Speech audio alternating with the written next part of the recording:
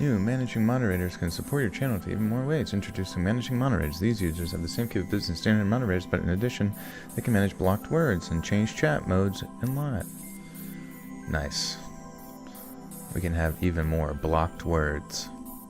Words are bad, guys. Did you guys know that? Don't say them. Don't say any of them.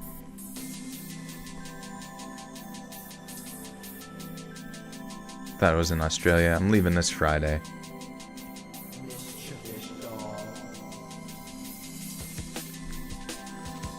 Hey, Changeling Blaze, welcome back for 15 months. You now have access to bonus content.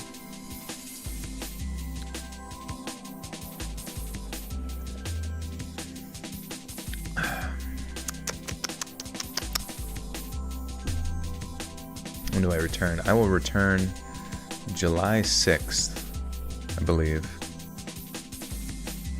Or maybe July 7th. Hopefully I'll be back for a stream. A scream stream. Also, remember that A-frame house you told me to build in the woods? I'm almost done. Really? Dude, you have to, when you finish it, tag me on Twitter or Instagram or something. I'd love to see it. That would be freaking sweet. And congratulations, it's awesome. Doesn't it feel good to do stuff? To just like pick a thing and just go? Your dream retirement spot is Australia? Okay, which part?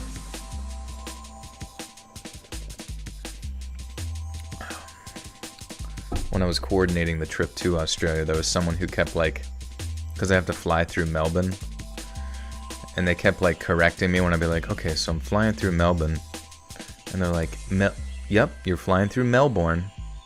Like it was like they were doing it passively aggressively. It was really funny. But I also didn't correct them. But I've been yelled at so many times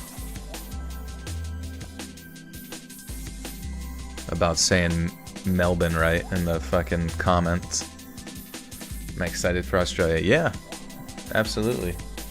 I'm just not excited for the long ass flight. And I don't know why the fuck I'm flying out of fucking BWI. Which, I don't know. There's just like different logistics that I want to like figure out. Like, do I stay in Baltimore the night before? Do I blah blah blah? I don't fucking know. Just annoying shit. McMad, thank you. Good to see you. Send us a video of fighting a kangaroo. Yeah, I'm gonna be saving people's dogs from getting choked out.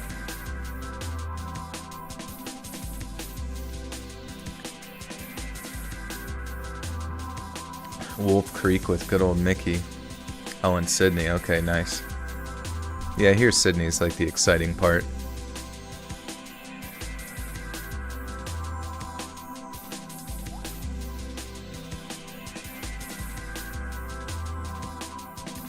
Boom, boom, boom. Bring back a shot glass. I shall. Made of Uluru rock. Made of those very rare muskrat skulls. Are there blankets of spiders in Australia? I hope so. I think most people sleep with them. You gotta like pull them over top of your head. Make a little fort. Let me go into Australia for again, just for fun. Hang out with friends and such. Never been before. Perla Nara, welcome to the Butter Sock Cult. You now have access to bonus content. Grey Matter, what up? What's poppin'? We're in Australia. It's gonna be in Perth. Perth has got the girth. Petals and stems spa. Thank you for the one. Start the damn stream. I can't. I gotta let everybody get here first. The stream is started, technically. Watch out in Australia. There's a lot of deadly spiders and snakes. Alright, I'll try not to dive into any snaky spider holes. They should make like a snake-spider combo creature. Should interbreed them. Is Australia my motherland? It is not, no.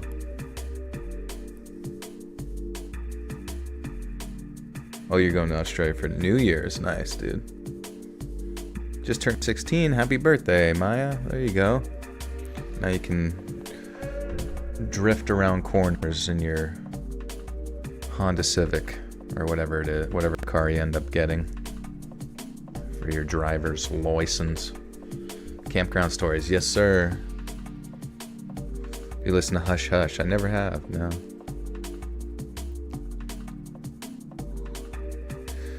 Hush hush, here we go again. Spiders as big as your hand, so what? Just bugs. Do I like K-poop? Not really. I mean, I'm not really a big pop kind of fan.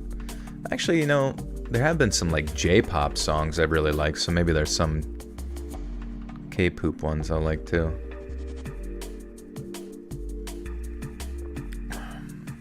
Smelly kids and creepy chaperones. Oh yeah. Cannot go wrong there.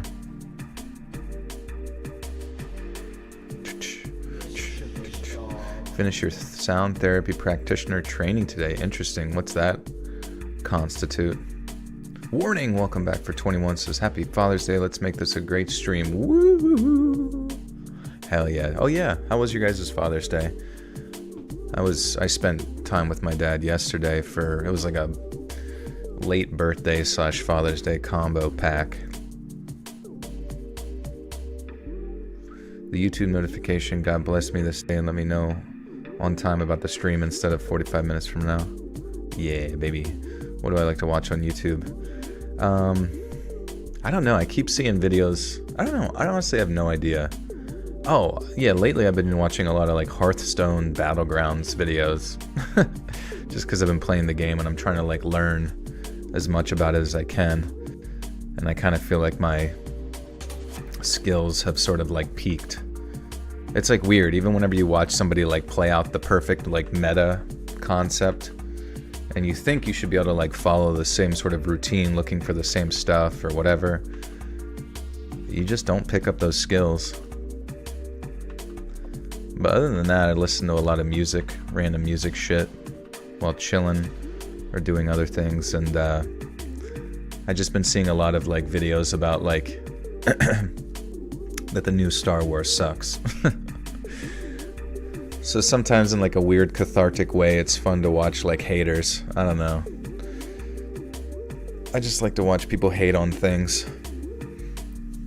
I sort of hate like movie reviewers that like don't just express how they feel about it. They have to sit there and like dance around like, well, you know, it certainly did this pretty well, and it was a movie. It's just like, say it fucking sucks, bro. Just, yeah, I like D1 haters, man. Get to the fucking point. Tell me the truth. The writing sucks. It's garbage. Who cares? Just say it. You don't, you know, I feel like we've gotten to a point in society where like, you don't have to hide your bullshit. Just fucking say your bullshit. Galactic, welcome back for 21. Says, what did Pradeep give you for Father's Day? He did shit on the floor the one day. Really big stinky shit. But granted, that was my fault because the litter box needed a wee bit of cleaning. A wee bit of tidying.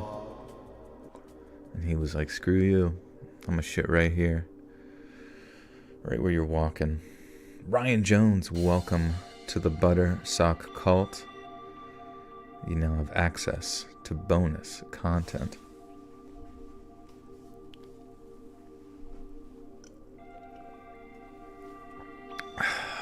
Shoot.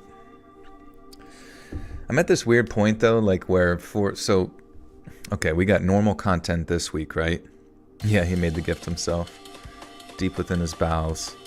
Ian Fox, welcome back for 27 months. Is on time tonight. Joel, I love this channel and community. Thank you, my friend. Appreciate you. Thank you for 27 months. It's a long time. What's up, Tyler?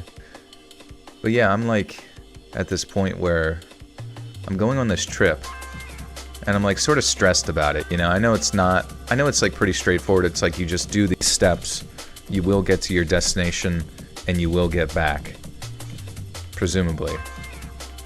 But there's just that part of me that's just like having to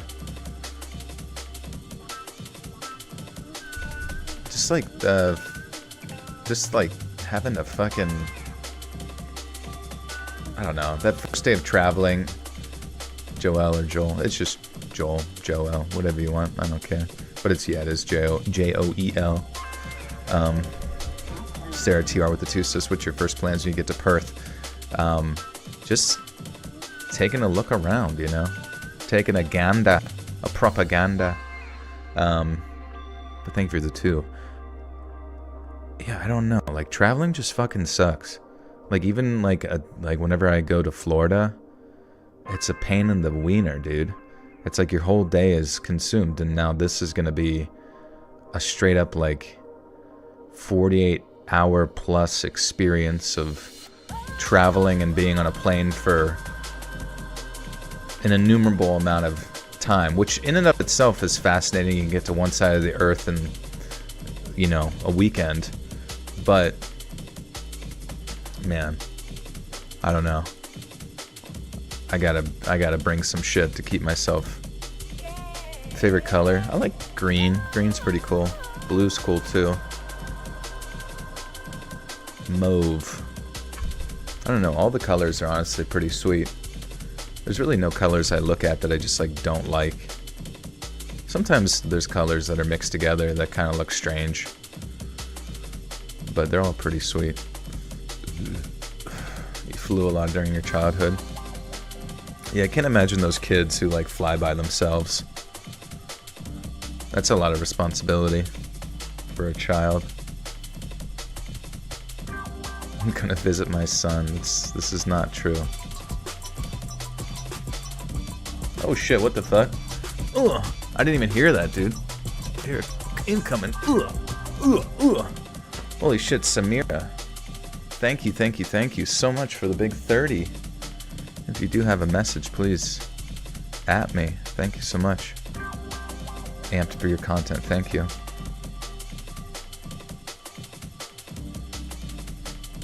You know a good stream song is Dusty Dex Spinning the Wheel. Let's take a look. This better be good.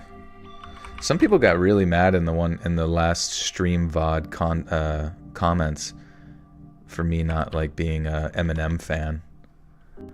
Like I told you, I'm a D1 hater. I just, you know, what's so wrong with disliking something? What was it again? Dusty Dex Spinning the Wheels.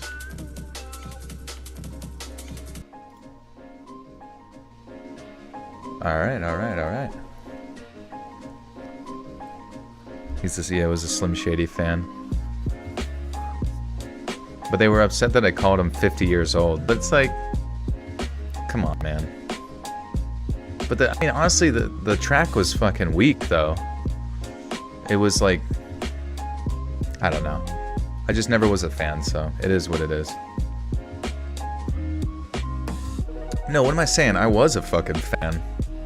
I was a fan back when I was younger, and he was sort of like representative of like counterculture, you know what I mean? Back when Slim Shady could like criticize the power structures that be. Now it just seems like he's just like another typical cog in the machine of every other celebrity having the exact same like identical thoughts, which regardless of what you think it's just boring. I'm bored of like this very like contrived and linear line of like ideas and stuff. It's just like, it just feels so pointless. Yeah, the Dido song, Dildo. Hey Stan, hey Am, I just buried my girlfriend out in the desert. What are you gonna do about it? Well, that's pretty weird. Not sure why you told me that, but I guess I'm gonna have to tell on you like a little rug rat, baby. Petals and stems spot with the two says, happy 23rd birthday, Porus. Your 23rd birthday? Was that a request? Or is that a song? Happy 23rd birthday, Porus. Epic Happy Cat birthday song. Oh my god. 8 years ago. Do you think Horace is still alive?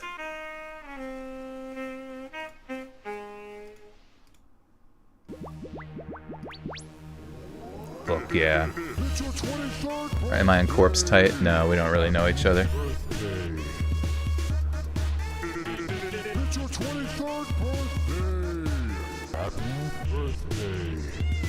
Marshall Mathers the fourth. We have the same piss yellow hair.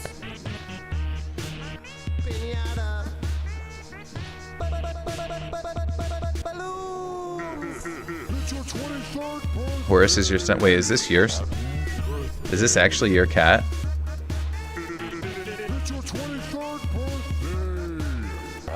So wait, 8 years ago you got a video done by Epic Happy Birthdays? That's awesome. It got a lot of views.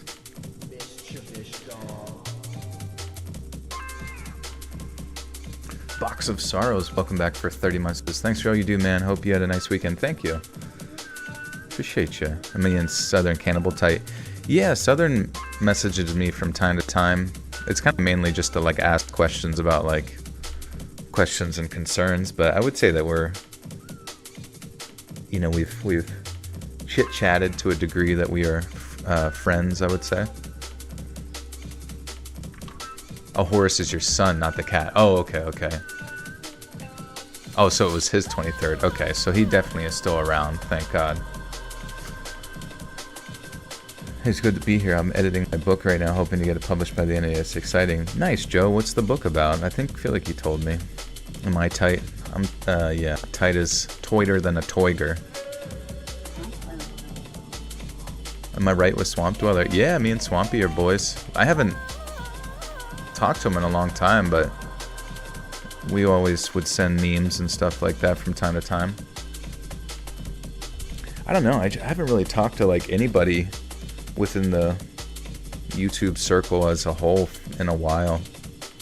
I just, I guess I kind of get like stuck in my own grind, and you feel bad. You kind of miss out on other people and what's going on in their life. Do me and Mr. Nightmare get along? I've never spoken to Mr. Nightmare before, but I presume, honestly, you put me in a room with anybody, we're gonna be best of spuds by the end. Why don't I send you memes? You would rat me out to the meme police. You would say those memes are not dank enough. Not diggity doom dank. Not spank. Alright, let's just get going here. 30 seconds. I'd say we're good. Wait, where are we at? It's your 23rd birthday. Wait, so that makes Horace 31 now? Been listening to Mr. Nightmare for 2 years. That's how I found you. Nice, that's good. There's awesome.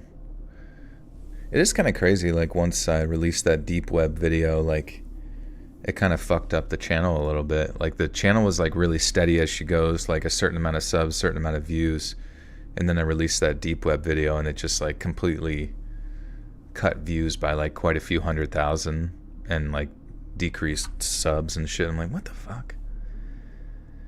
I don't know. It's stupid, but I guess in my head I'm like, well, I know not to do that shit ever again. Note to self, do not get your video age restricted or you will be in the poop box of YouTube.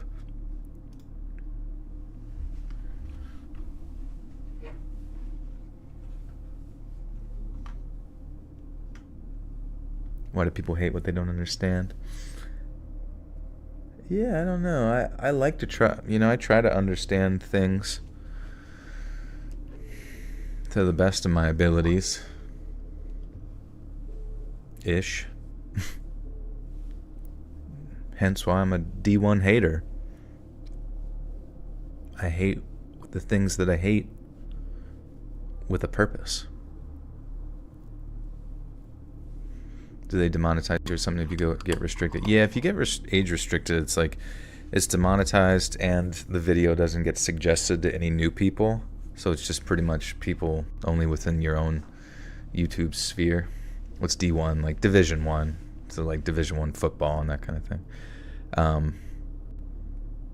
But yeah, you know, most people on YouTube get most of their views from suggested views. So like YouTube's like natural algorithm, like suggesting it out to the rest of the world. Yeah, you try to understand it, understand the deep psychology behind everything so you can hate on it more. Makes sense.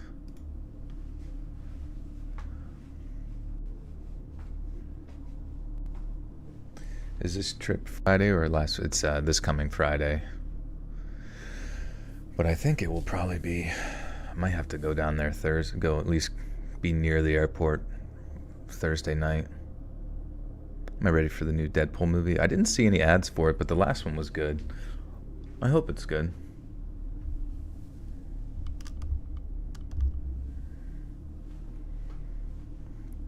How long's the trip? It's 2 weeks. So yeah, I'll leave June 21st-ish and get back after July the 4th. I'm gonna miss the holiday and all the fireworks.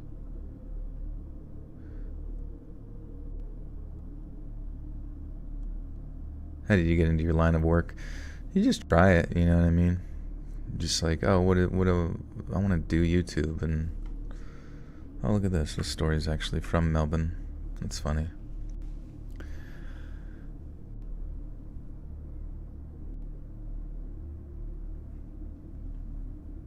My name's Chris. I'm a longtime fan from Melbourne, Australia, and the story I've got for you actually involves you and your YouTube channel in a sort of roundabout way. I met my girlfriend in May of 2019, and it was her that introduced me to your videos. I'm not gonna lie. At first I did think it was a bit weird that scary stories seemed to help her fall asleep, but after a while, I started to see the appeal, and we'd often put on a video while doing the dishes after dinner. This became something of a long-time ritual for us. Then sometime in late February of the following year, we were listening to some camping stories of yours when my girlfriend suggested that we pay a visit to the Wanagata Valley. Do I craft the artwork? You know, I like doing art stuff, but I haven't done any sort of arts and crafts in many moons. Have you taken royal honey? No, what's that? It sounds yummy. Anybody know how to say this place in Australia?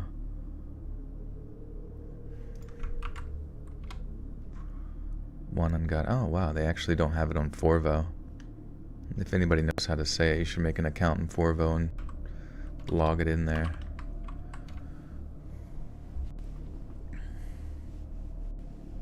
Your birthday was the holiday? Which holiday? Wanahakalui, yeah.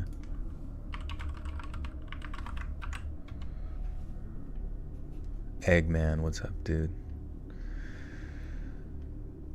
Wanangata. Okay, one sounds like one as in won the game.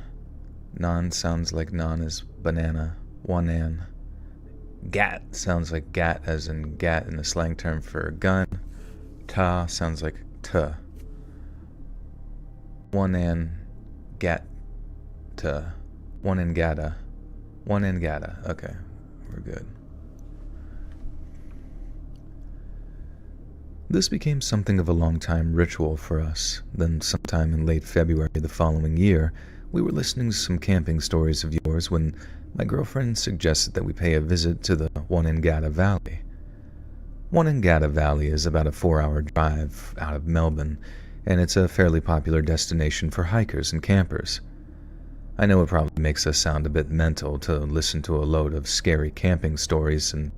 Oh, shit! Ah, shit, dude. Ah, fuck, dude. It's summer camping, not summer camp. Fuck. I told Robin it was fucking...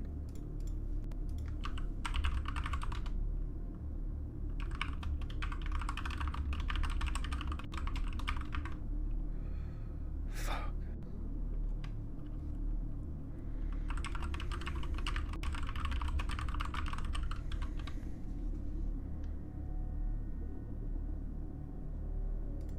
I'm dumb, dude. I swear that was miscommunicated at some point. Fuck. It's summer camping stories.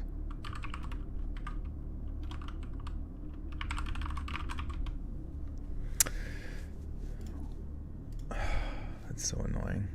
Just because he's probably already in the midst of working on it and I screwed that up. I kind of want to do a thumbnail.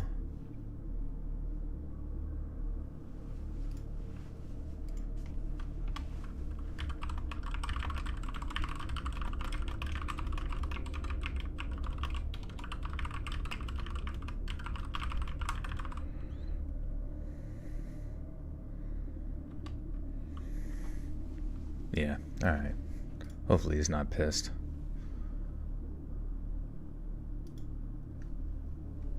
I'm fired. I'm fired from my own small company. I've played Hogwarts Legacy. I didn't. I heard really good things, though. Heard it was awesome. My one friend who, like, very seldom plays games, except whenever, like, Grand Theft Auto and Red Dead comes out. He said, like, the last thing he played was Hogwarts Legacy. Do you do members only stuff? I do, yeah. There's probably like 30 videos in that one. Whenever I'm gone, I'm going to be doing like a promo for a bunch of stories from that, which is going to be like a 4-hour compilation of like some of that stuff like remastered.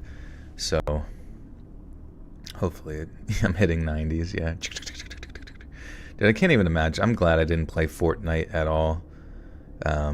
Having to like do building and build like that kind of stuff just seems like utter pain.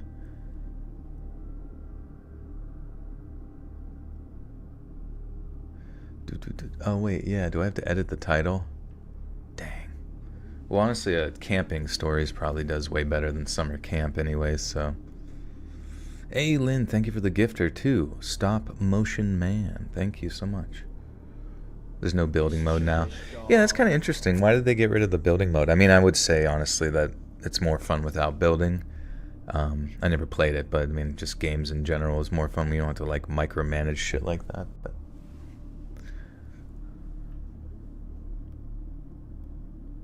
can you still invest in the chilling?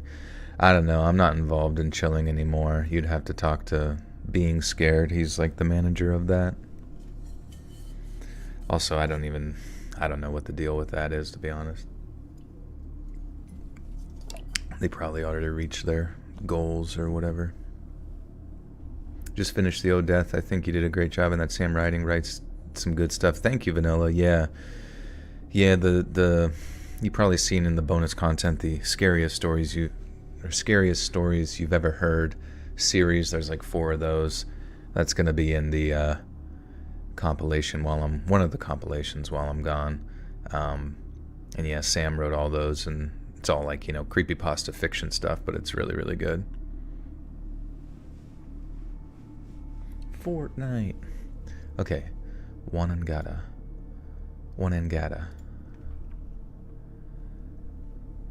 Wanangata Valley is about a 4-hour drive out of Melbourne, and it's a fairly popular destination for hikers and campers. I know it probably makes us sound a bit mental to listen to a load of scary camping stories and then be like, well, that sounds like a good time, sign me up. But we're actually aware of how rare any kind of rural crime is. We didn't feel like we would be in any danger, and we weren't, in all fairness. But then, at the same time, that makes what I'm about to tell you pretty bloody ironic. So we drive out of Wanangata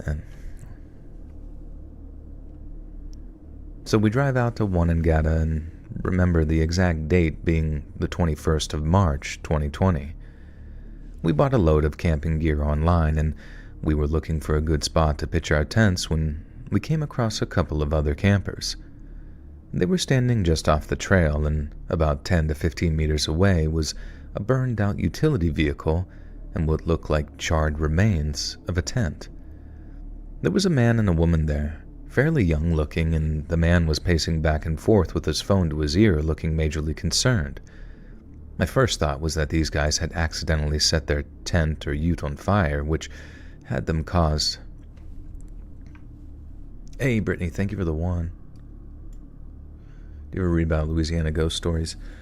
Maybe in like some folklore stuff, but I don't know. There's been any revenge story submissions? There has, yeah. Should be. I'm looking into more of those. Sometimes whenever you make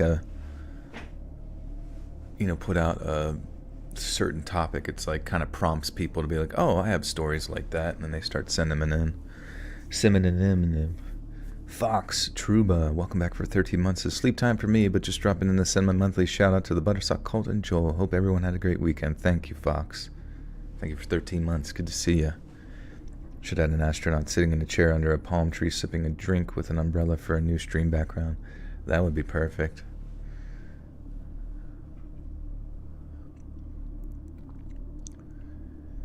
My first thought was that these guys had accidentally set their tent or ute on fire, which had then caused the other to catch fire.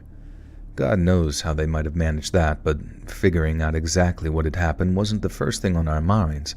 We just wanted to make sure that the couple was all right. As we're walking up the trail, the guy thanked whoever he was talking to on his phone and then just hung up just in time to greet us as we got closer. It turns out it wasn't their campsite.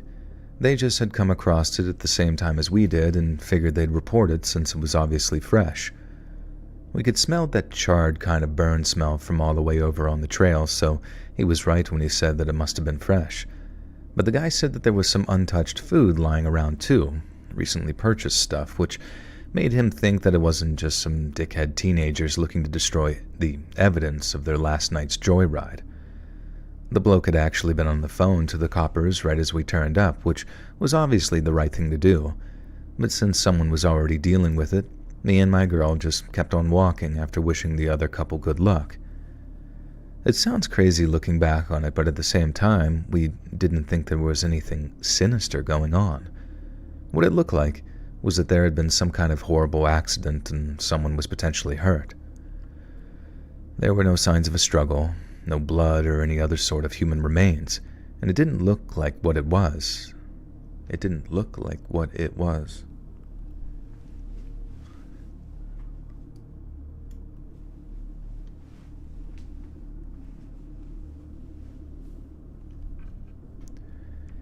It didn't look like what it was, not in the least bit. Not long after we got back, my girlfriend sent me a link on Facebook to a local news story. The burned-out ute and tent that we'd come across belonged to an elderly couple who had been out camping just like we had.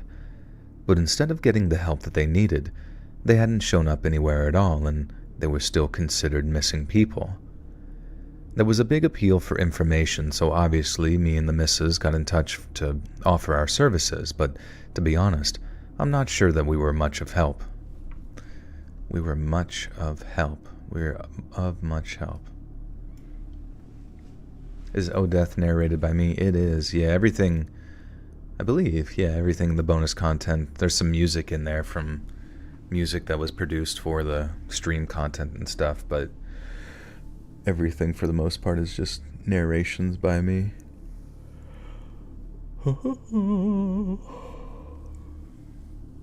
Can anyone send us stories at members only? Anyway, yeah, anyone can send a story to my Reddit, reddit.com/r/letsreadofficial, or over on email, letsreadsubmissions@gmail.com.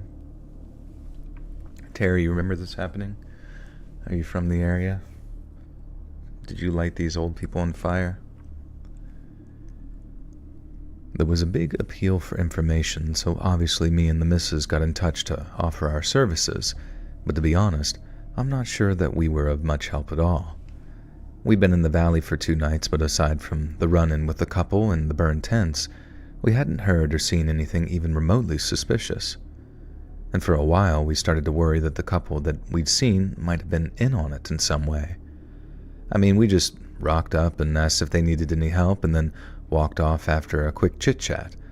The bloke told me that he'd been on the phone with the emergency services, but I had no way of knowing that for certain.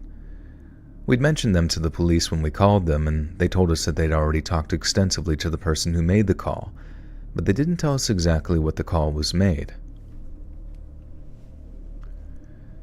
But they didn't tell us exactly when the call was made, and neither did they give us any details on the person they'd made it. God, why am I like messing that up?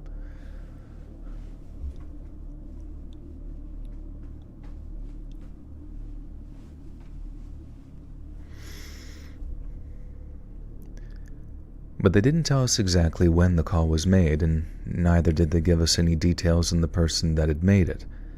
Spoilers, but we really just were... Why do I feel like I'm really like turning dyslexic on this fucking shit. I don't know why. Spoilers, but we really were just being a bit overly paranoid, because the couple we bumped into had nothing to do with the missing people. And we found that out for certain about 18 months later when the bodies of the missing couple finally showed up. It was sad, and I hate to sound harsh here or whatever, but it wasn't really a surprise to me or my girlfriend. This poor old couple had gone missing after some kind of accidental fire had inflicted God knows what kind of injuries to them. It seemed like they'd gotten lost, gotten hurt, or even worse. Then, sadly, they'd succumbed to the elements and passed away. I remember my girlfriend saying that, say they'd been in the tent whilst in the... God damn, I hate when people type like. I hate like. You don't like people typing like they talk. Like, it's normal, but I don't know. It's not normal at the same time. It just fucking throws me off so much. Charlie, what up, dude? I had a few, I just didn't know which to submit first. Had an abusive stalker, a very weird old man rear-end me and tried to deflect using his son to the cops, saying he didn't so much damage. Shit. Drippy Gabe, what up, dude? I remember my girlfriend saying that, say they'd been in the tent whilst it was on fire. They could have inhaled all kinds of nasty smoke on the way out, not to mention getting burned and then those burns getting infected or something. It was just an all-round horrible, tragic way to go out, and you really felt for the couple. But then the news broke that it hadn't been any kind of accident at all. The elderly couple had been murdered, and their ute and tent had been burned to get rid of any physical evidence their killer might have left behind. Knowing we'd come across the scene of a murder like that, and in complete ignorance too, it was chilling. According to things we read online, the murder had taken place not even 24 hours before we arrived. If we'd left it if we left the day before. Purple Nugget, what's up, dude? Good to see you. Going to watch the grandparents' stories later. Yeah, I feel like I was dumb starting with the fucking tarantula story, because initially I was like, oh, this tarantula story sucks, because it's creepy, but who gives a fuck about bugs when it comes to stuff being scary?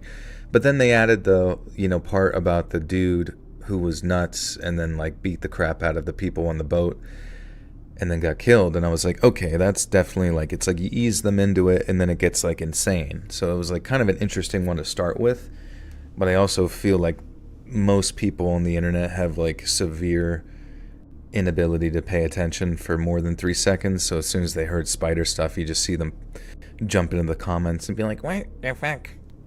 Why is this story? Yeah, but Brian, the tarantula story, and not singling you out, I just saw you mention about the tarantula story sucking, but at the end of it, did you make it more than 5 minutes into the story? That's my question. And that's why I regret putting that one first, because I feel like most people didn't, because if you would have stuck around, the story does get pretty insane with the one guy going insane or whatever, and getting into that altercation with the Korean boat people. Oh, the ending was good. All right, perfect. Yeah, I don't know. That's the toughest part about trying to curate the content sometimes, is what do you start with to really pull people in, pull people's ADHD in, and like lock them in so that they stick around, because that's like one of the biggest things on YouTube for success is like watch time, and the longer you can maintain people like listening. And I know some people don't really like stuff that's like excessive body horror. They don't like stuff that's like bugs. They don't like stuff that just, I don't know, is like excessive and droning detail about things. They just want to get to the good shit. I mean, a little build up is good sometimes too for context, but it almost has to be like if you ever seen like stand-up comedy, like stand-up comedy sometimes builds up to like a good joke, but there's a little bit of like smaller jokes in between building up to that one. So it's like da da da da da da da da, and if like a story is just sort of like a single note of just like da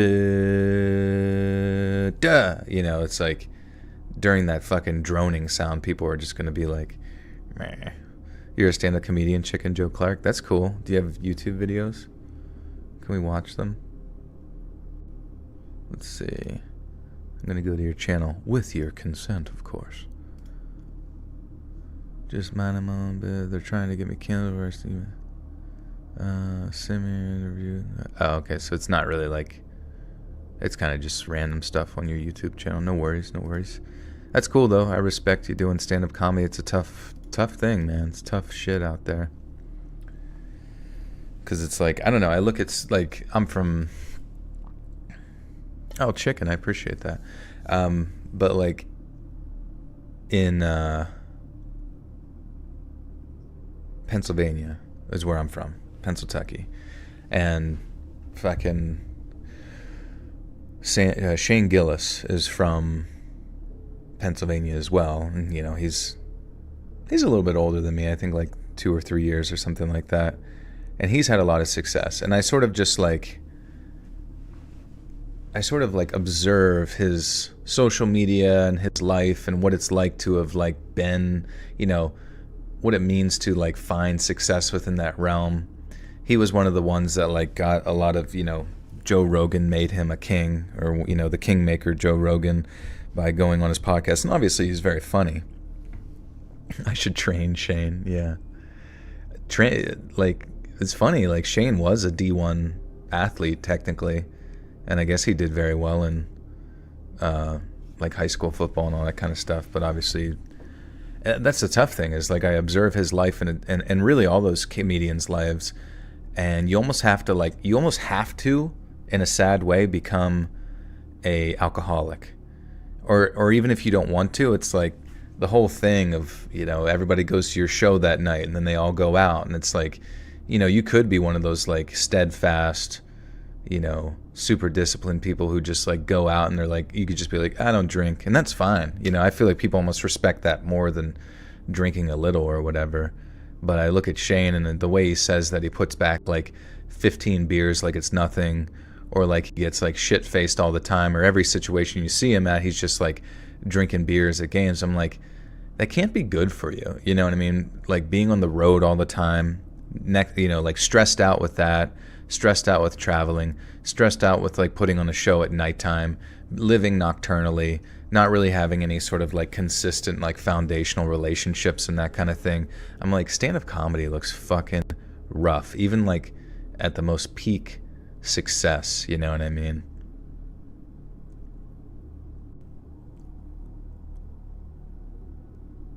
Happy Father's Day to our fathers, our daddies.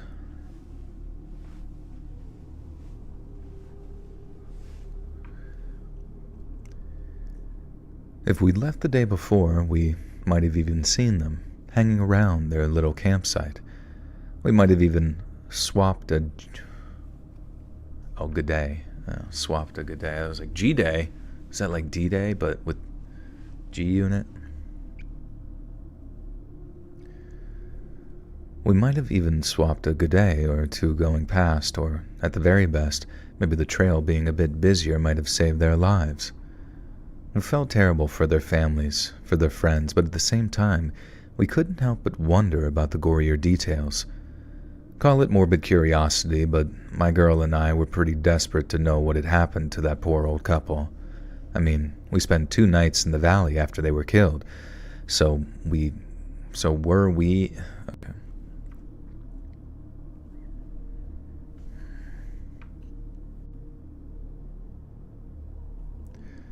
So, were we in any danger at all?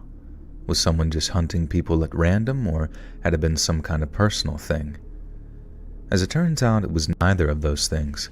It wasn't some psycho serial killer stalking the valley for victims, nor had the killer and his victims ever laid eyes on each other before. The murders happened because of an argument that started over a bloody drone.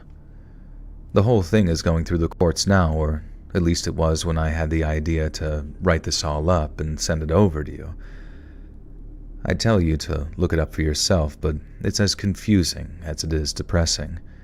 The killer's defense lawyers are saying that his victim pointed a gun at him and that he somehow managed to rush the guy, grab the gun, and then killed the elderly couple, both man and wife, before he burned all the evidence. He even burned their bodies too, and there's court testimony of him saying how he felt terrible for doing it, how he vomited from the smell. All this stuff trying to make him seem like a victim of the whole thing too. It's just gross, man. But anyways, all the best with your channel and all that, and best of luck in the future. I don't know when this bloke's going to be sentenced or whatever, but I hope it's for a bloody long time. Fancy killing someone over a drone. It hardly bears to think about. Look up the comedian Ron Schock, best damn dope story. He's such a great storyteller, only comic I know to be on a literal chain gang. Okay. Chain gang. Lots of comedians are current or recovered alcoholics. Robin Williams was. Theo Vaughn was. Definitely common in that line of work, unfortunately. Yeah.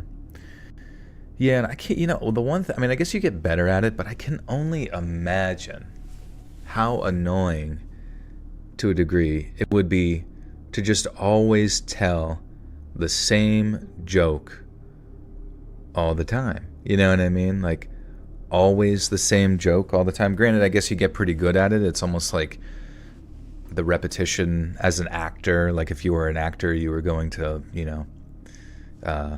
a read through or something like that. It's like, it's almost like you've been doing a read through 50,000 times by that point. But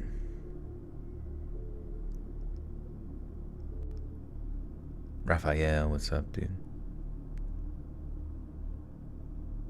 Oh yeah, so long. You were saying in the story about the Comanche, the O Death one, that the Comanche wouldn't have like metal arrowheads or something in like the 1800s, but I was gonna look that up because now I'm curious, and I'm fairly certain that they would have, because you know what I mean. Like, this didn't the Spaniards came over or whatever in what, like the 1400s or some shit, bringing their horses, and horses like populating and integrating themselves with Native American tribes, and then obviously the presence of those populations and various colonizing,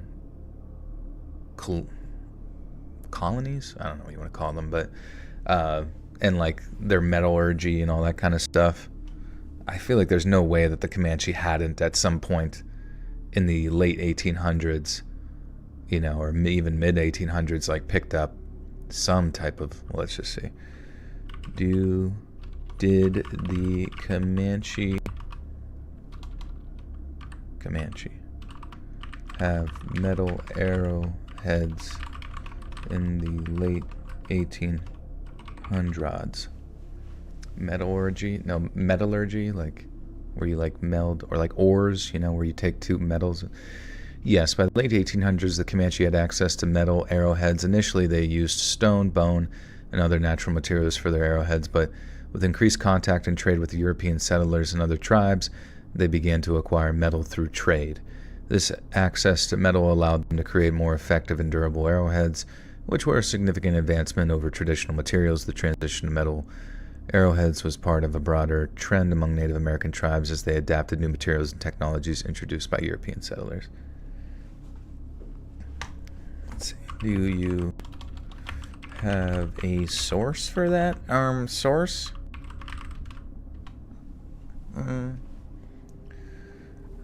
They had metal arrowheads for 10K years. Well, I mean, just like specifically the Comanches, because 10,000 years could have, I don't know, maybe they're referring to like all sorts of other civilizations. By the late 1800s, the Comanche, along with the other Native Americans, had adopted the use of metals. Okay, so this is from Native American Bows and Arrows, a historical overview. Okay. Well, no, it's not that you got pwned so long. It's just that you seemed very distraught by the fact that the Comanches were depicted having metal. But I feel like it made me curious. I wanted to look it up and, verify. Otherwise, I would have taken the video down and burnt it. I would have printed it off my printer and set it ablaze in my own home, along with myself, in protest of being incorrect.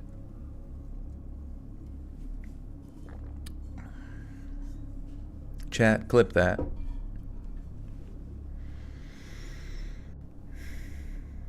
Me when I ejaculate within 3 seconds. Chat, can you clip that? Patapsco's is... Oh shit, okay.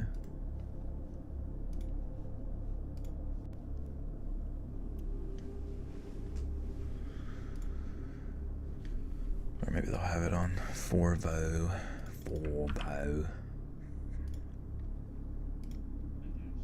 Patapsco Valley State Park. Comanches.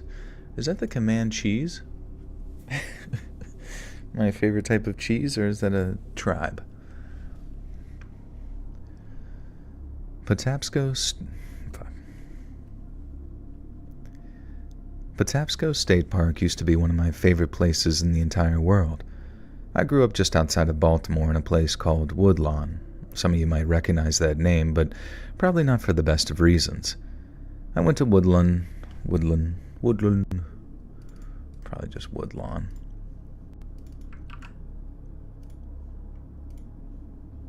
Woodlawn, alright, cool.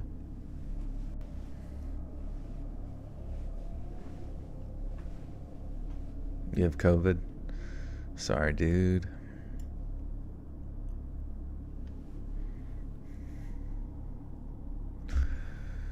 But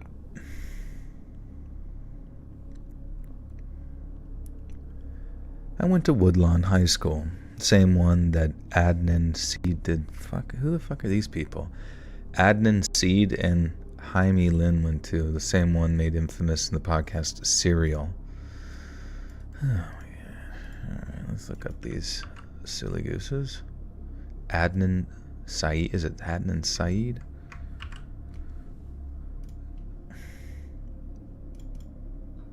Adnan Saeed. Syed. Syed? Syed. Adnan. Fuck. Adnan Syed.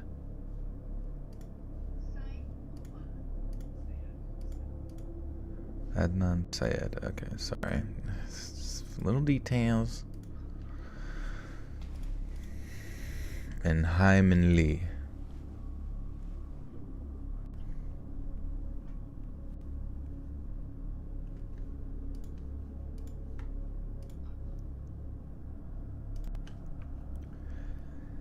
I went to Woodlawn High School, same one that Adnan Syed and Hyman Lee went to, and the same one made infamous in the podcast Serial.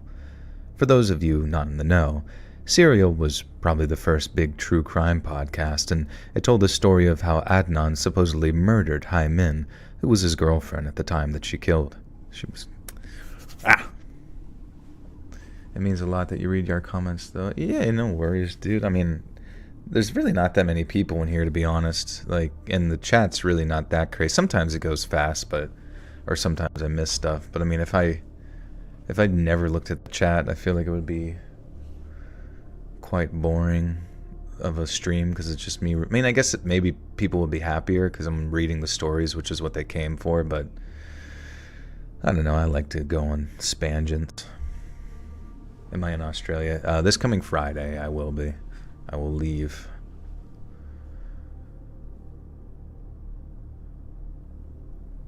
For those of you not in the know, Serial was probably the first big true crime podcast, and it told the story of how Adnan supposedly murdered Hyman, who was his girlfriend at the time she was killed.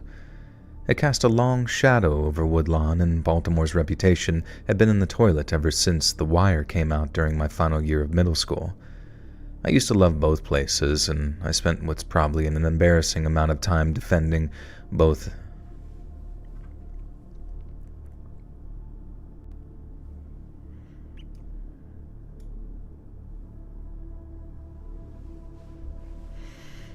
Lounge Down Under.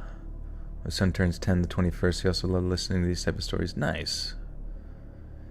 Did you guys do anything for Father's Day? Dan Bell has a lot of amazing videos on scary Baltimore stuff.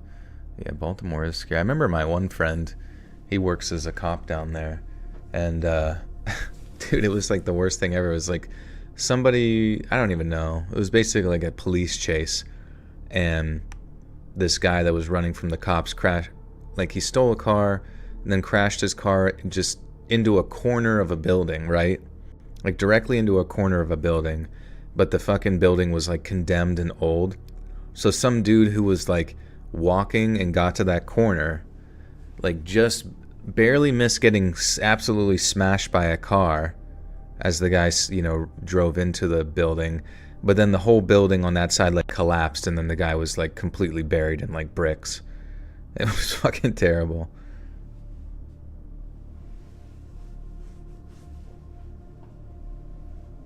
Yeah. Good eye, Joe.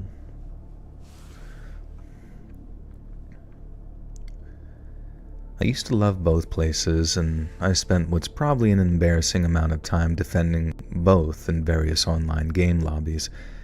But then came the day when I was no longer able to defend Baltimore or the wider county, and that just so happened to be the same day I decided never to visit Patapsco. God damn it.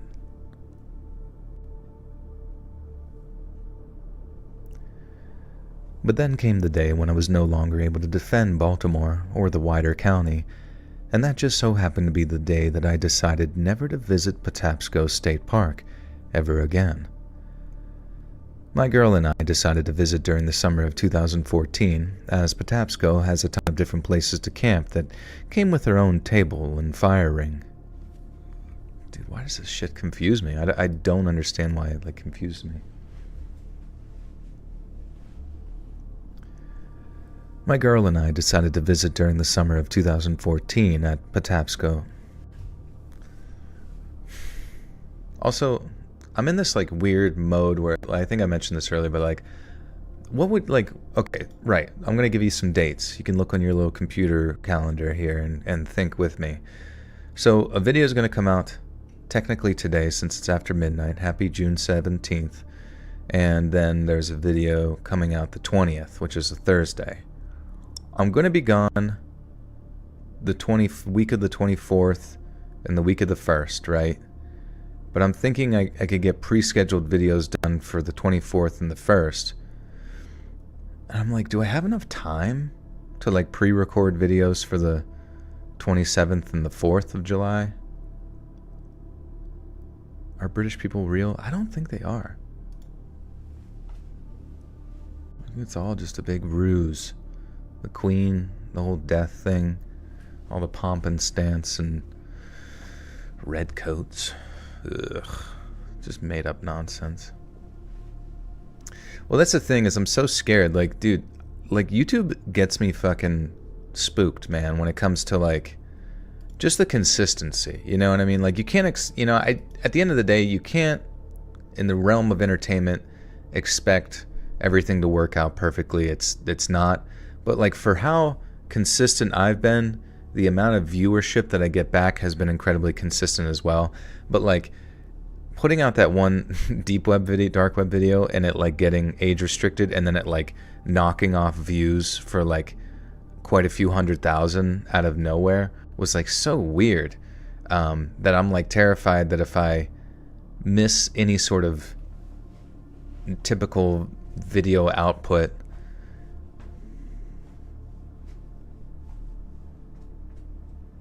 that it is going to screw me further. Why do British people eat like the Blitzkrieg still happening? I guess it's just tradition, you know.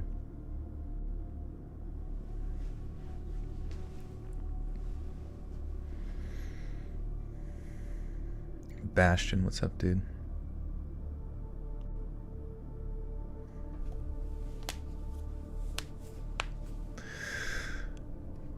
My girl and I decided to visit during the summer of 2014, as Patapsco has a ton of different places to camp that came with their own table and fire ring.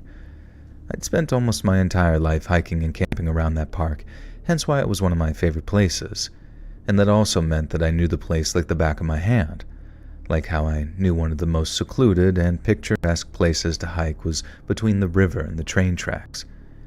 He had this stretch of barely trodden trail right there next to the river, and provided a train didn't roll past every so often, you might think it was a scene from a fairy story or something. Which is obviously why I was so excited on showing my girlfriend at the time, because I figured if I thought it was pretty, she would go absolutely nuts over it, you know? Anyway, we drive out to Patapsco, found ourselves a free campsite, then once we were all set up, we crossed the train tracks and started heading for the river. We're about 10 to 15 minutes into the hike. My girlfriend is absolutely loving the river and was taking all kinds of pictures on her phone when suddenly we heard voices from somewhere on the other side of the water. The river isn't all that wide, but since it was summer and all the trees and bushes were in bloom, we could see who it was. We couldn't see who it was, or we could see it?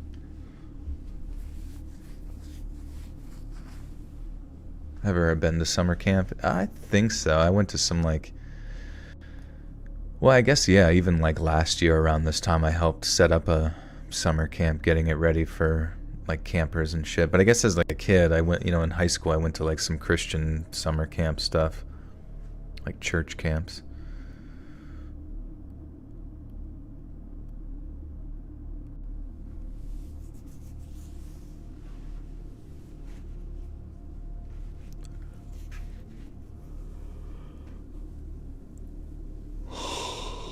The river isn't all that wide, but since it was summer and all the trees and bushes were in bloom, we couldn't see who it was until someone suddenly burst up from the bush. Okay. Collab with Mr. Nightmare. You gotta convince him to respond. He has 24 hours to respond.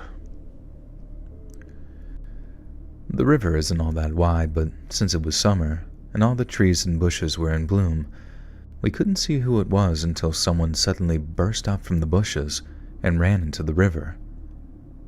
They looked scared, and as they were running, their foot must have caught on a rock or something, because they suddenly just splashed down into the water in what looked like a pretty nasty fall. I was about ready to jog up the little bank a little.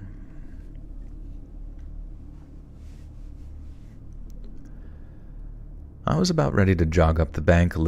see if the guy was okay and if he wanted any help. But then, right as I was about to take off, he stands up, turns around, and yells out, "No, please, no." And the next thing we hear is bang, bang, bang.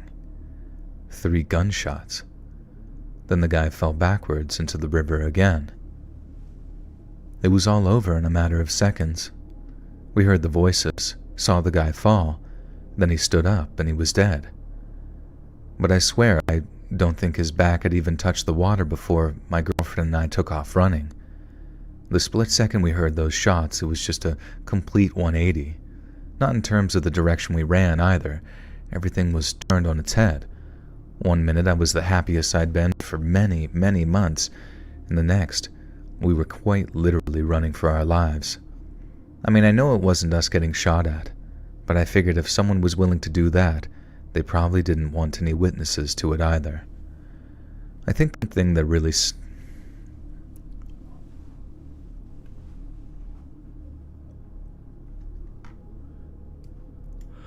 Do you advise dating a girl from the same job? I work on the second floor as a web developer. She's on the first floor. I think you asked this last time, didn't you? And I think I said, yeah, go for it, bro. A lot of people have told me don't mess the job in 2 months, and she's been there that long. Yeah, I mean, whatever, dude. You know, if it's a good opportunity and they seem cool, and if you're really not going to see each other too often or whatever, and even if you do and it's awkward for a little bit, you just got to be mature about it and move on or whatever. Go for it, man. You only live once.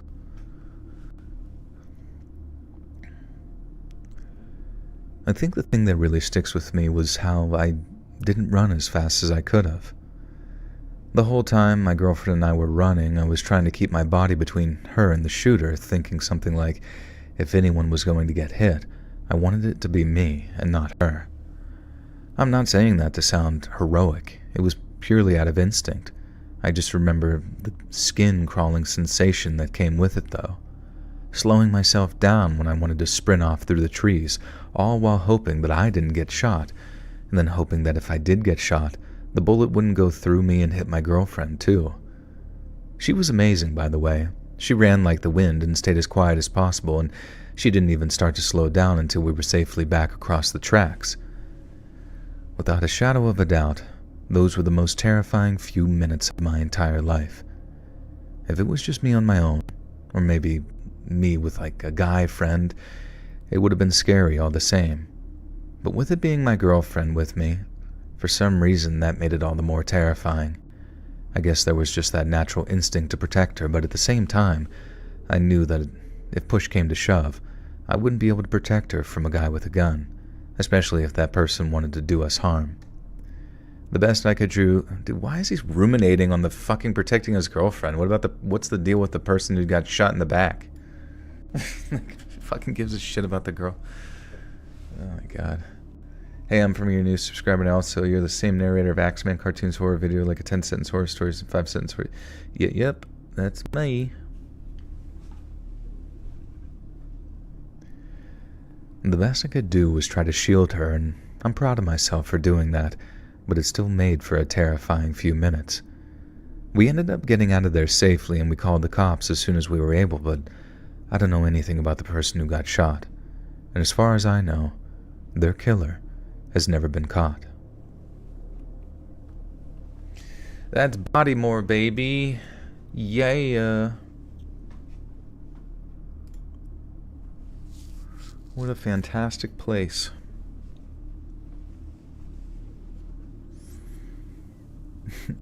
Did you hear?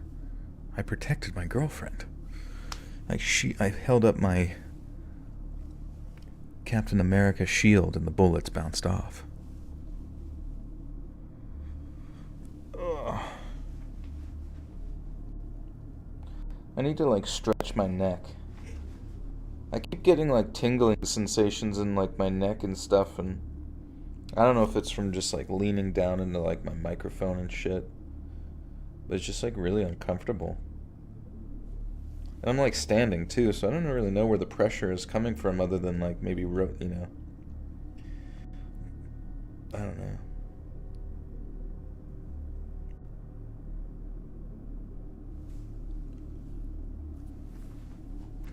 Leon. Did you watch The Boys season 4, 3 episodes? Oh, did they? Oh, that's so stupid. I hate whenever they do that. So are they releasing the show in incremental episodes? You record these videos while standing. Yeah, I have a stand-up desk. Sleeping sideways is killing you.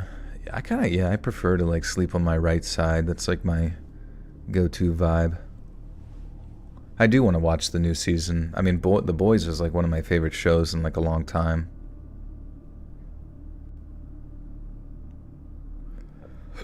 But I do hate, because it was kind of similar with, what's it called? Invincible, where they released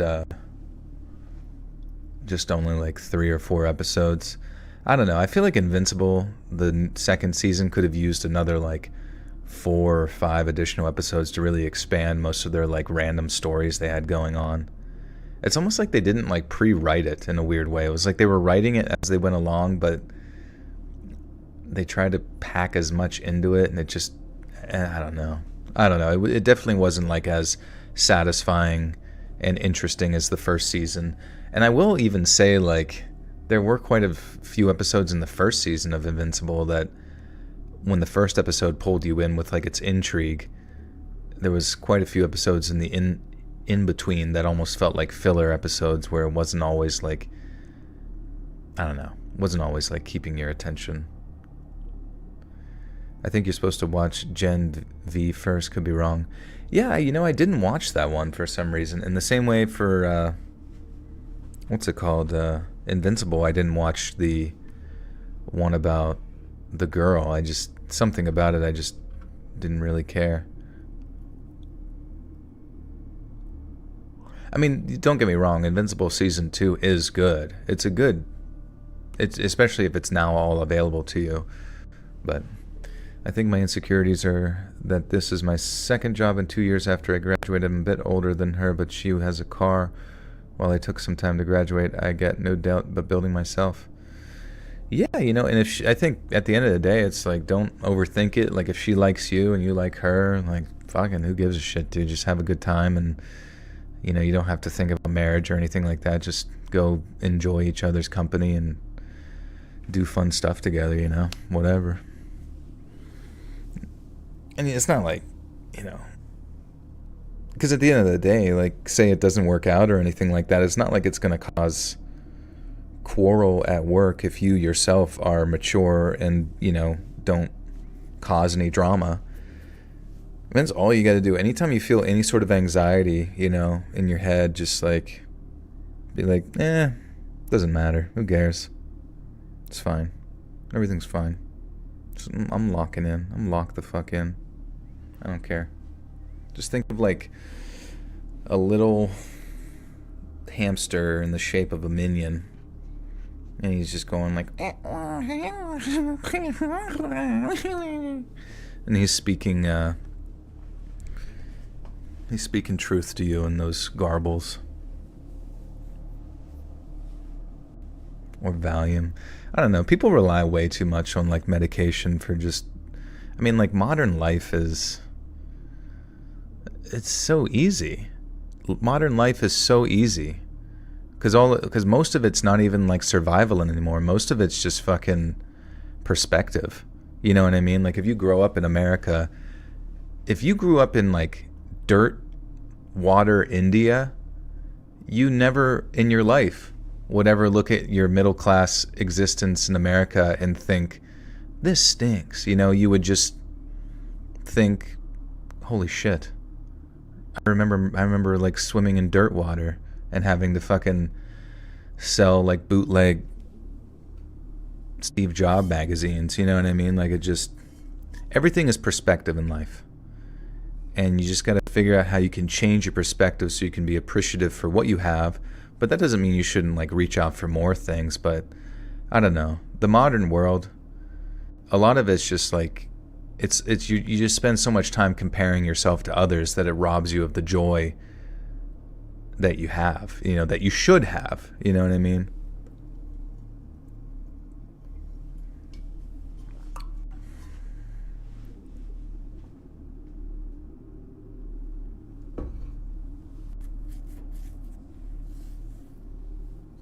Did I like accidentally say that I was in Australia last week? I thought I said next Friday, meaning this coming Friday, but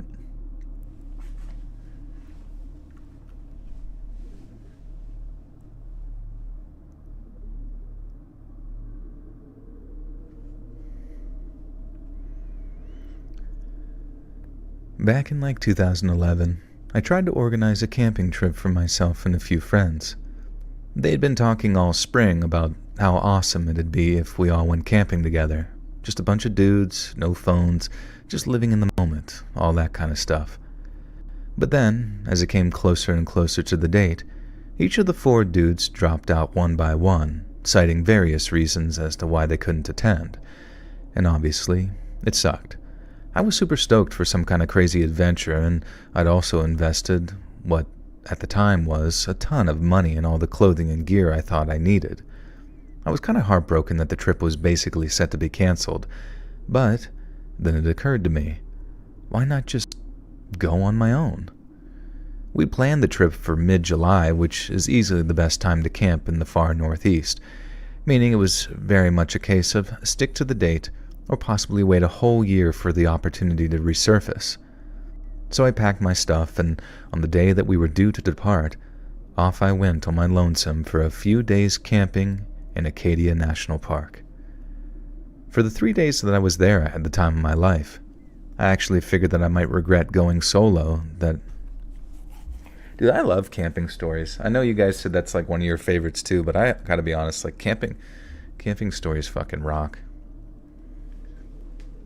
Granted, I like Bigfoot stuff more, and I like paranormal stuff a little bit more because it's interesting, but these are definitely up there.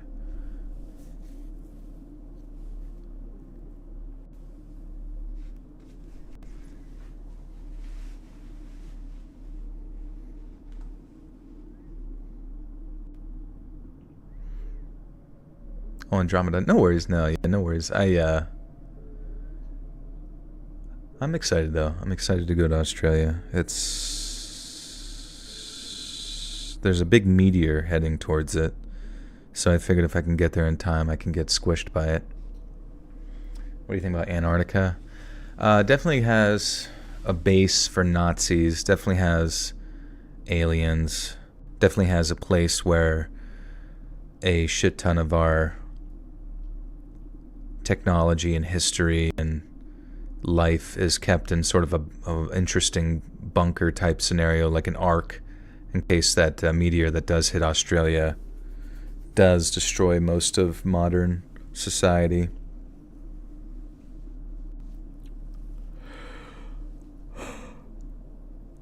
It's got all of it.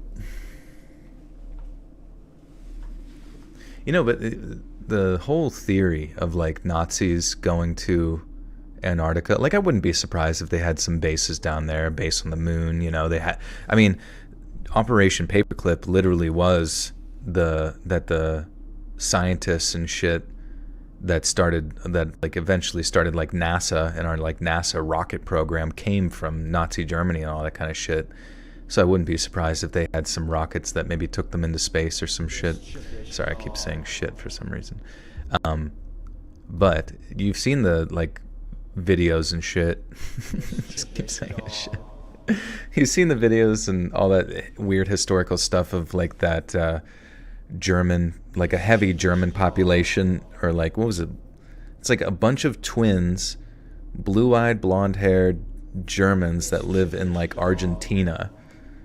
So I wouldn't be surprised if a bunch of them like ran away to go there. I wonder why they chose Argentina though, of all places to run away to. SSA Destroyer Lynn, thank you for the 10 big gifters. Thank you so much, Lynn. That's huge.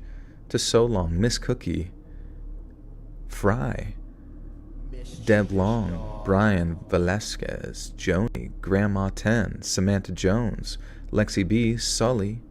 Welcome, friends. Yeah, they went down there for the Latina Gat. I don't know, it is interesting though. I mean, just all of like World War II history is weird. You just wonder like because I feel like it's so ripe for, because it's like that weird time where, I don't know, it can be like romanticized in so many ways. Not what I mean by that in a sense is like it can be fictionalized. You know, you got like Wolfenstein and all that kind of stuff. Do you think Hitler faked his death? You know, I wouldn't be surprised. I mean, why wouldn't you, you know? Like, obviously, there's, like, to be in charge for so long, like, why wouldn't you have, like, contingency plans on how to, like, escape? Like, remember Dracula? Whenever, like, Dracula was getting chased out of his castle, he had, like, a little boat in the water that was, like, you kind of go underground and shit, and you come out of a cave, and then he's got a boat that he like rows away into the ocean. Maybe Hitler had one of those. Cool little Dracula boat. To this day, there are little towns in Argentina and other parts of South America made up entirely of descendants of Nazis who fled Germany. Yeah, it's weird that they don't really talk about that anymore. And it does make you wonder, like, also the integration of, like, those Nazi scientists into the American, like, political system. Well, not necessarily political system, but still the American society, and especially, like, the scientific society, with, like, Operation Paperclip. You do kind of, like, wonder to what extent they then continue to, like, enact their influence upon, like, you know, internal politics within the United States. Especially if there was other ones that escaped. Like, I'm sure in their mind the plan didn't stop there, you know.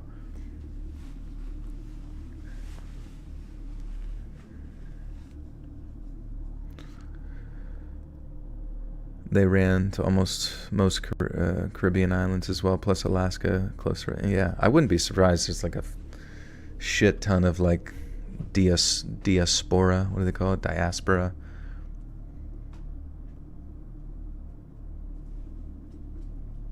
I don't know. It's hard to say.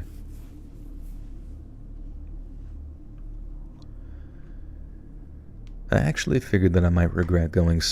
Shit, I just hit the thing. I actually figured that I might regret going solo, that I'd be bored out of my skull for the duration, but I couldn't have been more wrong. First off, I barely had a moment to myself. Between making camp, collecting enough firewood, setting up the bear alarms, and then getting the fire going, I literally did not have a spare moment until sundown. Then, when it did finally go down, I was in no mood to relax. Nighttime in the woods is freaking scary, dude. And since that was my first night in the woods in probably 10 years, and I was on my own, it was just a lot to get used to in a very short space of time. At least if I wanted any sleep anyway. I got used to the night sounds in the end, and there's only so many times that you can play that scene from the Blair Witch Project in your head before it gets kind of old, you know? And so after that, the second and third night were way easier, and I managed to actually get some decent bouts of sleep. Then on the third and final night of my trip, I woke up in the middle of the night in some serious discomfort. There's also no delicate way to put this, so I'll just be real blunt about it. I didn't poop for 3 whole days while I was out there. Every time I even thought about it, I'd picture a snake slithering up me, having to... How's Axeman Cartoons? He's doing good. He went to school actually for 3D art, and him and various other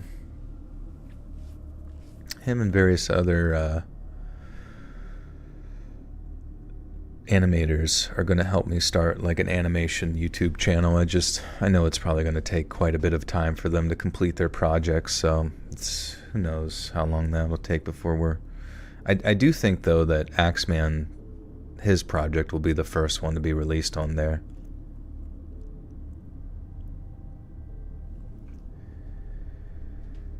Every time I even thought about it, I'd picture a snake slithering up. Pradeep is here.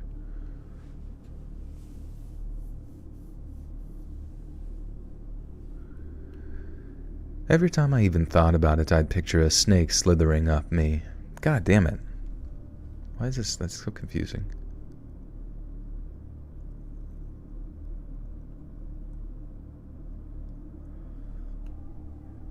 Every time I even thought about it, I'd picture a snake slithering up, me having to abort and either getting poop all over me or getting my butt bitten by a gardener snake or something. There aren't any venomous snakes up here in Maine, but they'll still bite you if the mood takes them. So the idea of dropping trowel and squatting someplace wasn't in the least bit appealing to me. But I could only put it off for so long. I was almost constantly busy, on or on the move. Busy, on or on the move.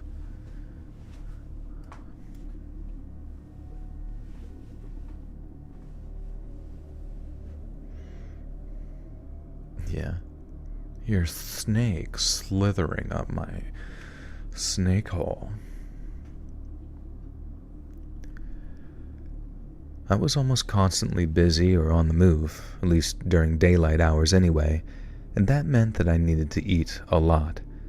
But then, the more I ate, the more I needed to take a dump until I finally reached the point where I couldn't hold it in anymore. I got up, put my headlamp on the tactical settings so that it emitted just a little blue light, it's harder to spot, and then walked off into the woods with my wet wipes. I didn't walk far, but I didn't exactly want to poop right next to where I was planning on eating breakfast the next morning either, so I must have walked for at least a minute or two trying to find the perfect spot before finally leaning up against a tree and dropping my pants. I promise, that is enough poop talk for the remainder of this story. Just know that everything went smoothly. Maybe not the best choice of words, but I managed to wipe and pull my pants up before starting on the walk back to my camp. But literally, just as I'm about to, 80 to 90... What the fuck? Widowy. Wilson, yes, poop becomes sentient.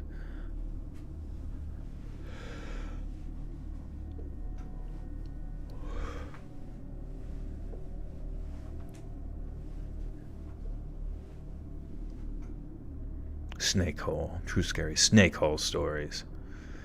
I promise. That is enough poop. Also, if you see a video pop up on my channel and it's called The Scariest Stories You've Ever Heard, same and with like a creepy thumbnail, would you guys click that? If it's like a 3.5 hour video and it's just called The Scariest Stories You've Ever Heard, ! Is that something you guys would click on? Because it's going to be a bunch of like creepypastas. It's stuff from the members stuff, but not all of it. When will it be up? It will be up next Monday. But that's the thing. It's going to be all creepypastas, so I don't know if like once you guys hear that it's creepypastas, if that would be something to be like, I'm clicking off of this. You know what I mean?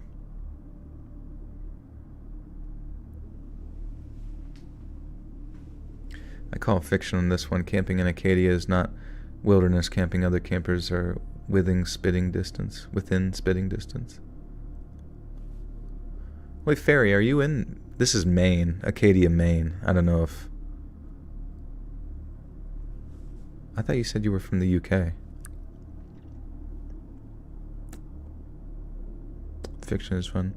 I compartmentalize every story you narrate. What's that mean? Like you put it in a little bin, tuck it away. Oh, you go there every year. Oh, okay. Yeah, I don't know. Oh, you're in Delaware. Ah, weird. I don't know why I thought. Maybe I mixed you up with somebody else. Yeah, the scariest stories ever will be fictional ones. Just because I needed something to do a compilation while I'm away to fill in content, but I mean that one made the most sense and people had been asking for stuff.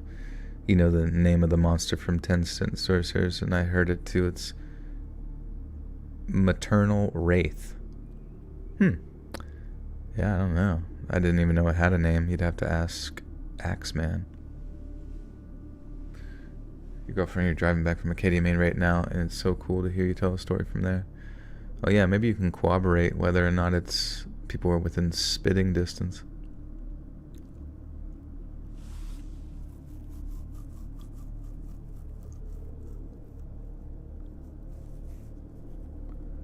You have cattle stations larger than Maine. That's interesting.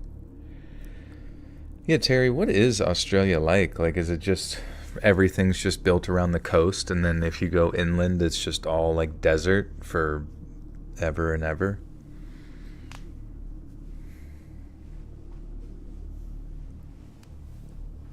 What do I think of Elon Musk?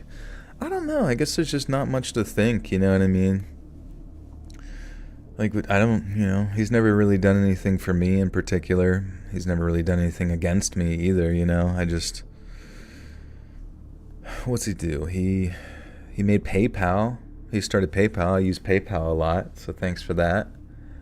I haven't used SpaceX yet. I use Twitter, but like all the complaints that people had before about Twitter, I didn't really give a shit, It's nice to see people arguing with different perspectives now on Twitter, but at the same time, there's never really like a discussion. It's all just like people still existing within their various echo chambers there anyways, you know? He bought PayPal. Wait. I don't think that's correct. I think he sold PayPal. He sold PayPal after, let's see. Because I'm fairly certain we went over this in stream before, where it was like he started like a maps company or something like that within a certain city area that was like online to see like different maps, and then he sold that and started PayPal with his friends, and then he sold it for like $1 billion or something.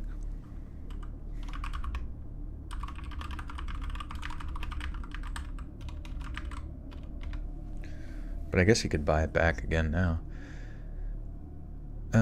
He played a significant role in the formation of PayPal. PayPal was the result of the merger between two companies, Confinity, founded by Max Levchin, Peter Thiel, and Luke Nosek, and X.com, founded by Elon Musk. Wait, what does X have to do with it? Elon Musk founded X in March. Oh, okay, so it used to be called X or something? Interesting. Is that why he named Twitter that? Elon Musk founded X.com in March of 1999, an online payment company. In March 2020, X.com merged with Confinity, which had a money transfer service called PayPal. The combined company focused on the PayPal service, and in 2001 it was renamed PayPal. Musk served as CEO of X.com, but he was replaced by Peter Thiel after the merger. PayPal went on to become a widely used online payment system and was acquired by eBay. Oh, wow. In 2002 for $1.5 billion in stock. How much did Elon make from the merger or purchase? When eBay acquired PayPal in 2002 for $1.5 billion in stock, Elon was the largest shareholder in the company, owning approximately 11.7% of PayPal's shares. From this acquisition, Musk received around $165 million before taxes. This substantial payout was a key factor in providing Musk the capital to fund his subsequent ventures, including SpaceX and Tesla. Interesting.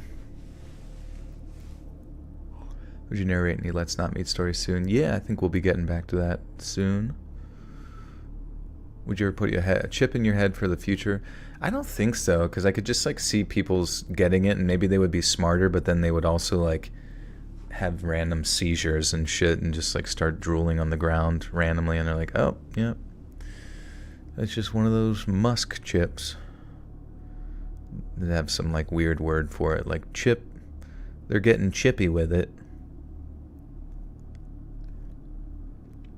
They got the chip shakes. Yeah, it has like some, I could just see a bunch of like weird symptoms, you know what I mean? Like obviously like the seizures in your brain, like just, I don't know, just kind of like get that chip stare, that your just eyes get real wide and you just like stare into the distance for a while till like all of a sudden you come back and you're like, and then I would do that, and it's like you don't even remember blanking out for fucking 6 hours. Hi, Squidward.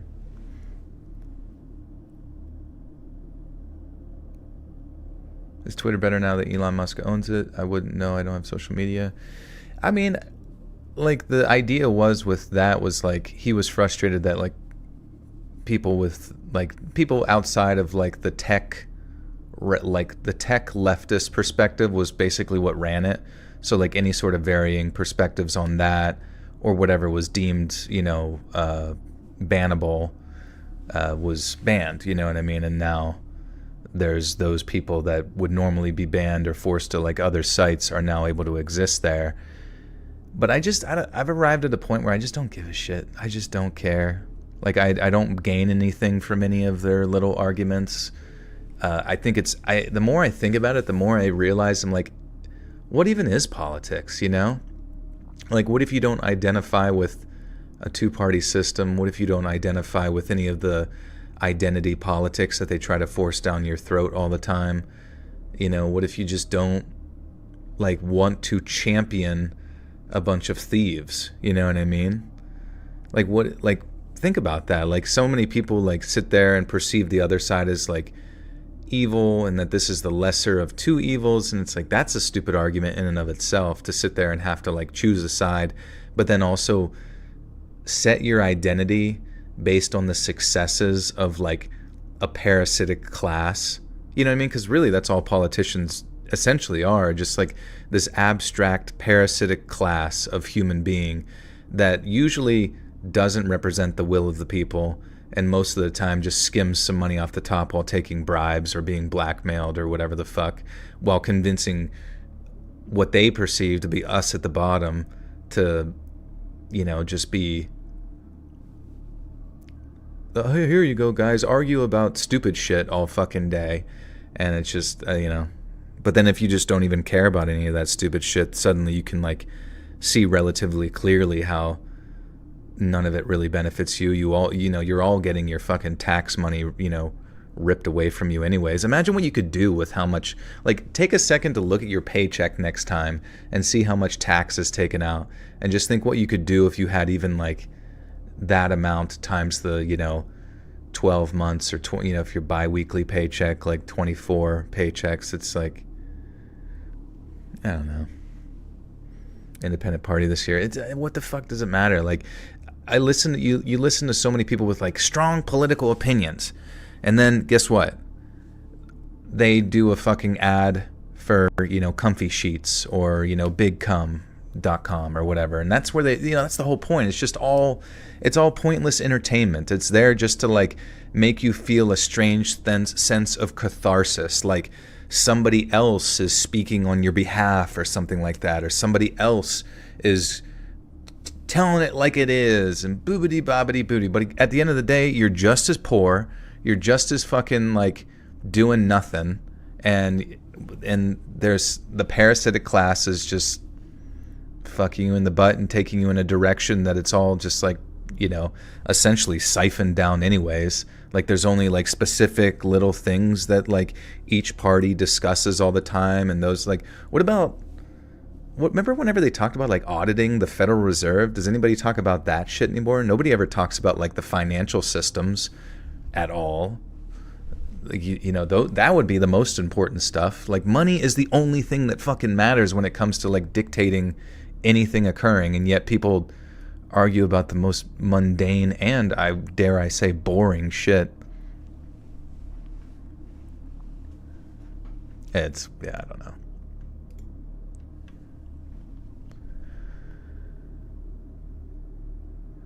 Yeah, I mean, we really are. We're just fucking tax cattle. We're just tax cattle. That's all we are, is just tax cattle. Move them around, push them here, think this way, be angry at each other, fight amongst yourselves. Don't ever think about us as we inflate the economy, you know, creating even further of a divide, buying up your properties, buying up the land, making the price of everything going up, you know. So you, instead of going on a vacation twice a year, you go once, and then eventually that once turns into like every couple of years and every 3 years, and then you can't afford a home, and then you can't, you know, it's just like, and now all of a sudden everything's a fucking live service, so it milks you that way, and it's just more and more steps to keep you subservient to like the parasitic class, and the whole time no one ever sits there and realizes how much of parasites they truly are. And I think that's what's fucking strange, is you'll sit there and argue with your uncle at fucking Thanksgiving that blue will save us. No, red save us. It's like they're both the same fucking mosquito tick, sucking you dry, making you insane, giving you strange ideas and insanities.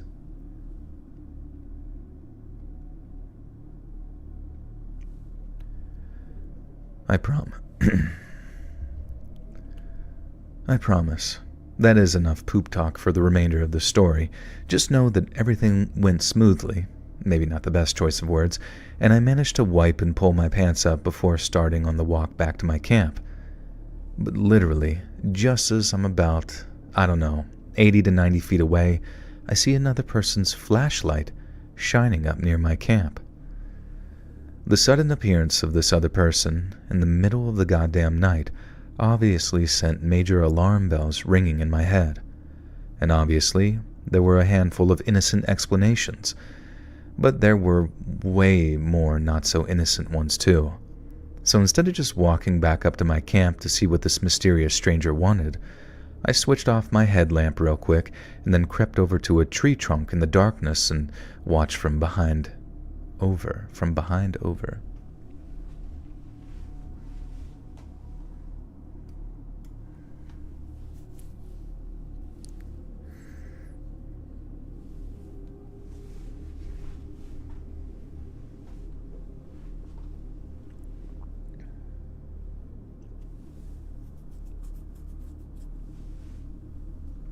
I think the weirdest thing about society too is like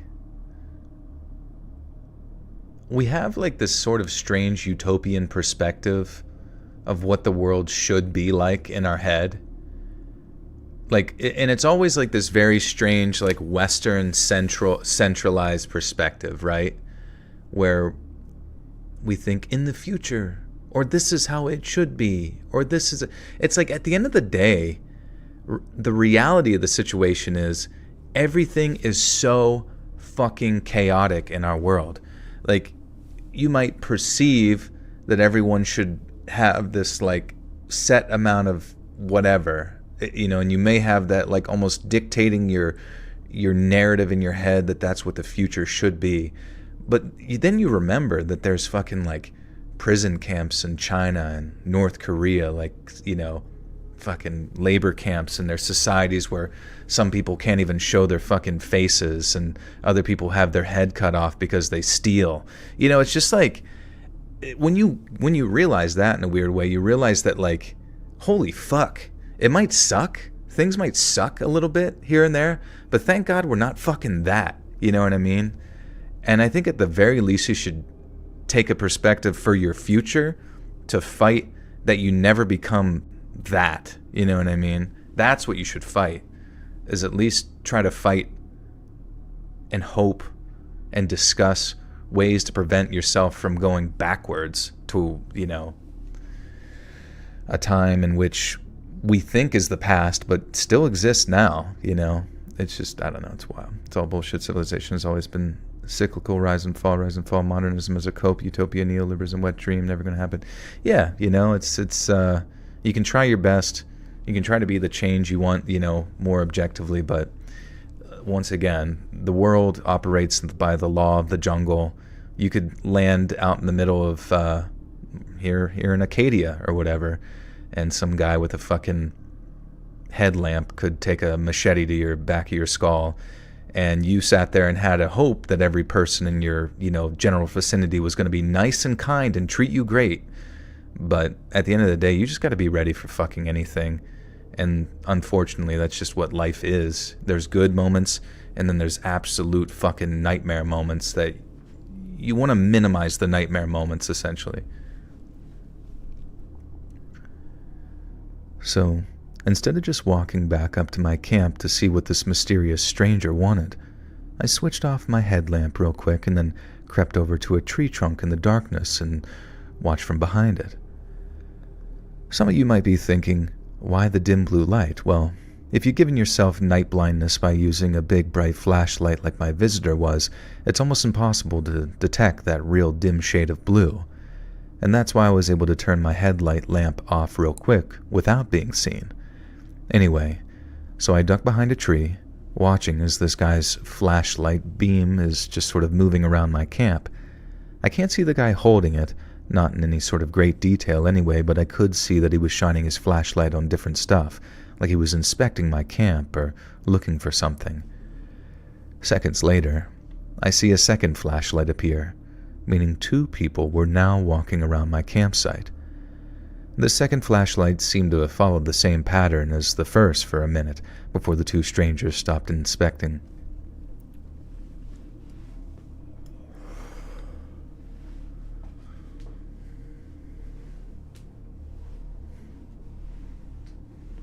You'd vote for me? I don't know. That's the thing, is like, I genuinely just don't think that people who say that they're in, like, I don't know. I don't think the people that say they're in charge actually are in charge.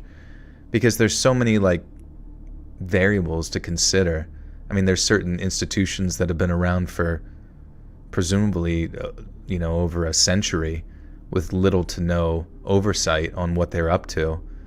And I assume they're probably the ones running the show secretly or doing every particular contingency plan they can to maintain their power. And presumably that power exists in the shadows. I don't know. But if I were to be in charge of shit, I would just, you know what I mean? Like, people take care of themselves. Like, I don't need to wake up and make sure that you're taking a shit or that you're taking your trash out. The presumption is that you prefer, most people prefer to keep things at a relatively consistent pace. So, like, I don't know. I would minimize the involvement of government in most things because it just doesn't seem like it's very effective for the most part.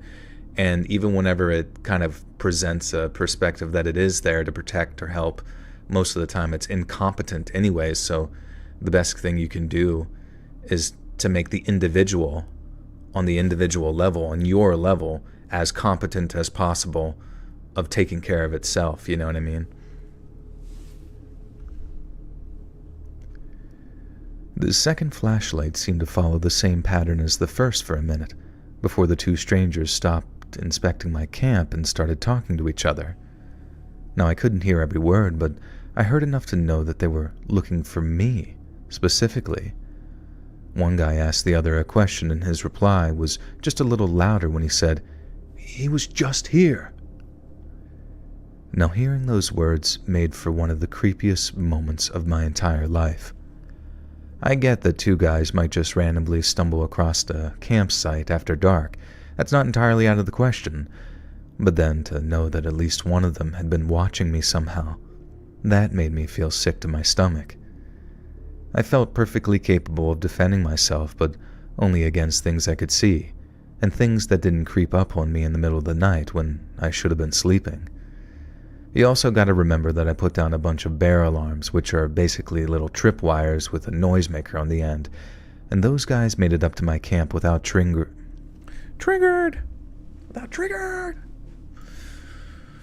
Why is this story funny? I don't know. It's got that perfect comedic timing. Yeah, they were watching them shit. Micromanage me.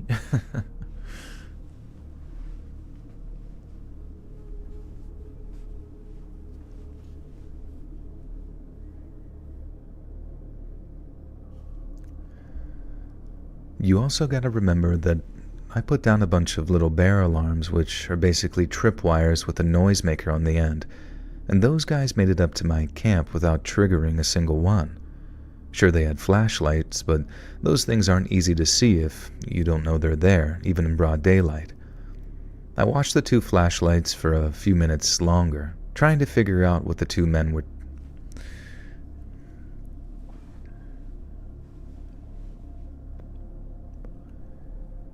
I watched the two flashlights for a few minutes longer, trying to figure out what the two men were saying. I could barely make out a word, but then I heard one of them say something like, "We'll just come back tomorrow." A few more words were exchanged, and then the two guys turned and walked away from my campsite. I stayed put for maybe 10 to 15 minutes, internally debating on what I should do. In my head, I was almost certain that the two guys, or at least one of them, would go back to wherever they were watching me from and then return the second I showed up at my camp again. I wanted nothing more than to just run back to camp, pack my stuff away, and then get the hell out of there before dawn. But that first thought stopped me. Packing up camp would make way more noise than I was comfortable making, and there was also no way that I'd be able to do that without cranking my headlamp up, which in turn would make it much easier to see me, and this was also assuming that the two strangers didn't have some kind of night vision capability. Now, I know that sounds like I was overthinking the whole thing, but I literally had nothing else to do. I was just stuck there in the darkness, barely breathing, not moving. All I had were my thoughts and my fears. Nothing else. I stayed exactly where I was for what seemed like forever, and then I finally started to see dawn approaching, and I felt safe enough to creep back up to my camp and start to dismantle it. I did it as quickly and quietly as possible, and then instead of having some breakfast, we'll have some breakfast. Do I do cosplay? Well, from time to time. Any tips for streaming? Got a tip for you, and it's pink. I don't know what that means, but it sounds intimidating.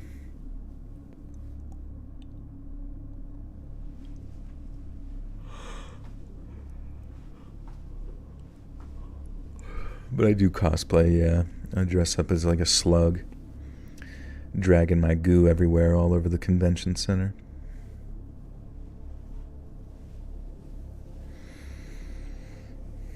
What is the thought process of the furry, by chance? Does anyone know? Like what it feels like to dress up as a kitten-like creature or some type of other beast? Is there a certain escapism to it? Is it all for fun, or do they truly identify and feel as if though they are one with their mascot suit? They should start wearing those like mascot suits, like ones from like NFL teams. That would be sweet, to be like the dolphin from the Miami team. It's all for fun. I don't know though, because it's like all for fun, but they seem to be very aggressive people. Like whenever anybody sort of says anything about their community, I notice online that they're the first to like dox. They're like the first to like get into frustrated arguments or like come after somebody with like very hateful comments. It's strange how vehemently they defend something that on the surface appears like just a hobby, as well as like the sort of crossover with like the sexualized aspect of it as well. And obviously there's varying degrees of it, I suppose, whether someone's just interested in joining a community or sort of dressing up, or whether they're like full on, they are a wolf, you know, in their mind. It's just, I don't know, it's pretty fascinating within like a psychological evaluation. Been watching you for the past couple of years. I've loved horror narration since I was in high school, and you're one of the best I've come across. FYI, also a Pennsylvania native. Nice, dude. Thank you, Clifford. Good to see you. Hope you're doing good.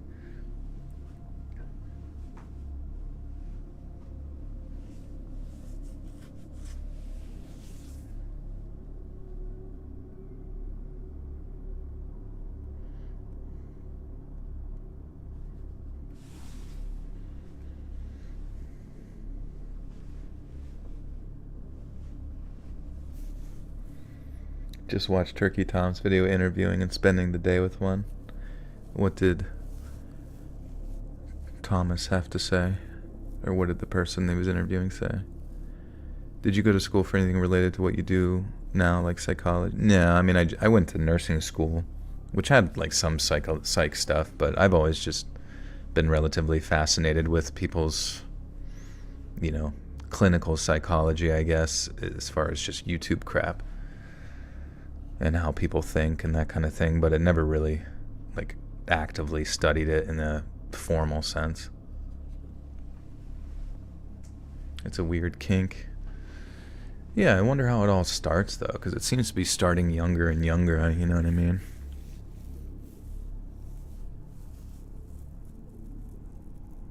You bet I got great bedside manner. Yeah. People did really like me as when I was their nurse and shit. Always got along with all my patients and stuff.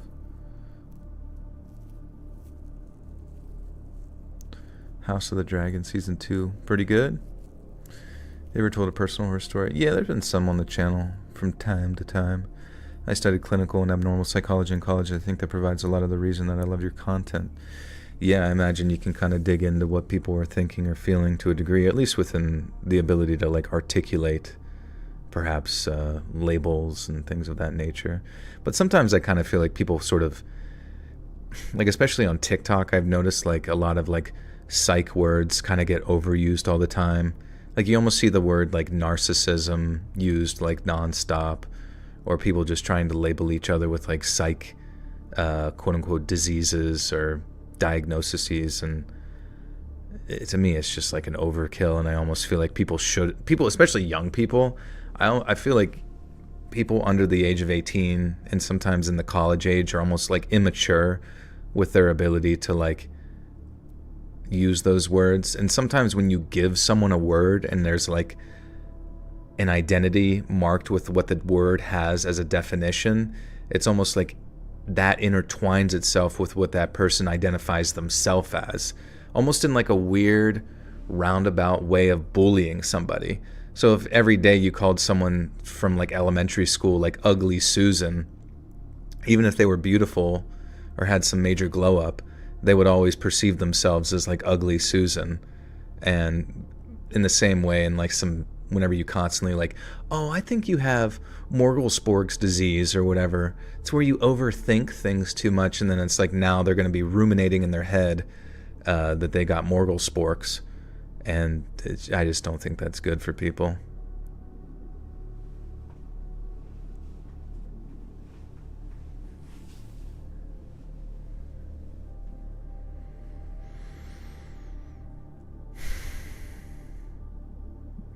Make everyone look bad. Yeah, that's true. I feel like there's probably nice people in the community, but obviously in the same sense, there's certain aspects of the community that make people look bad if they're just generally predisposed psychologically to having outbursts or negative reactions to things.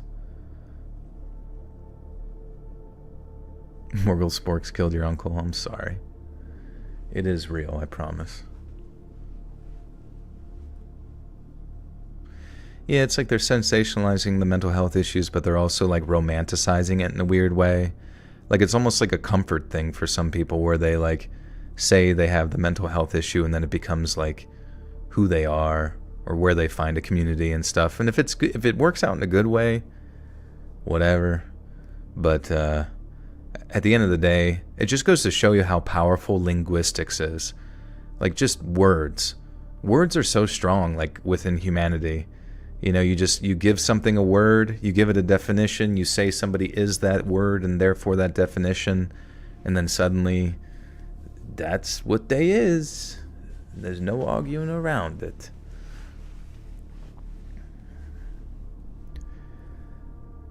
I did it as quickly and quietly as possible. Then, instead of having some breakfast like I planned to before departure, I walked all the way back to where I'd left my car. This took me way longer than it would have done under any other circumstances too, because I made a huge effort not to stick to any regular trails.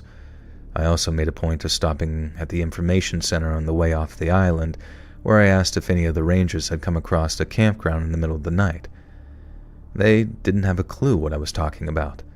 No rangers had been patrolling the park after dark, and if they had been, there's no way that they'd have just walked up on some sleeper camp. Fucking burp-a-derpers.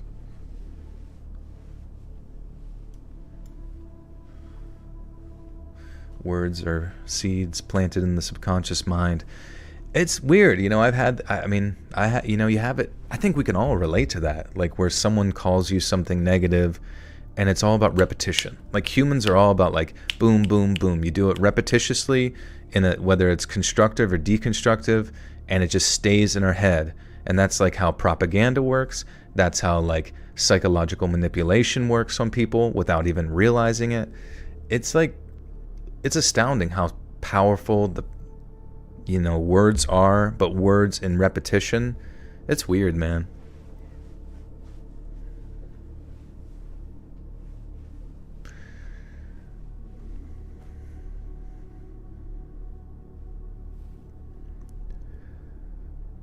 No rangers had been patrolling the park after dark, and if they had been, there's no way they'd have just walked up on some sleeping campers like that.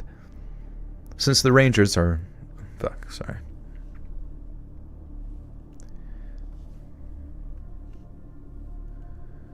Since the rangers also handle law enforcement in the parks, I was invited to file a report and give as much detail as possible. If folks were creeping up on campers in the middle of the night, the rangers damn sure wanted to know about it, but as much as I appreciated their concern, I wasn't exactly filled with the kind of confidence that made me want to revisit Acadia anytime soon.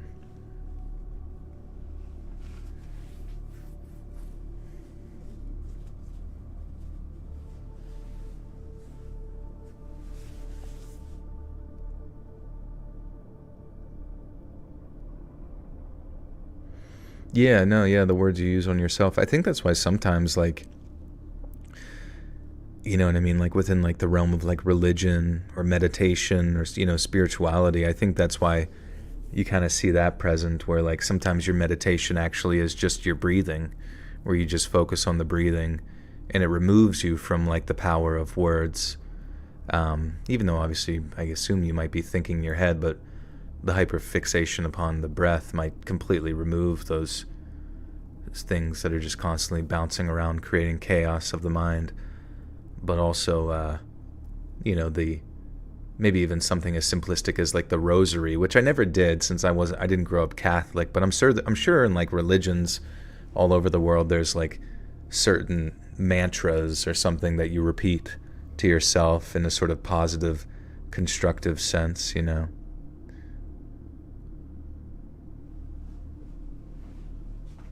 How much longer am I streaming for? We're at 2 hours, so probably another hour or so here. That was story 3, kind of not moving super fast. 3 of 7.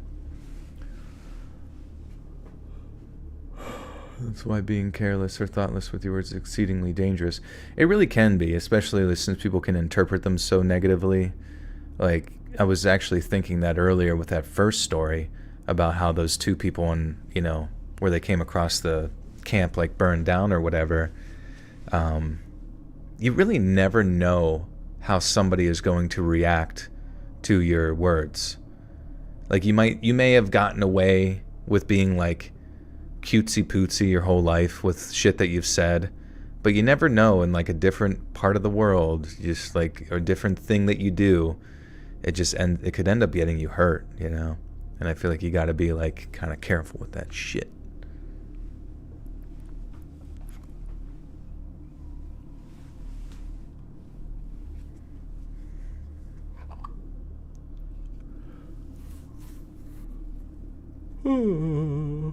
Who's dying?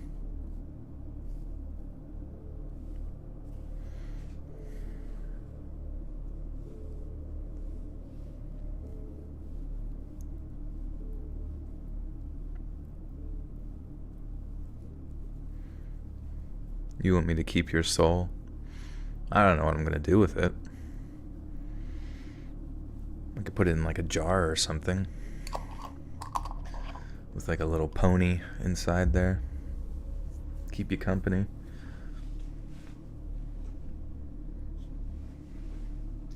Gerard, what's up, dude?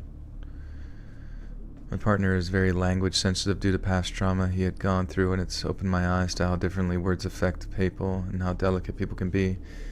Yeah, I definitely see it. Like, there's just interesting, like, you get so used to, like, kind of riffing with your boys or whatever. You know what I mean? Just, like, saying silly, playful, sometimes rude sort of jokes to sort of... Because that's how a lot of guys, like, communicate with each other. You just, like, pick on one another.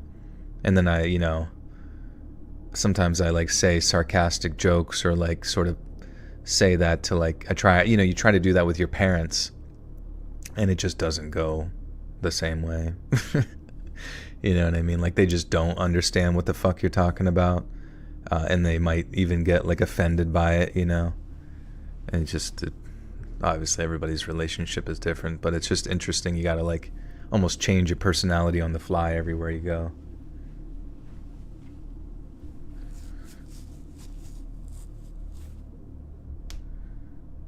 It took 2 people to tell you they liked your smile to change your perspective on it.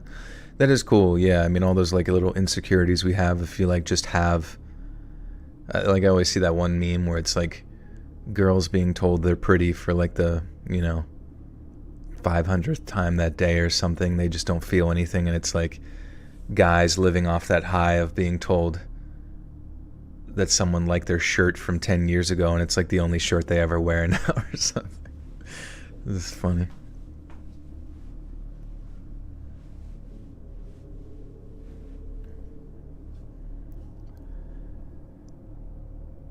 I'm part of a volunteer search and rescue organization, and every year, our group takes part in a late summer retreat full of team building and bonding exercises. One of these exercises involves night training, which, as you can probably imagine, involves practicing our search and rescue skills after dark. My specific job title is SNR K9 Handler, which sort of encompasses why I joined in the first place. I always wanted to work with animals, I just never had the grades to study to be a vet. And so joining as a dog handler meant the best of both worlds. I could do something constructive and contributive with my spare time, all the while playing with dogs. I use the word play very loosely there, but you get the idea. Anyway, we were out in night exercises when my dog, who's trained to train,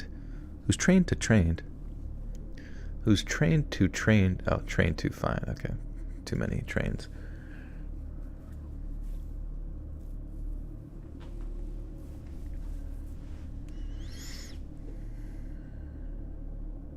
Are you pretty?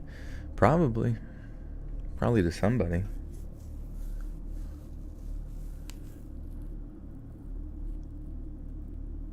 As a girl, I've never been into the guys razzing one another. I guess it depends on, you know what I mean? Like how they feel about it or whatever. Like if you see a guy like laughing about it, because sometimes I love when people roast me. Like, I don't know, like when my friends like roast me, like telling me the truth, but like doing it in like a roasty funny way. Like that shit's fucking funny. You know what I mean? And I love it. I don't know. I just like that's because it lets me know that I can then do that to them, I guess. And I don't know. It's fun. It's a fun, silly thing, but as long as everybody's happy about it. But if it seems like bullying kind of or being pushed around, then it can get pretty uncomfortable. Hey, Girl Veteran, thank you for the one gift or two. Zaza Woman. Thank you. Welcome, Zaza. The starfish mouths are right here, then Disney got some splaining to do. Starfish mouths are right here, then. If is that a poem or a riddle? Kitchen talk is just as bad, if not worse, than locker room talk. Is kitchen talk what, like whenever you're like a cook or something in the... I can imagine that'd be pretty wild back there. You're gonna roast me? Yeah, you guys should roast me. But you gotta be funny about it or I'll cry. I'll cry and shit my pants and go nuts. Do I have any podcasts? Not in a weird way, but I enjoy listening to you just talk about stuff. I don't have anything where I just talk about stuff, but I technically do have a podcast, but it's basically just the content from the channel put into podcast form, and like the audio sounds better. But if you want to go back and listen to all the old live streams, I do have those posted up to a certain point, and then you have to go like where it's like directly under the live tab, but then you have to go to the live stream playlist, which you can find all the live streams there. It's probably best to just do that. Joel eats butts. True, with the poop in it. Good, hilarious, medium well roast.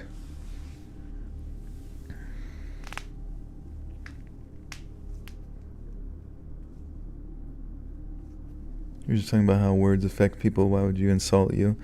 Well, no, that's the thing, is there's like a difference between like insulting someone and like edging them or like gooning them or tickling their taint. I don't know. You get the idea though.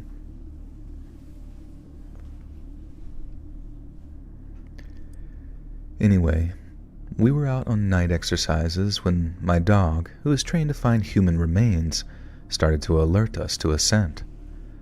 I was partnered with a more senior member of the team at the time. Chris Money, thank you for the 5. Skibbity Toilet, I've arrived, motherfucker. What's up, dude? Thank you, Chris. Again, appreciate you. Another name for your taint is Nifkin's Bridge. It's like a little enchanted gnome forest run by Nifkin. Ah, I see you found my bridge. Are you coming from the balls or the asshole?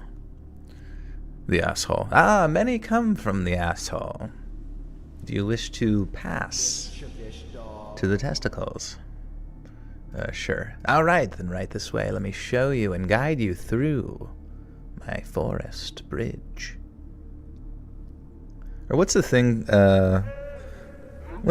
between, the Bering Strait? Yeah, I feel like that's like a natural land bridge, the taint is, and in many ways it's sort of like a Bering Strait where, like, America is the balls, and the taint is like Alaska, and then, like, Russia is the asshole of the world. Bantering, there you go. Girl Veteran, welcome back for 16 months. I've missed you guys. I missed you. Last night I took a 200 milligrams of the za and got sick as fuck. Should I take 200 more? Well, not if it gives you a tummy ache. Maybe you didn't eat or something, but I don't know. Be careful. But I learned quickly not to do that in some cultures because said bantering can go sideways too easily and things become awkward. Yeah, it's all about your relationship with the person, you know what I mean? You kind of have to read the room. I've been watching Anastasia. It's been a long time. I feel like I've seen... Actually, it might have been one of the Disney ones that I never really watched all the way through. I felt like as a kid, I didn't really relate with the Anastasia story per se. It was almost this like weird mix of like princess shit, but also like kind of too serious, you know? So I kind of like checked out and went back to watching Rocco. Oh, it was mixed with Taco Bell. Ruh-roh.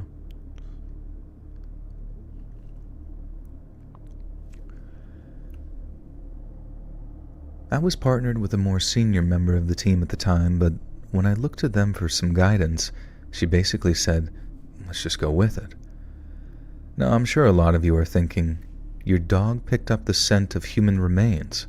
Why weren't you freaking out? Well, the answer to that is simple. Even the most highly trained cadaver dog gets things wrong sometimes, and in a place like Washington, where we get California's annual rainfall on a Tuesday, damp scents can often confuse HRD, or human remain detection dogs. So, when my dog started to alert, our policy was basically just let him do his thing, because best case scenario was a false positive, and the very worst case scenario, we find some previously unearthed human remains, which, as horrifying as that'd be, was obviously a major part of our job. So the senior team member and I agreed to part ways temporarily. She'd wait on the trail, while my dog and I went off to follow the scent that he'd picked up. Since we both figured it was just a false positive, it would only be a matter of minutes before my dog lost the scent, and then we'd be back on the trail and on our planned route before we knew it. But then, a few minutes turned into like 10 minutes of walking through the dark woods, and then after my dog started to lead me down a fairly steep slope, I lost my footing and took a really nasty fall. The next thing I know, my chest is on fire, probably from the 2 broken ribs that I just sustained, and I could feel blood oozing from where I'd bashed my head on a rock on the way down. The first thing I did was press the emergency alert on my GPS, which signals base camp that one of the team needs assistance. The second thing I did was start calling out for my dog because I'd lost control of his leash during the fall, which I think scared him so bad that he ran off or something. That, or he just mindlessly followed the scent trail thinking that I was still following close behind. As you can probably figure, I was not feeling like my best self. I was in agony, I was confused, and having dropped my flashlight as well as the leash during the fall down the slope, I couldn't see very well either. I just laid there, calling out for Brody, hoping that base camp had someone closing in on my position so I could get that...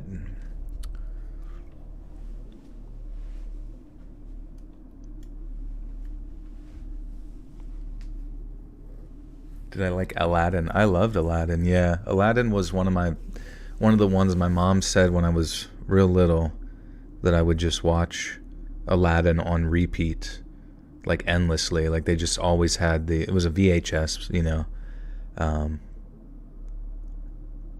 And just have that shit, like have it rewind it and then play it, rewind it, play it over and over again. That's crazy, man. Aladdin was so good. It was so freaking goated, dude. Aladdin was absolutely goated. Also, Aladdin had all the most secret Disney sexual messages in it, which is, I think, why I related to it mostly.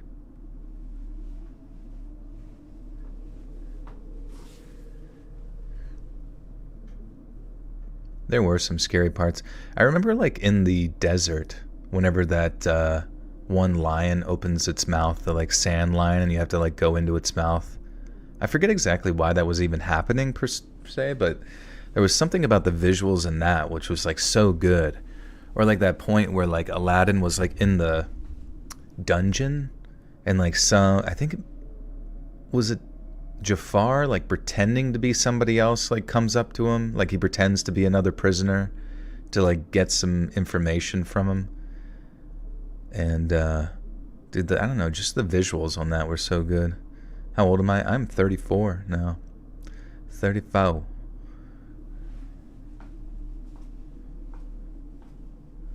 Did you see the live action? I loved Will Smith's Genie. I did not. No, I don't know. Not been much of a big Disney fan lately. You still have your Aladdin VHS. Wonder if that's worth a lot. Oh yeah, did I tell you guys about my stupid experience on eBay? So stupid, dude. Like, so I wanted to get a Game Boy Micro. A Game Boy Micro penis. But no, it's like a Game Boy Micro, and it plays Game Boy Advance games, but just like a super small thing, and I just wanted to get one. The guy was selling it for like $250, right? I'm like, but it was like a collector's thing, and I was like, fuck it, I want this thing, I'm gonna get it. And I never buy anything ever. And like, you know, I get it, and the guy, I'm like, is this operational or whatever? And the guy was like, it doesn't have a charger. And I was like, okay. And then I get it, and then I charged it for like the whole day. It doesn't fucking work. But he sent a bunch of other like random stupid games with it, along with like a Wii disc for the Zelda crossbow trainer. I don't know. It like comes, I think it came with the Wii whenever like the Zelda that transitionary game, what was it, Twilight Princess came out and shit, when it was like the GameCube transitioning to the Wii. And for some reason he sent that, and for some reason when I took it out of its case, or all the shit out, like I set that like disc some random place, and then it didn't work. And so I felt like I got scammed. And so like I requested a refund. And it was so funny, like the guy responds like to the fact that I requested a refund. He was like, oh man, he's like, I don't even know what the fuck he told me. He like didn't tell me, and there was well, you didn't do that. He was just like trying so fucking hard not to refund me my money. I had to go to the USPS bullshit to send it back.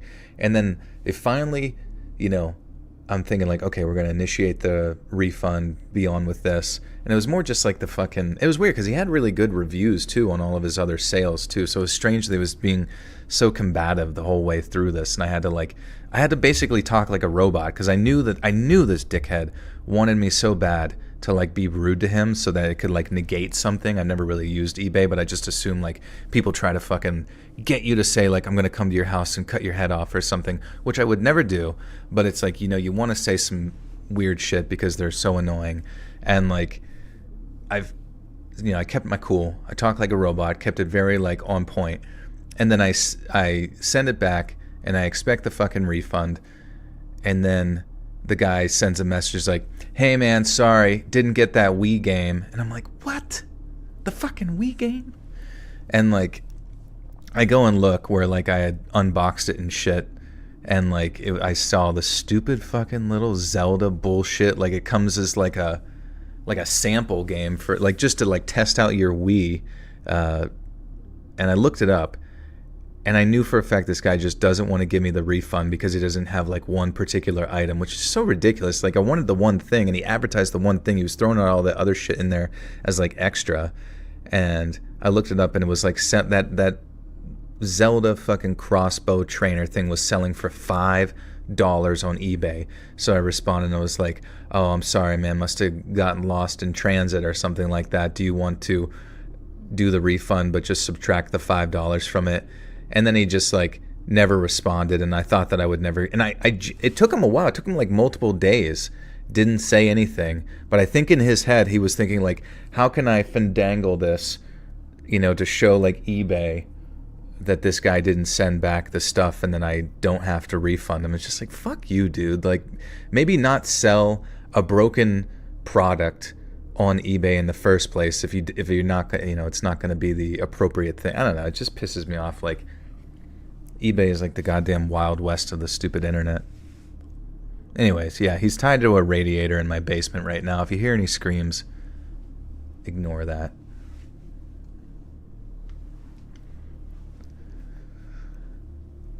When it's not 12 inches, but it smells like a foot. Long story short, though, I do have that Wii game, which is really all I wanted. It was worth it would have been worth $300. Like, Jesus Christ. Also, I will say the Game Boy Micro screen is super fucking small compared to like a Nintendo DS or even like a Game Boy SP, Game Boy Advance SP. Like, it's too small. That's what she said, man. I just lay there, calling out for Brody, hoping that base camp had someone closing in on my position so I could get to that goddamn... Fuck. So I could get to the damned hospital. Okay.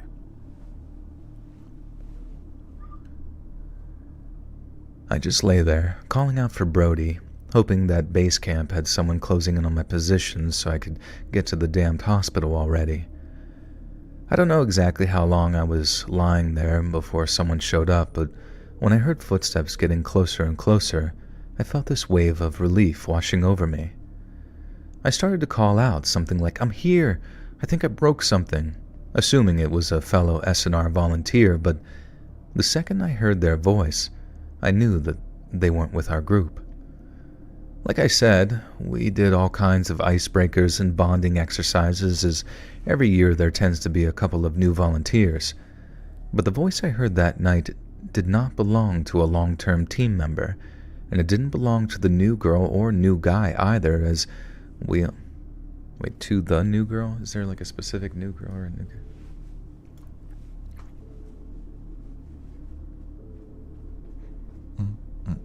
Ooh wee, ooh wee. Give me the lotion. That would be really funny. Like, you're being held captive, but you're like obsessed with moisturizing. I need my lotion. It's so dry down here. Wouldn't it be funny if you were like kidnapped by like somebody who was gonna skin you alive and wear your, face? But you ended up finding, like, prior to being like freed from that experience, you actually ended up finding like your like most favorite moisturizer ever. You're like, dude, thank God I was kidnapped by that guy. Otherwise, I would never find this L'Oreal acylosate acid exfoliating blend of cocoa butter. Thank God for that absolute freak. But the voice I heard that night didn't belong to a long-term team member, and it didn't belong to the new girl or new guy either, as we only had 2 new faces on the team that year. It was a man's voice, and when they started talking instead of directly helping me, I swear, it sent this chill of fright running right through me. The voice most definitely belonged to a man, and they started talking about how I was in a dry creek bed, one that dozens of people fall into every year. He went on to say that at least one person dies there every year thanks to the flash floods the place sees during the rainy season. Someone falls, they get stuck, and then they drown. I went from asking for help to literally begging for it, but the guy just completely ignored my requests and carried on giving his little speech about how often folks go missing or lose their lives out in that area of the woods. I remember losing my temperature, Jesus Christ. I got hot under the collar. Yes. I always joke with my best friend because I have OCD, a kidnapper would give me right back away if my hair's in my face or my sock is not feeling right or my brush strap got a little sideways. Yeah. Like the tape doesn't feel quite right. God, remember that? I feel like I remember reading the one story. I think it happened in like Germany, or like they ran for, the person was like kidnapped for like 10 years and like at nighttime they were kept in like a box. And then they like ran to like a neighboring country or something, or maybe they were captured and from another country. But God, that just seems like such a, imagine that fucking nightmare. Imagine how good it must have felt. I don't know. Yeah, maybe it was somebody named Colleen. I forget. Colleen Ballinger. Yeah, Natasha Kampusch. Yeah, that's right, dude. I remember that. Yeah, that God, that story stuck with me. I oftentimes like have dreams. Do you ever have like repetitive theme dreams where like something happens and like in the dream I'm always like trying to escape a prison? It's really fucking weird. Like I'll have dreams where I'm like parkouring to get away from like zombies, right? And then I also have dreams where I'm like trying to escape like a prison situation. And I never quite know what, I mean, I guess you can kind of create some sort of subconscious symbolism where you feel like you're in a ongoing prison or you're surrounded by a bunch of zombie people or something. But I don't know if that's the direct translation or if it has any meaning at all, but it does seem to present itself quite frequently.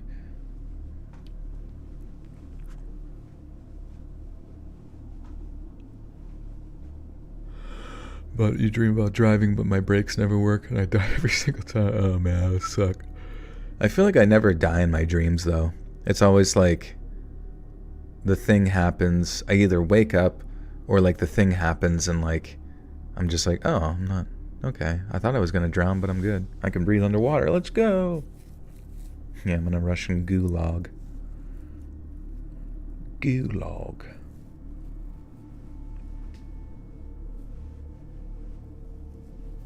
You fly a lot in your dreams? Dude, sometimes I try to fly, but I get so excited that I just wake up. My heart's going so fast. I'm like, yeah. I'm like, fuck. Deja vu dreams. Interesting.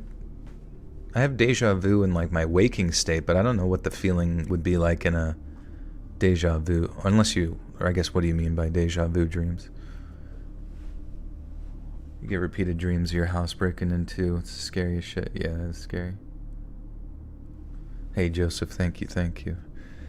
I had one about pulling into the supermarket the other day and the guy slamming on his brakes right before the light while it was green. It happened today.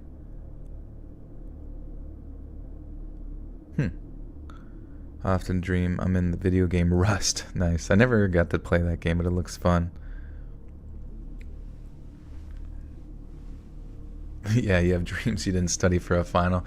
I do have a lot of school dreams. Like, it's all like...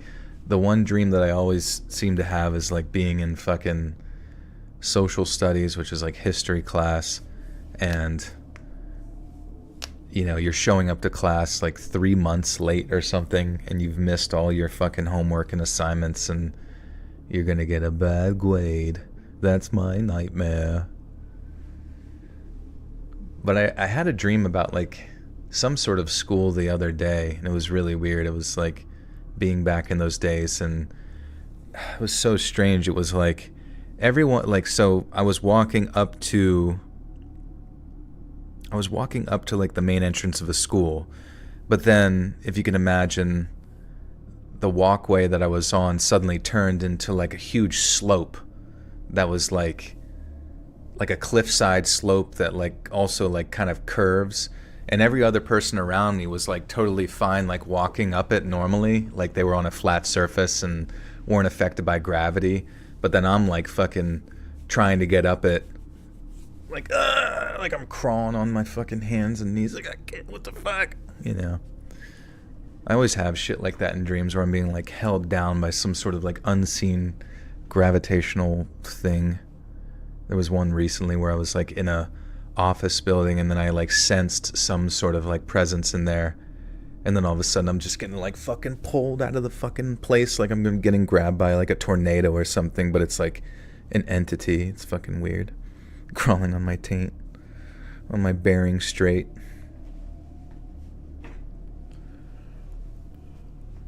Destiny 2, have you played it before? I did, yeah, but it was like you had to pay money to have fun or something, and I don't know, I just didn't really want to spend any money on it.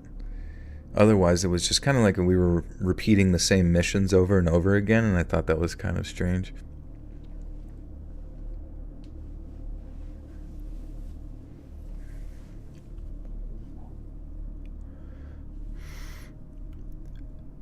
I remember losing my temper and asking what the hell was wrong with him. And when he replied was something like, "You're not in a position to talk to me like that," I started to scream. Not wild screams of fright, but help. Somebody help, over and over, while I tried and failed to reach for my flashlight. I also cannot overstate how goddamn painful that was, having to scream when doing so made the burning pain in my chest feel so much worse. And around about that time, I started to hear my dog Brody calling out for me. He's part Australian Shepherd, and he's a very vocal dog, so I started to hear a series of awoos, trills, and rolled barks, all of which tended to mean, "Hurry your butt up, human." As soon as Brody started making those noises, the shadowy figure stopped talking. And then, as we both started to hear the sound of Brody getting closer and closer, I heard that guy's footsteps as he made a hasty retreat. I think maybe a minute or two later I start hearing more footsteps, only they're from multiple people that time, and they came with flashlights. I call out for help one more time, and the next thing I know, two of my fellow volunteers are walking up the creek bed, and one shines their flashlight right on me. My first thought was to tell them about the guy that had just been talking to me, the one that had talked about the accidental deaths in a way that made me think that they weren't so accidental. I know that might sound kind of crazy, but the way he talked about them, like those deaths made him happy, it was one of the creepiest encounters of my entire life. So yeah, I told my two rescuers about the stranger, and one of the first things they did before administering first aid was to make sure that he was actually gone. One guy shone his flashlight all around while the other started asking me, "Were you pushed?" And both later said that they were scared that that creepy guy had been the cause of my injuries. Hence, one asked if I was pushed or not, and then asked if I was sure about that when I said no.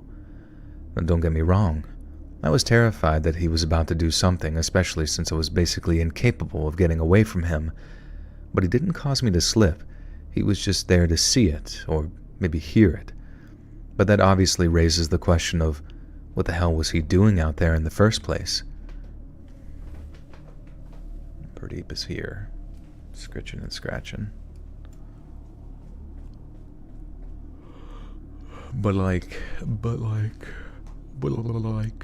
like totally got like stalked by this like dude that like was a guy and like had like hair on his chest and face and like a penis, I think, because he was a guy.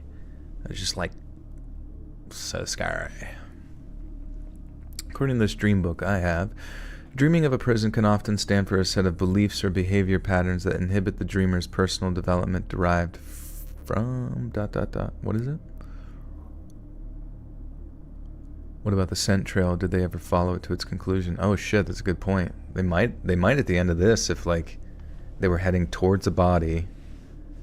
Holy shit, this story's nuts actually. Restrictive modes of thoughts we've inherited. Restrictive modes of thoughts. Like maybe like religious upbringing or something is inhibiting my subconscious ability to like think or something. Nuts. It's nuts.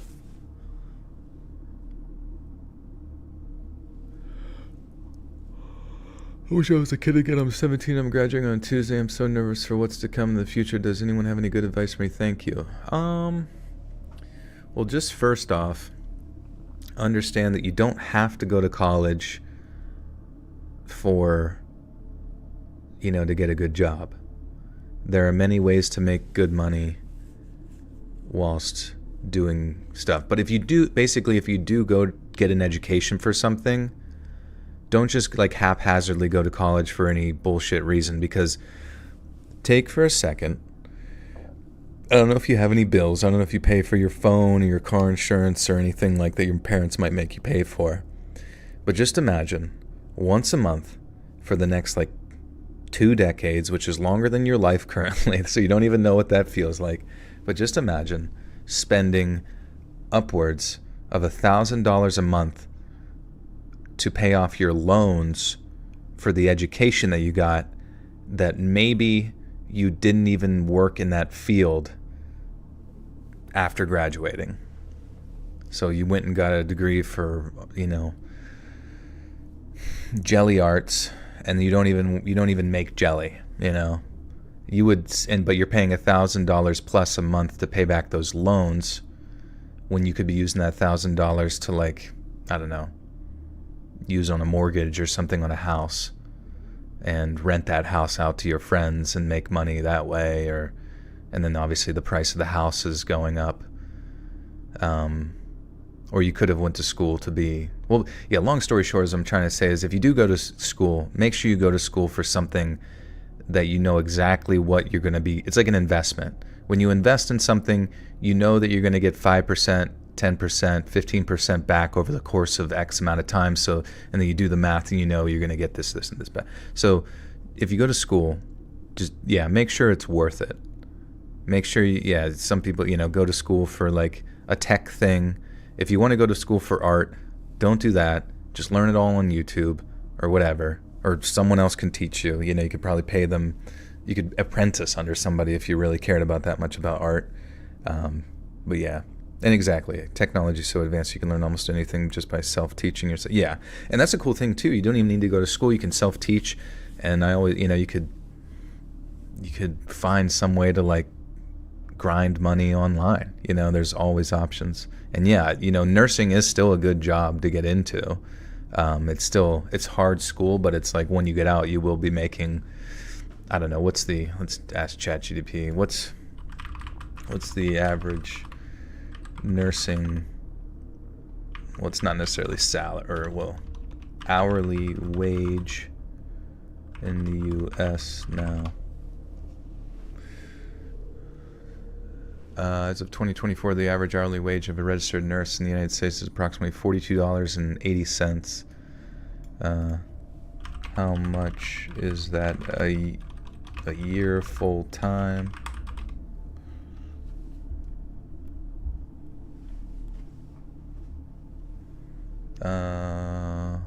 So close to $80,000 to $90,000 a year you could be making as an RN, a registered nurse. Yeah, you could be an Instagram model. You could be a Let's reader. Of course, a master's, and it's terrible to invest because I make less than $50K. Yeah, I'm not a fan of most jobs that require a shit ton of postgraduate education. I just don't understand most of it, because if you end up working in academia doesn't always really pay that well. At the absolute best, sometimes you're making what a nurse might make in a year, and I don't know, it just seems like complete horse malarkey. YouTube is better than an education. You can learn anything you want.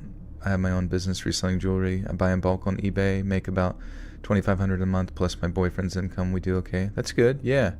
And there's always, I'm sure there's a way to diversify your income with different variations and marketing possibilities. So that's the nice thing about working for yourself, is that you're always heavily motivated to increase your, the money that you make.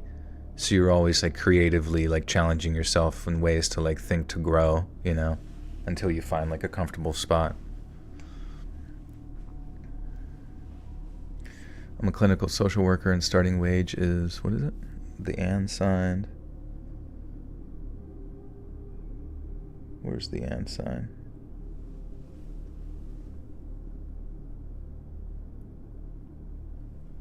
Starting wage is 70. Wait, 72? Oh, like 72,000 a year, or 41.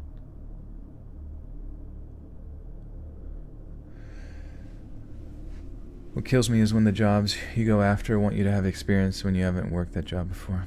Yeah, sometimes it's almost like you need someone to put in a good word for you so you can get that experience. You have these areas you'll always have a job in. Birth, divorce, death. Wait. You have these areas you always have a job in. Birth, divorce, death. Birth, divorce, death. Is this a riddle?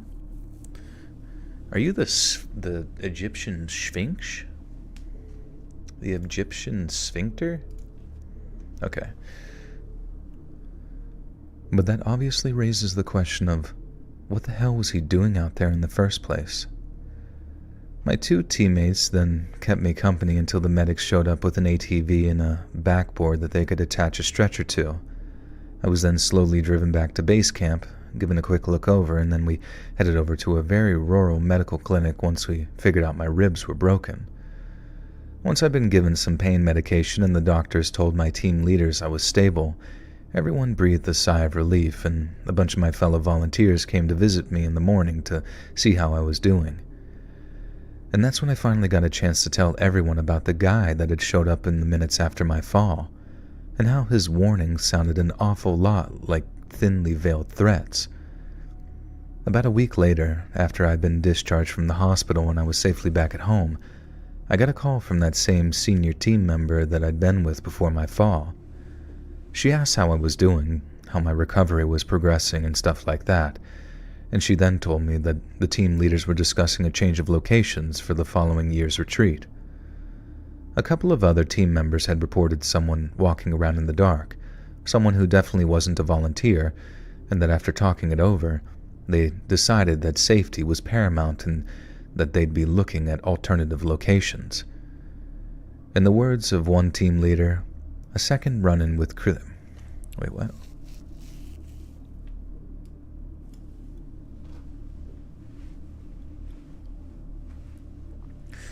Save up to get a cheap junker car, drive it till it dies, definitely don't have a kid for a few years. But these are just my personal tips. Yeah, if you can get a car, try to get a Japanese one. Get like a fucking Nissan or a Toyota. American cars and shit like that are fucking dog. Ow. I just like crinked my neck.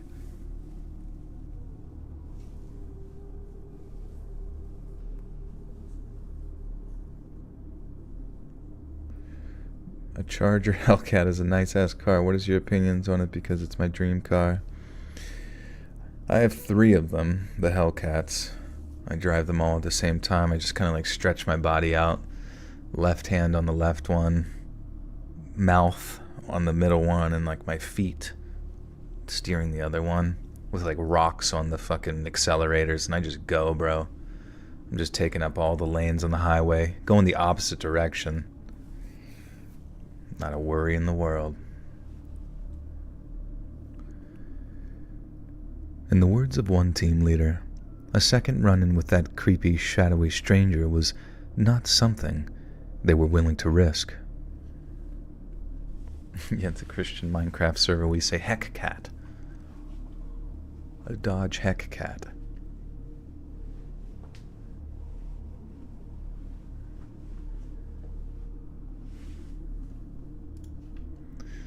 All right. Yeah. Did they find out about the body? Like, what about the body the dog was going on? Mr. Reed, did somebody eat a bug? Yeah, somebody swallowed one. Hopefully this next story is about that, eating bugs.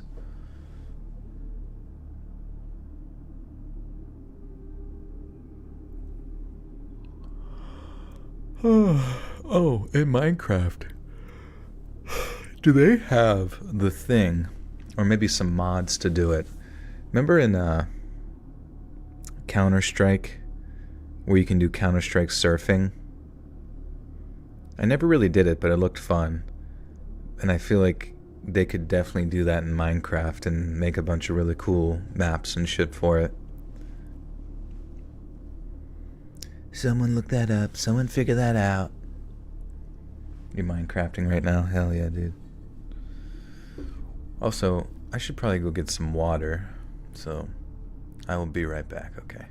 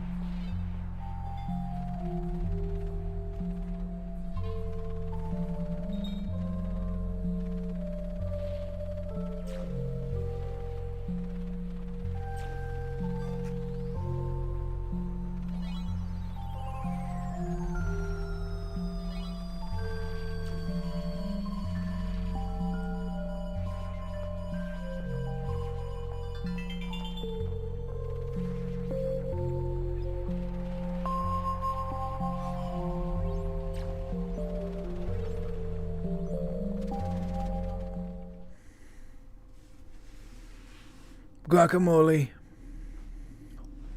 Oh yeah, I guess that could make sense. Like you put Pradeep on the screen for a cameo, and then I say the thing, and pretend it's him. Or no, maybe not. But you know, I was thinking it was funny when I was up there. I was like, it's so funny whenever celebrities get like plastic surgery and then they just look so fucking bad.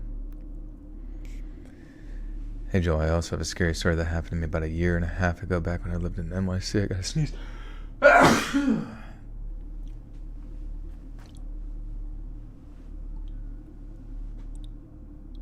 Oh man.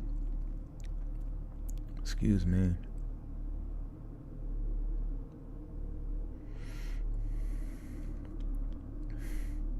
Yeah, you can send it over email. Let's read submissions at gmail.com, or our Reddit, bingy bong bong shimawamau, Reddit, r/let's read official. Bless up. Okay, thank you for the blessings. Can you imagine what would happen to people if nobody ever blessed each other after a sneeze? Society would be fucked.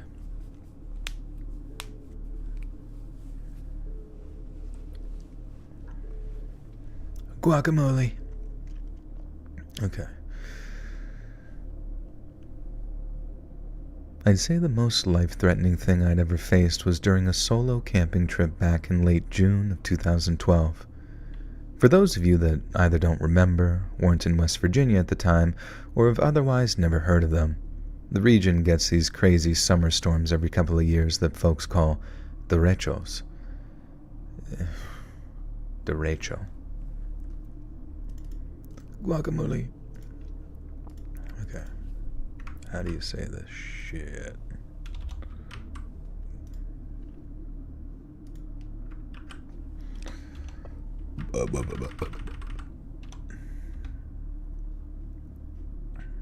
Wait. What does it mean, bad gateway? Forvo's so weird sometimes because it just says like bad gateway. I don't know what the fuck that means.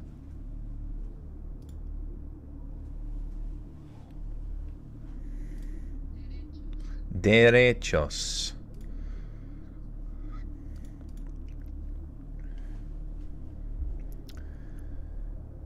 For those of you that either don't remember, weren't in West Virginia at the time, or have otherwise never heard of them, the region gets these crazy summer storms every couple of years that folks call derechos. I'm terrible at explaining these types of things, so here's just the definition from weather.gov. A derecho is a widespread, long-lived winter storm. God, after I sneezed, did I get my cat from a pet store? No, he came from a farm. My buddy's aunt's farm.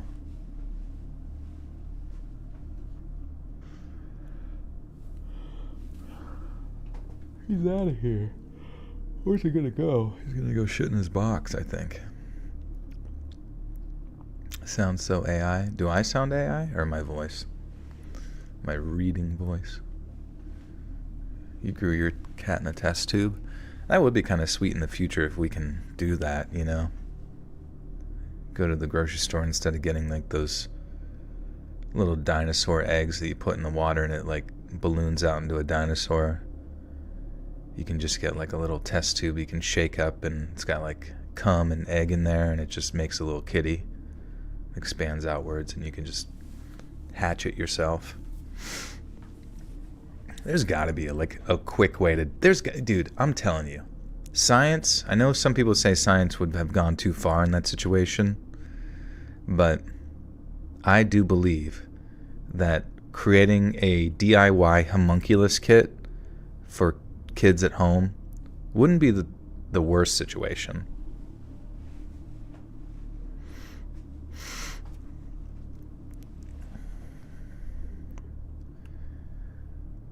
A derecho is a widespread, long-lived windstorm that's associated with a band of rapidly moving showers or thunderstorms.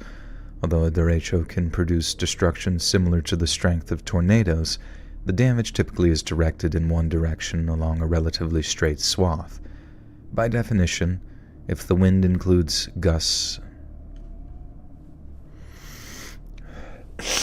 Man, It's like I sneezed and now I'm just like in the...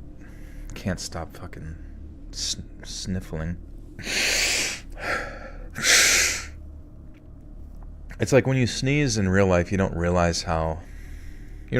it that you're a little stuffed up. Do I do these high? No.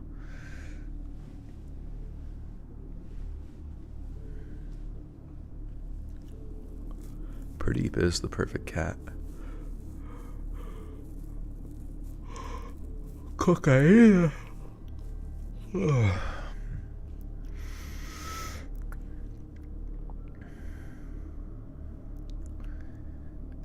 By definition, if the wind includes gusts of at least 58 miles per hour or greater along most of its length, then the event may be classified as a derecho. If you consider that the mildest form hurricane has... What the fuck? If you consider that the mildest form hurricane has If you consider that... Oh, okay. If you consider that the mildest... Okay. If you consider...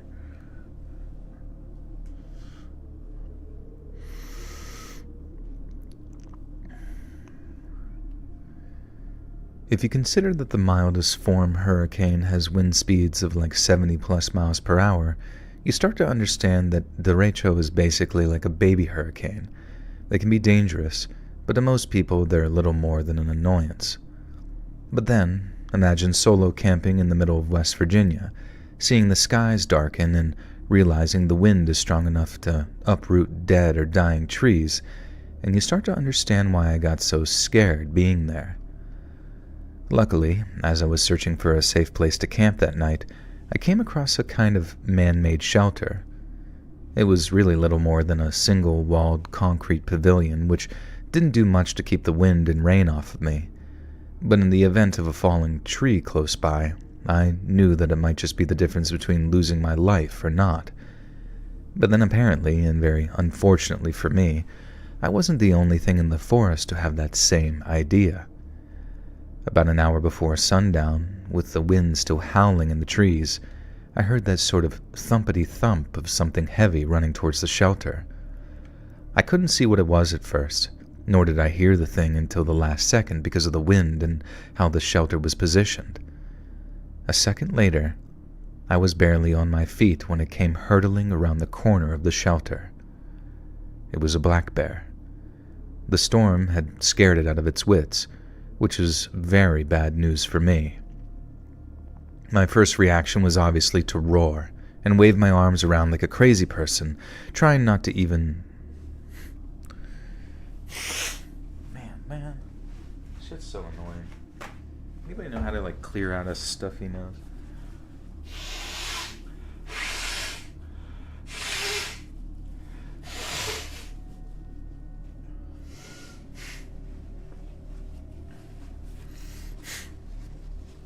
Oh, bear. Black bears aren't aggressive. They are aggressive, honestly. I know, like, people say that compared to other ones, black bears aren't that, but I'm telling you, dude, like, bears are bears. And given the right context, like, they will fuck you up, dude. Pinch the bridge of your nose. Just pinch it. Wouldn't blow.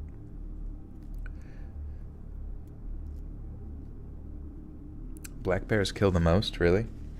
Let's look it up. Let's look it up, baby. Which bear kills the most people yearly? The bear species that kills the most people yearly is typically the brown bear, also known as the grizzly bear in North America. While bear attacks are relatively rare, brown bears are more likely to be involved in fatal encounters with humans compared to other bear species. This is due to their widespread habitat, proximity to human populations, and the fact that they can be more aggressive when surprised or protecting their young. The American black bear also has occasional fatal encounters with humans, but these incidents are less frequent. Polar bear attacks are rare but can be deadly, especially in regions where humans and polar bears come in contact. Do you have the yearly averages? Brown bears, grizzly bears, North America, they're typically 1 to 2 fatal attacks per year. American black bears, on average, less than 1 fatal attack per year. Polar bears, Arctic regions, fatal attacks are rare with an average of less than 1 fatal attack per year globally. Asian black bears, Asia, these black bears are involved in fatal attacks, but specifically yearly averages are less documented. They are known to be more aggressive in areas like India and Japan with occasional fatal encounters. Interesting. But yeah, all bears are definitely dangerous for sure. You don't want to fuck with them. But I remember like black bears are pretty skittish from what I've heard. 20 ads? Where'd you see 20 ads? Before the stream? There's no way. Where did you see 20 ads? I mean, in time for the stream, I need you all to stream after that. Hey, what's up, Raven? Good to see ya. Yeah, even Winnie the Pooh will rip out your butthole.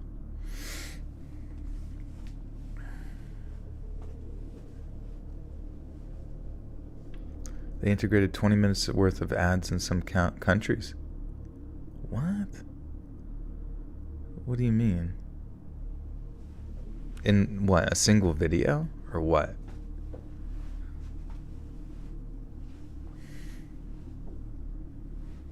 Two lemons in a pot of water, let boil with the lemons, inhale. You have to inhale, you'll feel way because, okay. That sounds like a process right now though. I don't think I can do that. I need the cocaine.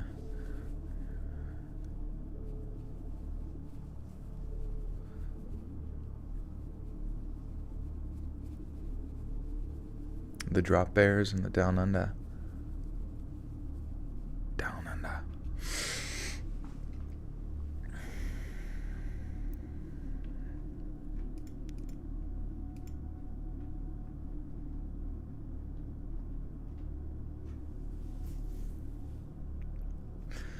Okay, fucking hell, where am I?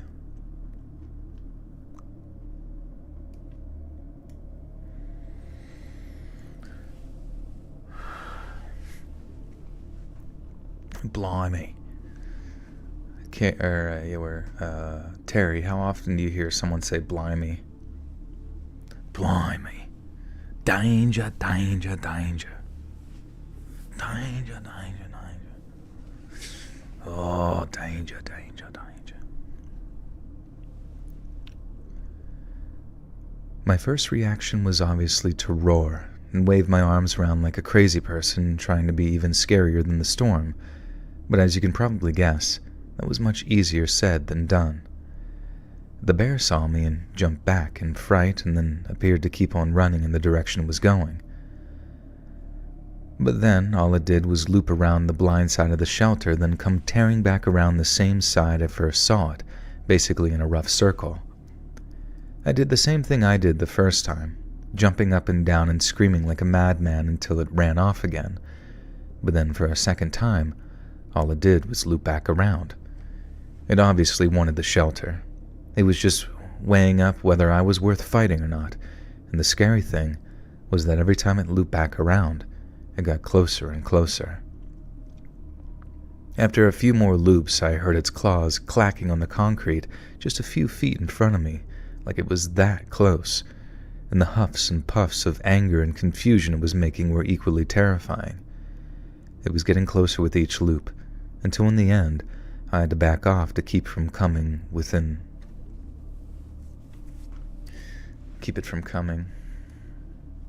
I had to squeeze its balls. The Rottweiler looks like a black bear cub. It's cute. Danger, danger, danger. Was Australia colonized by the British? Terry was the colonizer. That's why she's still around. Cooming. I had to back off to keep from blasting ropes. Ropes. Absolute fucking ropes. Roberstons.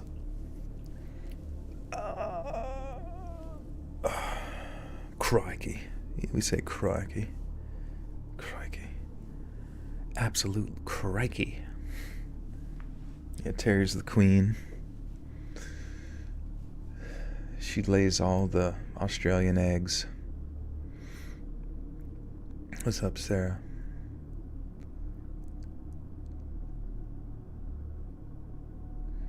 What did you get on your T's before being a nurse? My T's? What do you mean, my T's? Get on your T's before being a nurse. It's your birthday. Happy early birthday, Astrid. That's cool.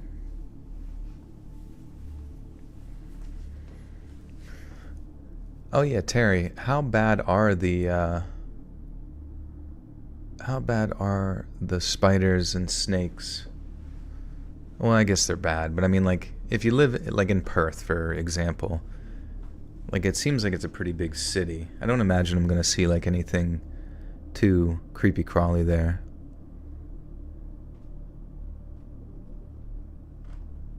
What's up, Frank? Good to see you, dude.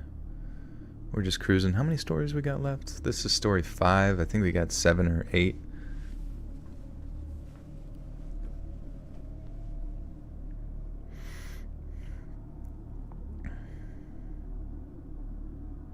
Nothing to worry about. What about like great whites? Great whites. In case I want to like just, go paddling. Dude, yeah, cobras are so scary. Dude, I don't know, I see videos all the time. Well, not all the time. It's probably like 2 times, which means it's all the time. But it was just, some guy just fucking, thinks he can, because cobras are terrifying. Like, they can come into a room and be like almost as tall as you up on their like hackle, hindquarter bullshit. Yeah, what about street sharks? Are they a danger in Australia? What about dinosaurs? What about like pterodactyls? Do people get picked up and thrown into like a meat grinder? But yeah, like fucking cobra comes in. It's like, comes in. And then you see fucking some old dude is just like, oh yeah, I'll fucking grab it by the tail and pull it. And then they just get bit and they're dead. Or like the ones that think that they can, like the snake handlers, and then they get bit and they die. And it looks like the most painful death too. They just like, it's like slow and you're like paralyzed. And you're just sitting there like,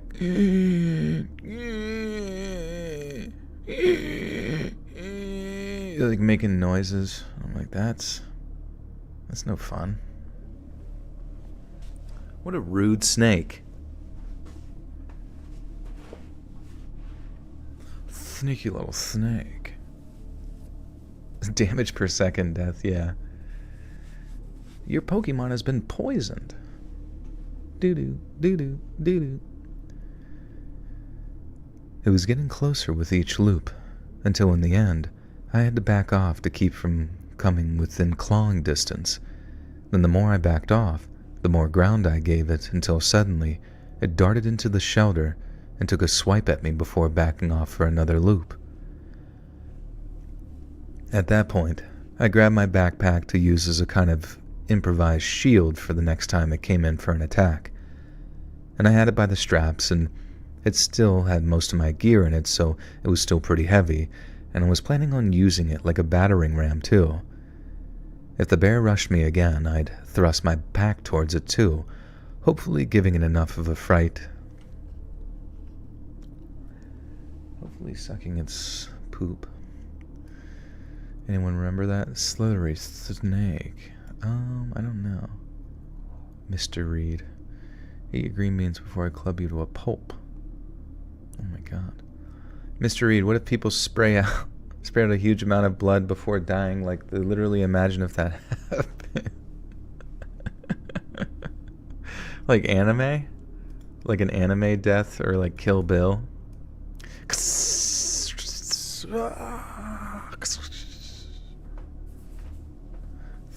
Snake. I'm super theory. Pradeep's pissed right now. He's like, why have you not been giving me attention? He's such a sweet boy. You guys want to hear his belly? You guys want to hear his little belly? Ba ba ba ba ba ba ba ba ba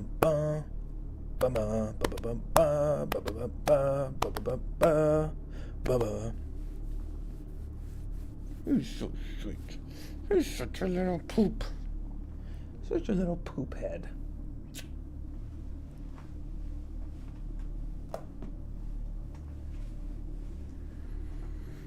There's hair everywhere. Fuck.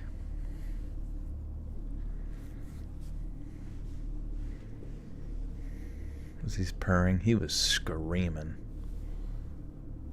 Now he's all excited, though.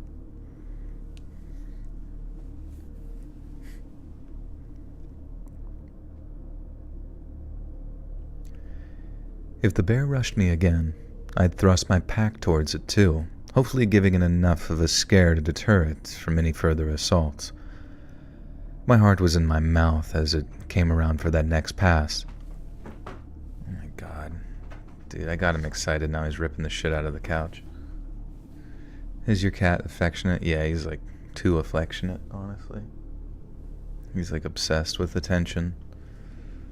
He needs to be held like a baby and smushed into a little fucking ball.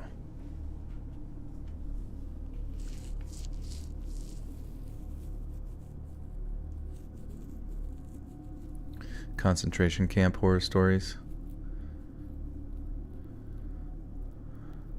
Yeah, we'll get right on that. Any other snake name ideas? Did you do Sneaky? Sneaky little snake. Sneaky with an Schneaky.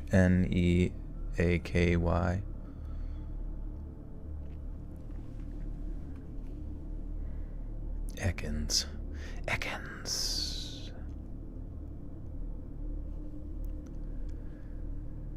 My heart was in my mouth as it came around for the next... God damn it. My heart was in my mouth as it came around for that next pass, and when it did, it once again looked like it was about to dash into the shelter a little to try and take a swipe at me. But then, I guess the sight of me holding my pack like that, the way it changed my size and shape and appearance, that gave the bear enough of a scare to back off altogether. It didn't even head in for a second attack. It just sort of roared a little, did a kind of 360 as it must have been thinking, what the hell? And then it ran off in the direction it first came. The thing to do after you've been that... Slazarus.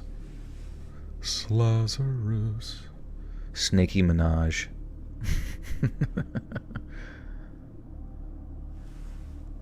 Oh, it's a 7-foot boa constrictor? Wait, who? He 360 no-scoped him and left, yeah. The bear's just got like a sniper rifle. Any girls trip horror stories? Yeah, I feel like I've had some of them. Girl trip. It didn't even head for... It didn't even...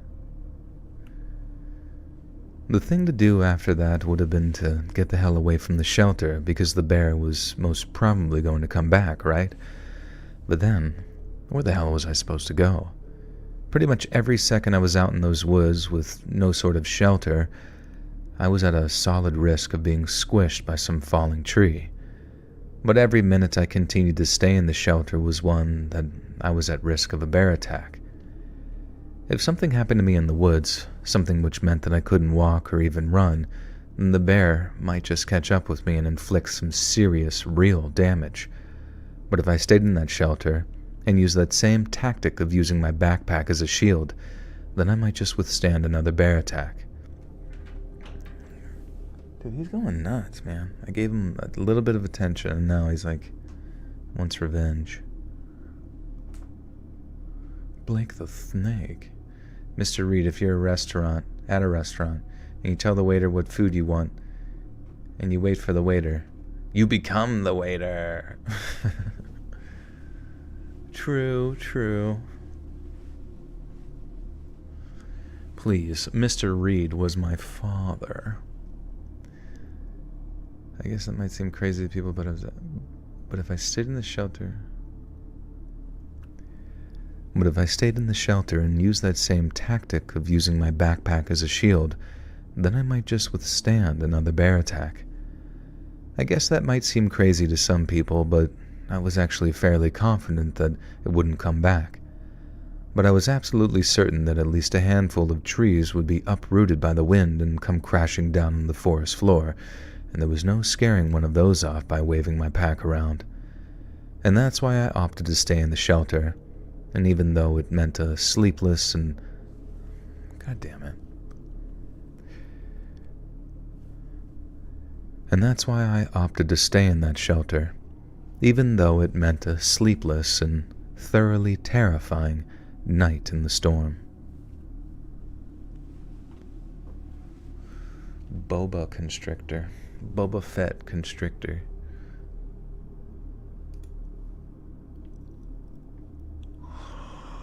Oh, fucking shit, I'm tired, bro.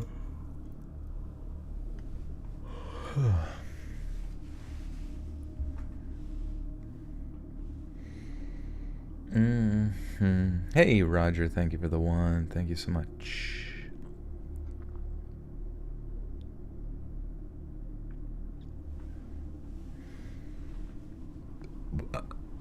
Ooh, ah, ah. Ooh. Ooh, ah, ah. You love May May the cat and little Vro Vro. Be eaten alive by an anaconda or die slowly by cobra venom? Whew, good question. Well, let's ask ChatGPT. What's it like to die by cobra venom? Question mark. Did you know a frog can jump higher than the Eiffel Tower? This is because towers are always standing. Oh, that's funny. Pain and swelling. The initial bite is often extremely painful. Swelling around the bite can occur. Neurotoxic effect. Cobra venom contains neurotoxins that affect the nervous system. Symptoms include blurred vision, drooping eyelids, and facial paralysis, difficulty speaking and swallowing, respiratory failure, cardiovascular effects, low blood pressure, irregular heartbeat, systemic effects. In severe cases, the venom can cause widespread organ failure, kidney failure, common. Yeah, so that's tough, man. Because that might take a while, but I guess you would eventually pass out. You'd be like, oh, fucking shit. But I don't know. I don't know if like a big old anaconda like started looping around you and you're like, oh, it'd just be such a panic thing, you know? A cobra bite would just be like, Sah! And you're like, what the fuck? No. God, that would suck so bad. Just out of nowhere, you're just like, oh, I'm gonna die.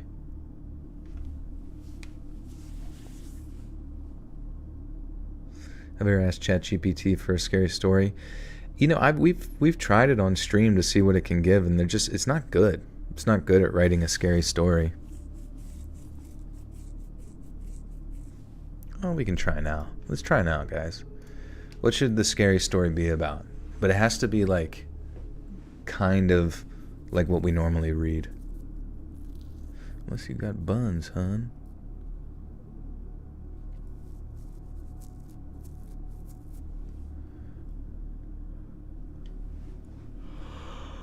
Oh, let's see. Are you familiar with Let's Read from YouTube/podcast? Yes, I'm familiar with Let's Read. It's a YouTube channel and podcast where the host, who goes by the name Let's Read, narrates various true and fictional horror stories. It often includes stories from Reddit, creepypastas, and listener submissions. The narrations are known for their engaging delivery and high-quality audio production, making them popular among fans of the horror genre. What do you like most about Let's Read? I think he's hot. I think he's the hottest guy. The hottest guy. It's great to hear that you enjoy his content and find him attractive. Let's Read has certainly built a strong following with his voice and storytelling. Do you have a favorite story or episode from channel? Okay, question. Are you familiar with how his stories are written?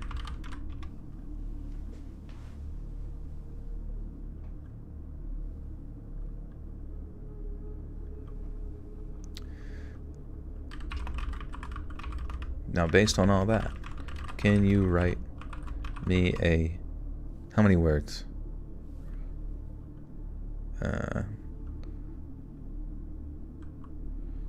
We'll say 3,000 word. No, that's too many words. 1,500 word story about a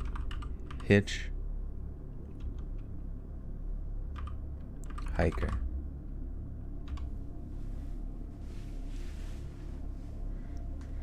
The hitchhiker. The rain was relentless, pounding against the windshield like 1,000 tiny hammers.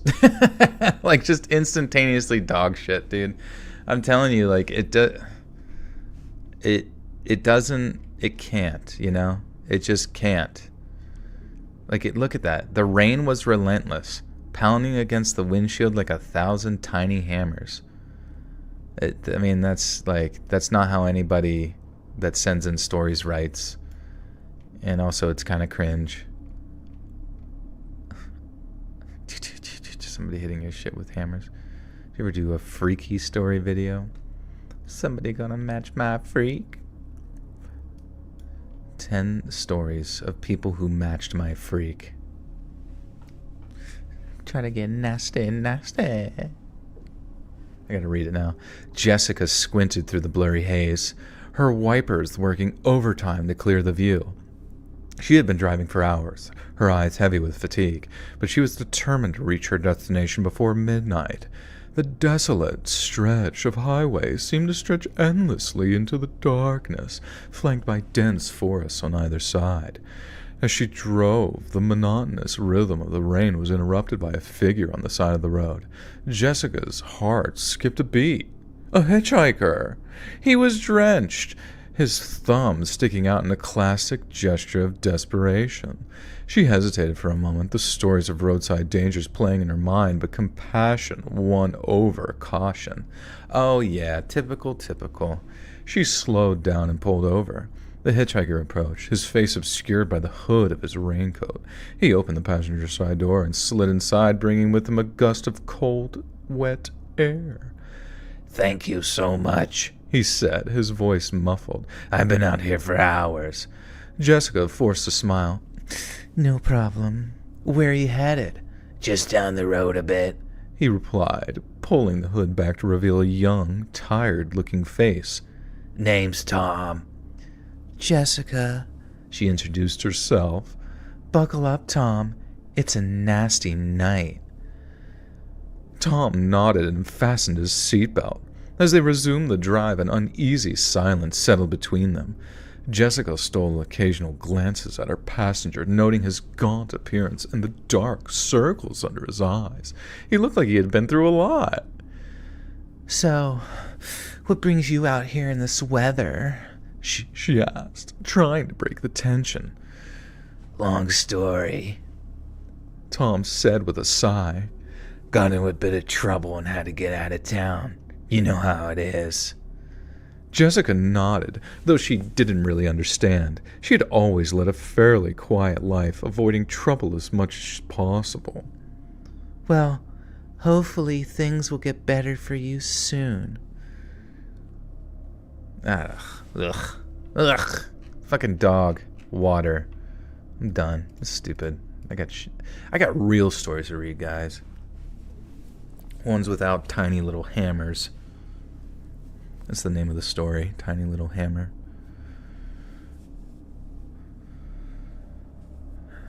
The hitchhiker does sound pretty hot, though. The hash-slinging slasher, it was him. Do a getting high stream, just spend 3 hours. Alright, now we're going to try some fumes from a car. Do I watch Smiling Fans the way you read that sounds similar? No, but I've seen some clips and that show seems really fucking funny. I need to just sit down and watch all of it. How many seasons is it now? Those hammers are average.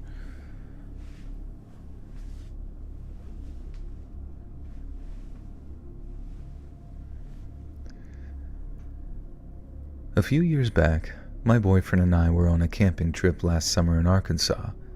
The first few days were real nice, and then late one afternoon, we were casually grilling some dinner when we heard someone loudly yelling for help.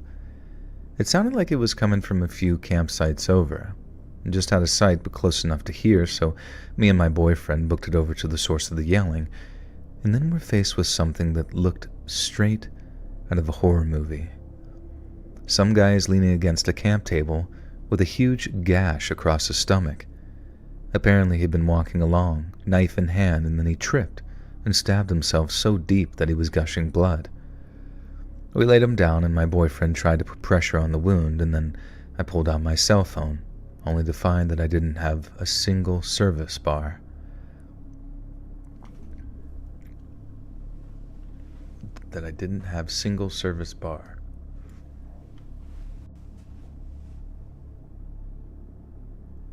If Twitch streamer Queso ate the whole planet Uranus. You should donate and write that as your message in the text-to-speech.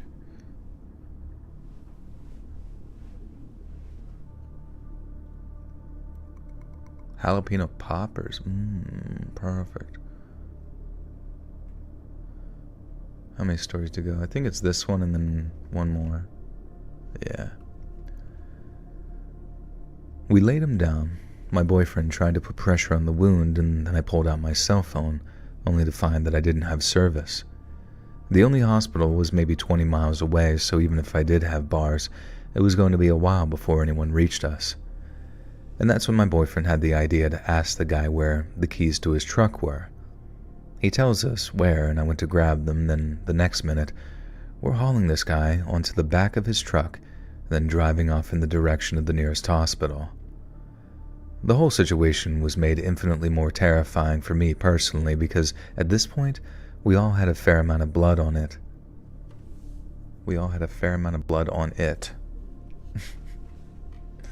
Oh, fuck. I thought it was just this page.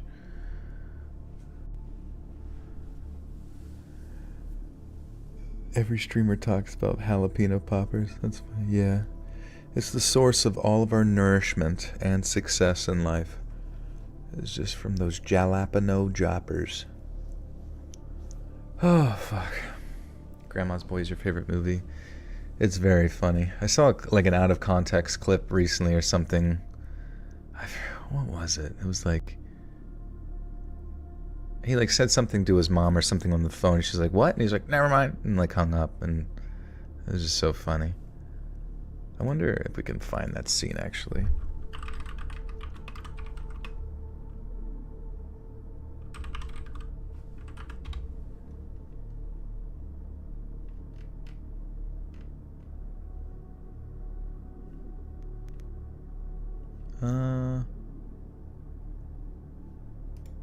Fuck it, dude. Let's just watch this shit.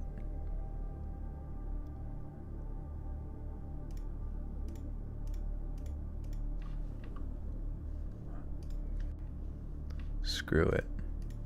Screw it, she said. Screw it.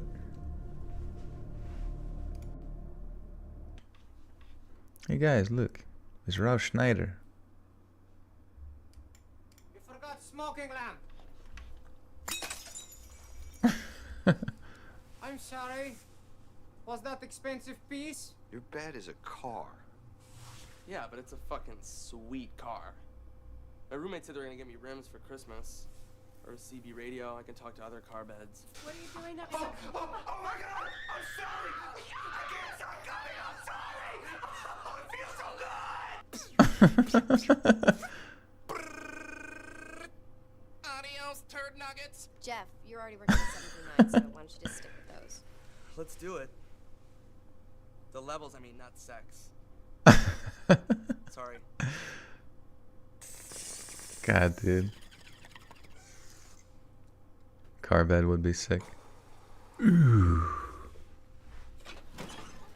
Ooh, dinner time. Oh my god, yeah, he like burns his hand. This is so fucking stupid. Ooh, dinner time. Oh! Fucker, ass, fuck! Oh! Bye. Hey, you know what? I forgot something. What? This. Oh my god, Oh! Are you serious? I think Look you how already big showed Jonah. it. I hate Look how your big face. Jonah Hill is. I hate your face. Oh my god, this guy's so You say funny. something? I always like quote him, but I forget what I say. Oh yeah, sit on my face. You're gonna break the game, you're so good. New high score. What does high score mean? New high score, is that bad? Is that bad? Yeah, we can definitely do that. That is a great idea. Those are the only kind I have. I love that they like have no clue like the concept of like game development, but like just neither does the audience, so you can just write whatever. Yellow? Oh yeah. Cool. I hope it's a naked dude with a boner. What? Nothing. That's the one that I saw. I don't know. It's so fucking. It's like the stupidest movie, but it's perfect. This is the clip that I saw out of context on like Instagram, or like reminded me of this movie. It's so funny. Yellow? Delivery at the front desk for you, Alex. Cool. I hope it's a naked dude with a boner. What? Nothing. No, no, grab it back. Stupid fucking idiot, red-shirted ass. I once gave Charlie Chaplin a hand job. No way. Was he Charlie silent? Chaplin. Not after I was done with him. Monkey? Oh my god, this guy. God damn, this might be probably the best movie out of all of the Adam Sandler bullshit. He's on his way. How much time do we have? Enough time to 69. Just like Time to 69. Oh, hello, Mayberry. Oh my god, the fucking monkey. Oh my god, dude. Oh, fuck. What a classic, man. Bring funny back. I'm bringing funny back. Someone do it, man. Someone make movies that are actually funny. Where'd they go? Because it was just, like, there were so many movies like Grandma's Boy. I mean, Grandma's Boy was unique, right? But there were so many movies like it in that, like, 90s, 2000s era where they were just, like, throwaway. It was like YouTubers putting out content. There was just so many of them. But they actually, like, you know, would have, like, hidden gem type jokes in there, too, that, like, you would reference for years and stuff with your friends that you watched it with or whatever. Ah, man. I don't know. Maybe writers are just retarded or something now. There's just, like, no going back.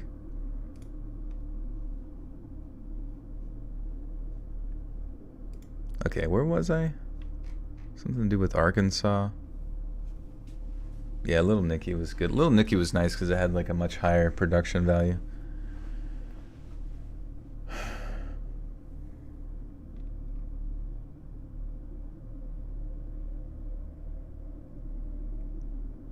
Can't have funny anymore because of woke. I mean, it's true though. Like, you only really find funny anymore when you go to like Instagram Reels, and in that situation, you have like, you get to have funny for like 15 seconds, which is just like not the same as like a nicely structured storyline. You know what I mean?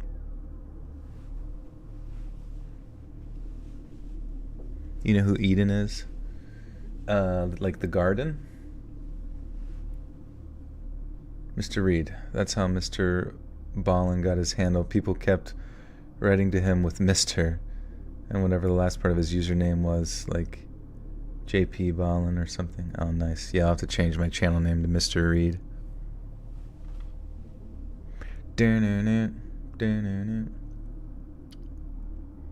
I think it's B. Allen, right? Like, I forget what his first name is. Bradley, maybe? Bradley Allen. Bartholomew. You still see people getting mad in those comments because they know someone who tripped on a squirrel and choked on a nut, and some people have nut allergies, so that's super insensitive. Yeah, I don't know. I don't know what's wrong with people's brains anymore. It's like the news for the past 6+ I guess 8 years now was getting angry about things, so like they can only dictate their personality and how they react to things based on the example given to them by some sort of like propaganda machine.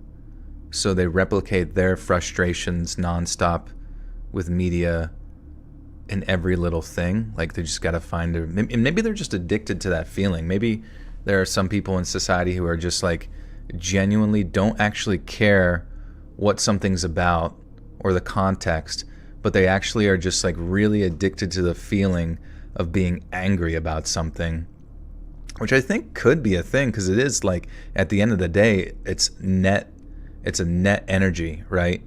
It's nut. It's a nut energy that you feel. And if, you know, maybe to them, they're just trying to feel something. So like getting angry about jokes is like a way to actually even feel human or like be connected back to reality. Maybe they're so stuck in their own head, sort of like their eyes are like sunken deep within themselves, and it's just like black holes in there of nothingness, and they're just floating in a void of absolute waste. And then finding an opportunity to be angry about a joke is like them being shot back into like the waking life, and they're like, yes, my opportunity has returned. And yeah, misery does love company. Tanny, thank you so much for the 5. Appreciate you. Anger is like a sickness. That might be true too. Let me bring the chat back to where it was here. Sorry, I had to move it while we watched that little video.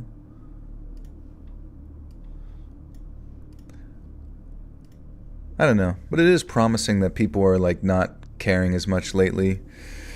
Like during the whole like Trump era, like everybody was so mad about everything all the fucking time, and it was so cringe. But it seems like people are slowly not giving as much of a fuck about silly jokes anymore. And but at the same time, it's not like things have really returned to where they were per se, at least in the production side of things. Like you're not going to see Hollywood ever like return to its original form, or whatever that might be. And maybe that's a good thing. Maybe independent media will save everybody. But my kind of frustration, like, you know, like we're going into this election again, you know, Trump's like getting all the attention again. And it's like, I'm kind of worried that like if he gets back in, it's like, it's just going to reset the whole fucking like anger cycle in people's brains and like the news cycle. But maybe it won't have as much effect in the same way that like prior, like whenever you get high on fentanyl, you like need more and more fentanyl all the time to get as like high as you did. And maybe with Trump on a second time, people won't be as angry because they're just desensitized towards the whole thing, which is kind of where I'm at. Like and not that I was like angry to begin with or anything. I'm just so desensitized towards everyone's emotions related to all of it. I didn't care. I wasn't really affected. I mean, I'm affected mainly by like all of us, like by inflation and gas prices. Like that's the only thing I fucking give a shit. But I don't know. It's fucking stupid. We just live in some weird, silly goose bullshit. I just want to get back to laughing.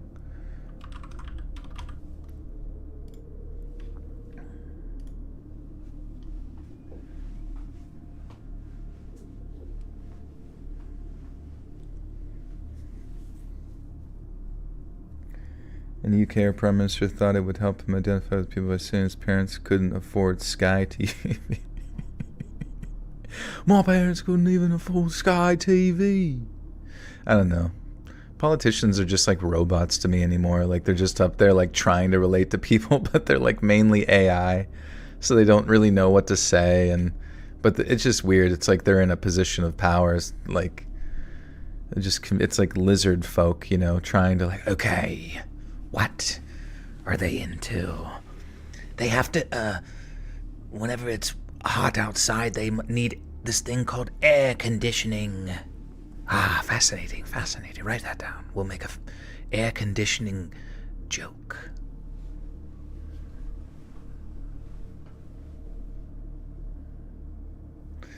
My boyfriend later said that we arrived just as the guy was beginning to slur his words and whatnot. Okay. But if I passed out at the wheel... Okay, that's not where I want to be. The whole situation was made infinitely more terrifying because at that point we all had... Okay, here we go. The whole situation was made infinitely more terrifying for me personally because at that point we had quite a bit of blood on us, and blood has always made me extremely squeamish. I've gotten a bad cut on my hand before now, ran it under a faucet in the kitchen, and then woke up on the floor moments later. I see blood. I pass out. So I had no other option but to drive so that my boyfriend could continue keeping pressure on the guy's wound. If I'd have stayed back in the truck bed with him, I'd have passed out and maybe fallen out of the truck bed, and if our guy bled to death in the back there'd be 2 funerals. But then if I passed out at the steering wheel, we'd all be dead or severely injured at the very least. I tried to raise that point with my boyfriend, but I guess it was him being protective that had him imploring me to drive and keep my eyes on the road and not on the guy's blood. He told me to pull over if I felt woozer. I felt very woozer.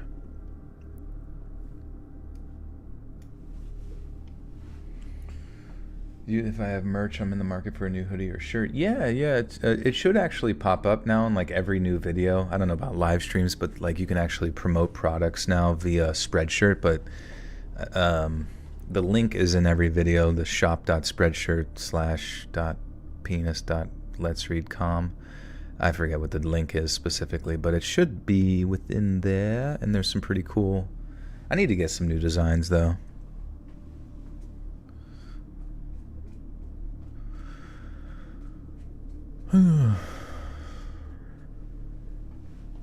Politics suck. You like it better when you don't talk about politics.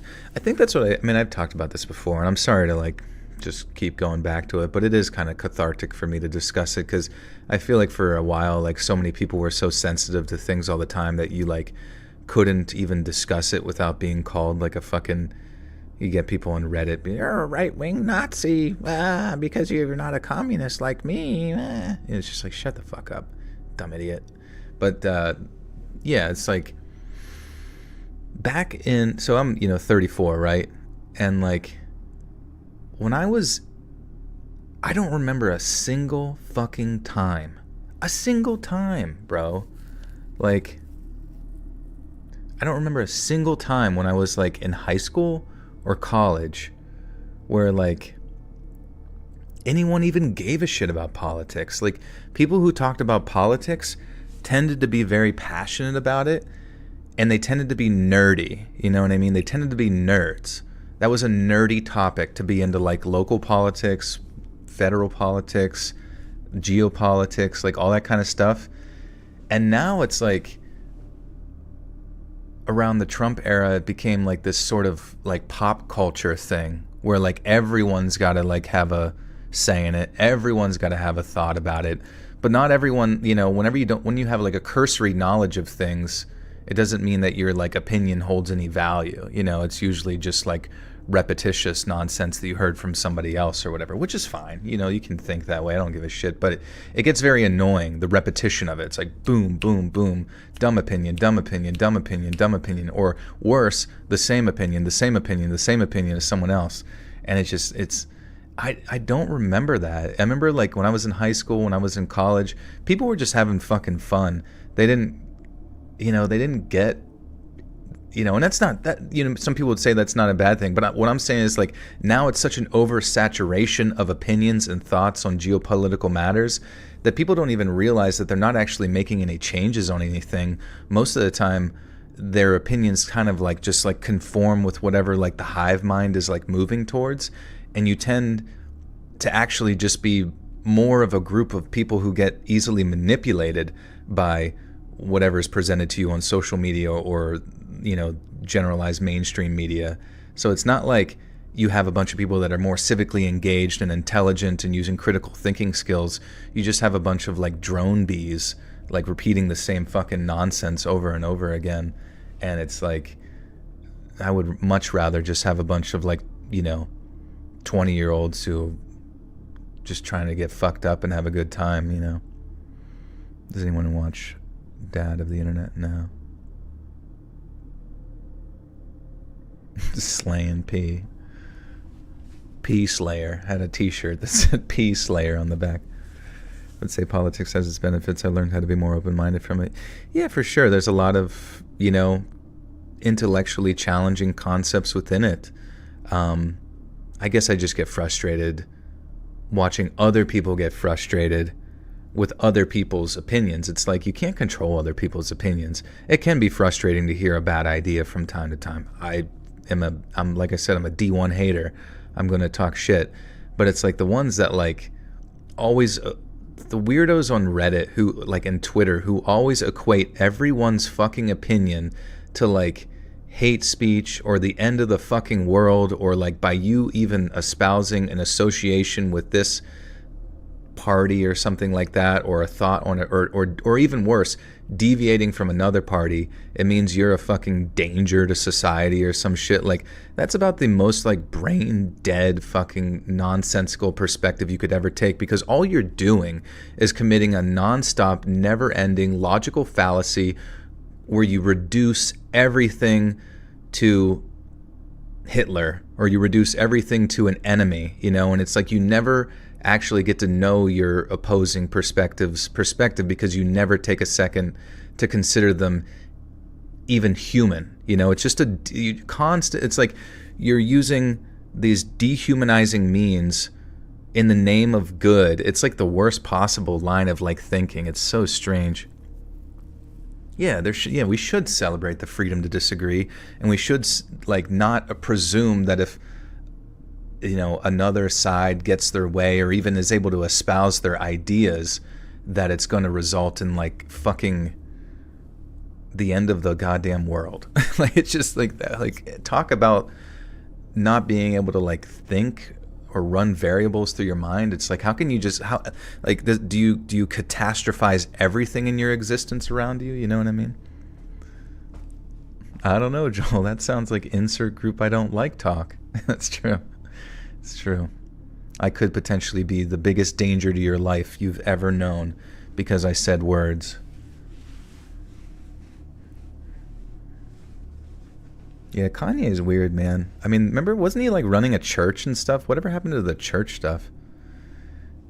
Do you think Uranus actually smelled like someone's dunks? Someone's dunks? What's a dunks? And probably, yeah.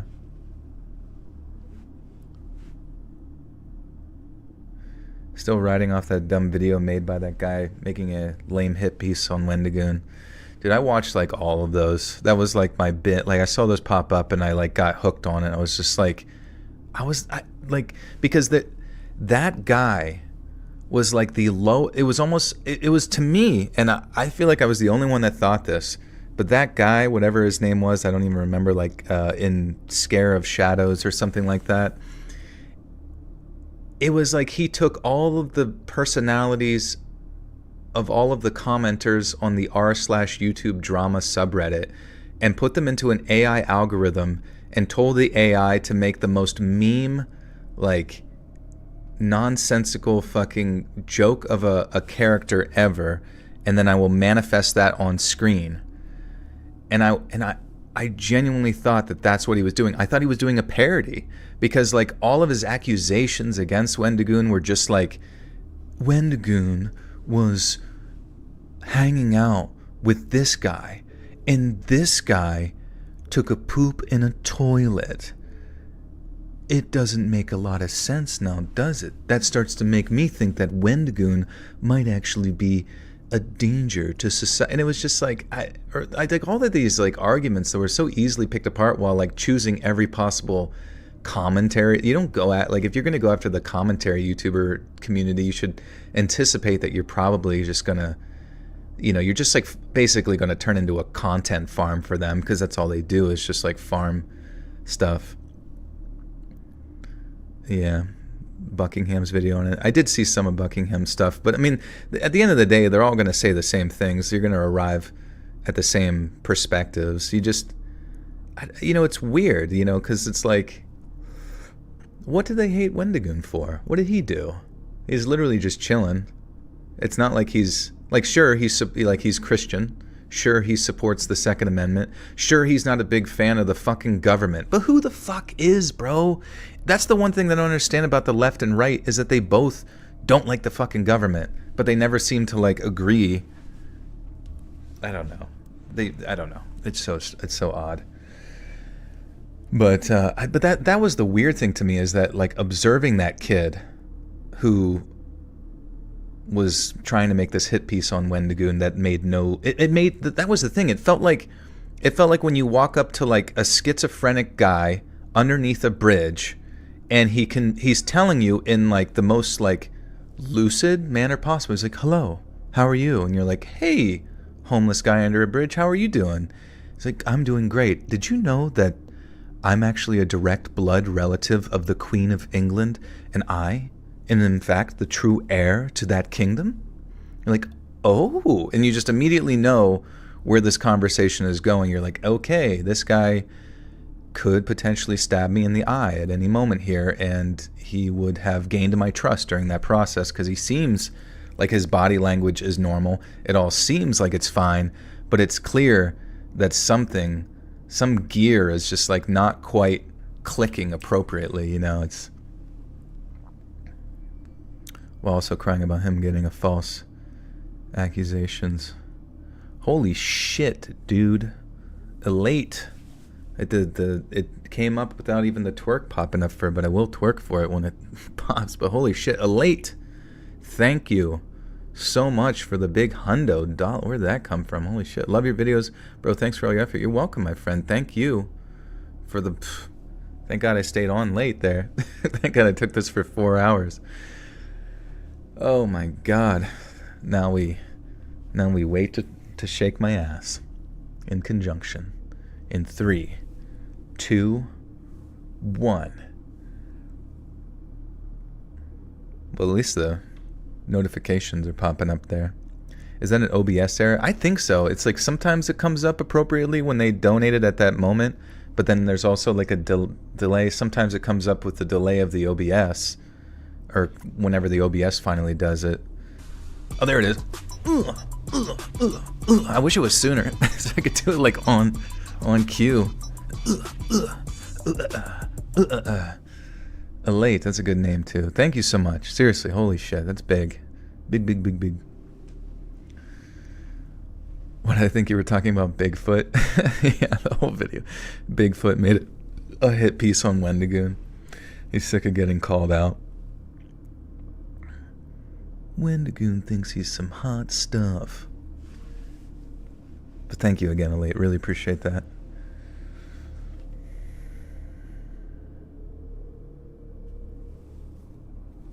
$5 minutes. Yeah, that'll be the next bonus content. Will be an hour of twerk loops. Do I take food stamps? I do, yeah. You can send them to my fax machine. Bigfoot was just an actual big foot. Yeah, that'd be great. Just a size 12. He told me to pull over if I felt woozy or anything, but I think the pure adrenaline saw me through, and we made it to the hospital in exactly 12 minutes. My boyfriend later said that we arrived just as the guy was beginning to slur his words and whatnot, which was obviously a very bad sign. Any longer in the back of that truck, and he might not have been conscious when we arrived, which, as anyone with any medical background will tell you, is a place you don't want to be. I remember when the hospital staff opened up the back of the guy's truck to pull him out, and there was... I just choked on a big wad of spit.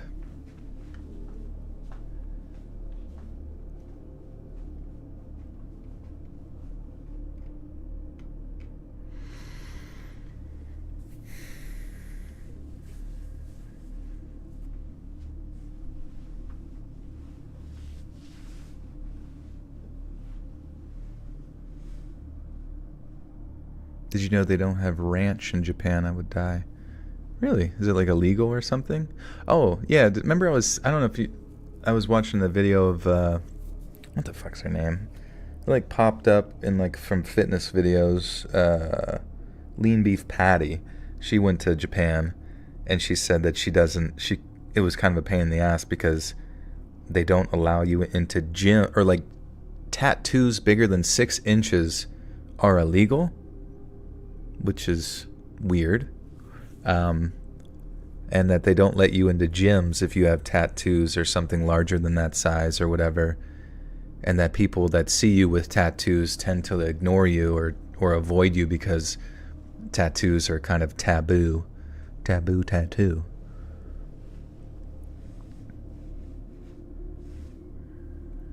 Ranch peanut butter and root beer are hard to find out of America. No, my favorite things. These are a few of my favorite things. Have you thought about doing creepypastas and stuff? I think you kill in that scene. I did for quite some time before the True Scary Stories. And this, what is it? This fucking...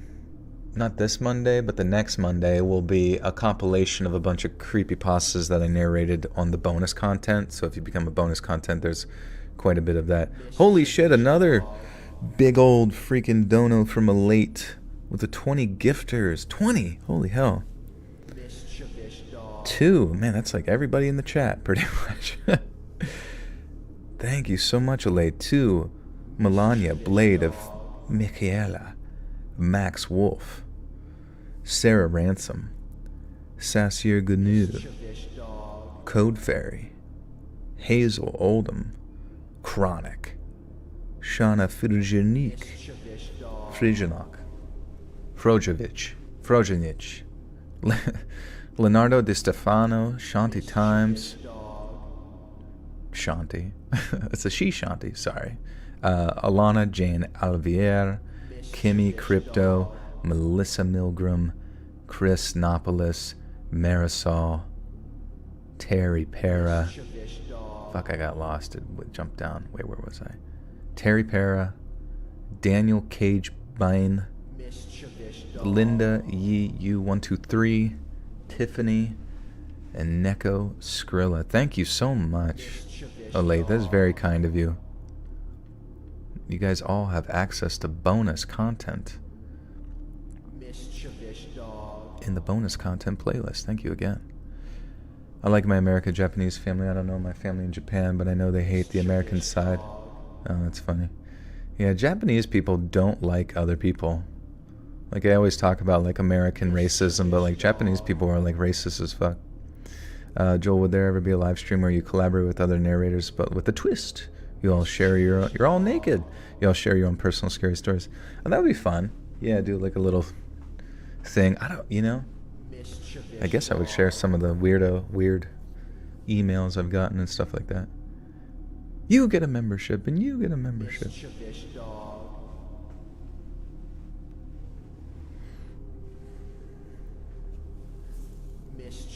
dog.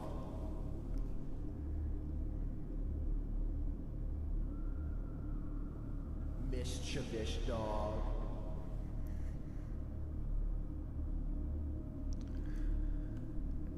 I remember when the hospital staff opened up the back of the guy's truck to pull him out, and there was this huge pool of blood underneath him, and my boyfriend and my boyfriend's pants were completely soaked with it.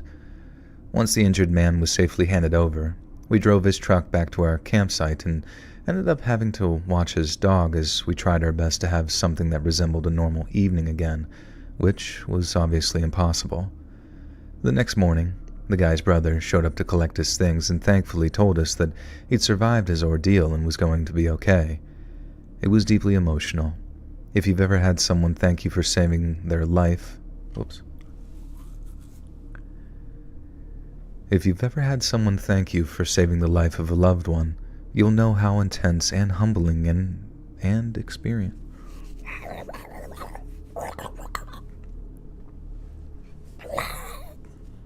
You got an itchy face.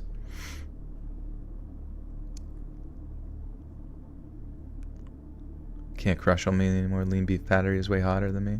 Well, I didn't say, like, I'm just saying that, like, lean beef patty's video popped up and it was like something about leg day on a fast or something like that, and I was like, I guess I'll click this. And then just like hearing about Japan, I was like, oh shit. Because like I don't have any tattoos, but my one buddy does, and we've always talked about going to Japan and shit, and I was like, well, dude, you might not even be allowed to work out when you're there, man. Wouldn't that suck? It was deeply emotional. If you've ever had someone thank you for saying... Motherfucker. Oh, I'm ready to be done with this, dude. 4 fucking hours. I'm just like... Granted, that's my fault for droning on, but thank you guys for being here. If you've ever had someone thank you for saving the life of a loved one, you'll know how intense and Hubble telescope... If you've ever had someone thank you for saving the life of a loved one, you'll know how intense and humbling the experience it is. Oh my God, what is this sentence? If you've ever had someone thank you for saving the life of a loved one, you'll know how intense and humbling an experience. Oh, an experience. I'm dumb. Whoop-sheesh. If you've ever had someone thank you for saving the life of a loved one, you'll know just how intense and humbling an experience it is. The guy had a huge lump in his throat, as did we, and we wished him all the best after helping him pack away his brother's gear. All in all, it was a horrifying situation, but we saved a man's life, so not only did we have a happy ending, but it's something that brought me and my now husband much closer together and became a memory we'll never forget. Happy ending? What?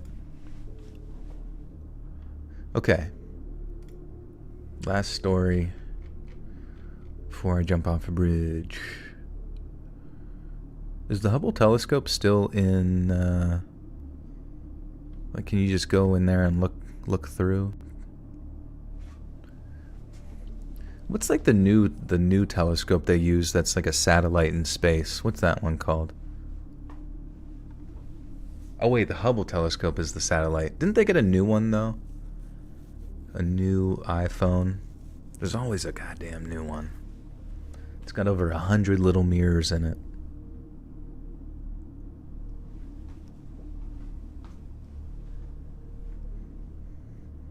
Holy shit, Laura O'Connor, thank you. We got a gift train going here. Thank you for the 10 gifters too. Mackenzie Bell, Alyssa Bewley, Crystal Garcia, Alexandra, Whitney Williams, Opie Cogbill, Mew Lover 24, Kenny Aragon, Don Worryabout. Thank you so much, Laura, and welcome, friends. You now have access to bonus content. Need to figure out how to become green.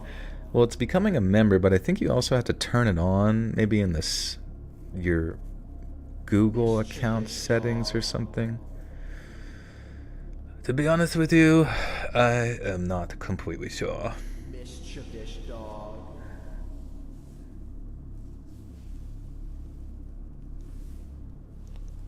Mischievous dog. A few years back, I decided to go camping with about 10 other friends at Snively Hot Springs in eastern Oregon on Friday the 13th, which also just so happened to be a full moon. The drive out there took a little over an hour since I had work the next day. Wait, what does that have to do with taking an hour? Oh. The drive out there took a little over an hour. That should have been the end of the sentence, I guess. Or like some other word after. The drive out there took a little over an hour, and since I had work the next day, I decided I wasn't going to drink much so I wouldn't be hungover in the morning. And so, we arrive, set up camp in a nice spot away from the majority of other campers, and then we started cracking open the beers. After that, we took a dip in the nearby springs, and then after sundown, we went on a night walk to enjoy the mountains illuminated by the full moon and the stars. It was really dark at this point, and people dipped out, so only a few of us ended up actually going on this night walk. Now, side note, the three of us that went had all been microdosing mushrooms pretty much the majority of the night. Things were slightly trippy, but I don't like to get super glonky and or unaware of my surroundings. So, it's the four of us, myself, 2 friends, and one of my friend's dogs. We're walking uphill for about 10 minutes, flashlights lighting the way before us, when we suddenly take a right onto a trail. We didn't even make it 3 minutes without hearing some very loud and very close rustling in front of us. We stop in our tracks, and my friend in the front of the line starts scanning the area with his flashlight. Have you ever seen a big cat's eyes in the dark? The way they glow is chilling, especially when the cat is bigger than you. So when I tell you I have never been so scared in my life, I mean it with all my heart and soul. And so, We're face to face with a big old mountain lion. It's not more than a few yards in front of us. An instinct kicks in for all of us, and we just back away slowly. My friend's dog, on the other hand, had an instinct of its own and ran off to the right of us into the woods. But the mountain lion didn't catch her?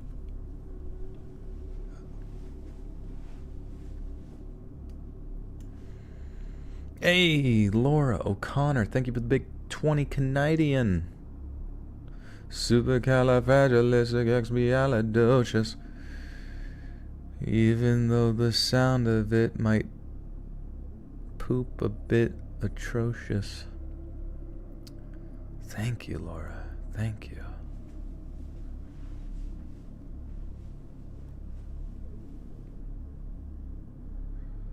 Something quite atrocious. But yeah, nice. Thank you. Gracias. Immune to nicotine? Really? Yeah, I don't know. I put a fucking Zyn in and I get... It sucks, dude. Like, I put a Zyn in and I get like a little like, it's only like 30 seconds at the most of a little bit of like a buzz. And then after that, it's just anxiety. It kind of sucks. Yeah, it's just like a nicotine pouch in your lip.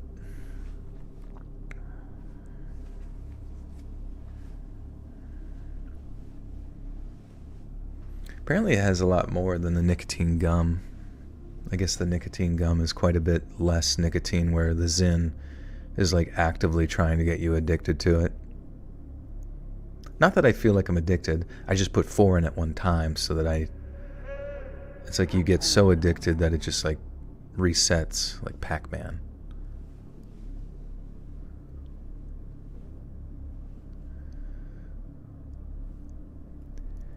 But the mountain lion didn't cash in on her.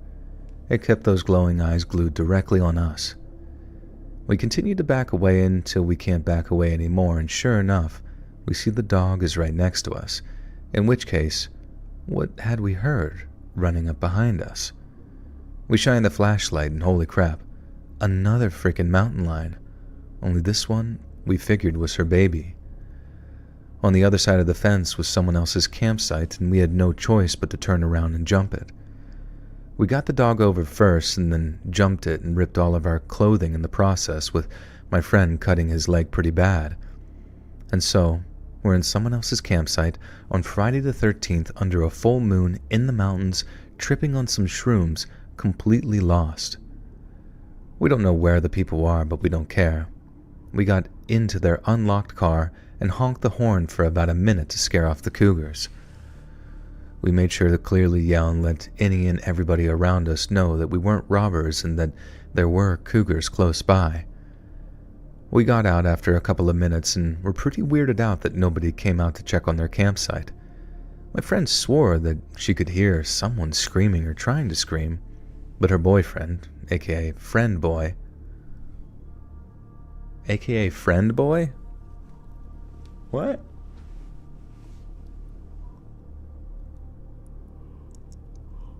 What the fuck does that even mean? AKA friend boy. Hello, I am friend boy. I am every girl's friend. Not their boyfriend, but their friend. If you ever need a guy to come along and get absolutely friend-zoned, it is I that you need. I will make every other guy look substantially more appealing just by my general proximity. Mr. Nice Guy.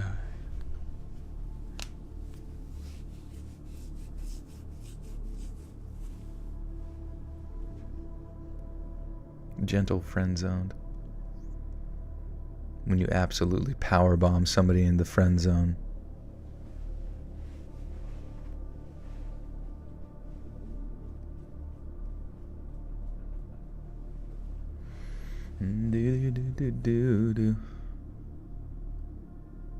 Oh, Fairy Vixen. Maybe I mixed your name up with somebody. Was somebody else in the chat like had Fairy something, or did you change your profile? Oh, yeah, there's Fairy Vixen, etc. And then Fairy Vixen normal. Are you both the same person? Oh, it allows it. Oh, I see. Never mind. Okay. Well, then never mind. My friend swore that she could hear someone screaming or trying to scream, but her boyfriend insisted that we needed to leave the campsite. Part of me believed her, though I didn't hear any noises, but I was also ready to just GTFO away from that area. We found the exit of their campsite, and on the way back to ours, I said my final prayers, and I'm not even religious. We got back to camp, and every rustling noise around me had me convinced that we were being stalked by these cougars. I had a full-fledged panic attack in the car for about an hour and was absolutely covered in gnats because of the sunroof being cracked. Everyone else was having fun around the campfire, even the other two who had just gone through the same experience I had.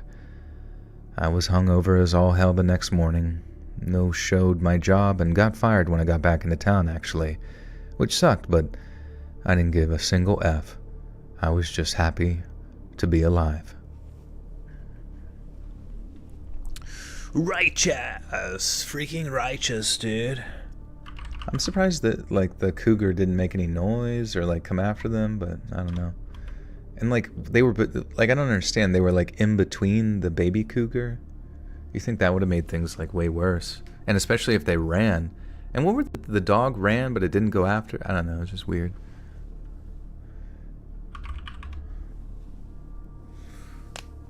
"5 days in the ICU, but they kept giving me patches, and when I got home with a few days, all I could think about.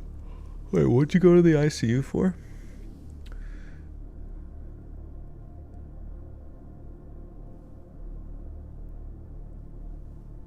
Basically the same as a spooky voice, which is to say, sexy, yeah, baby. I try.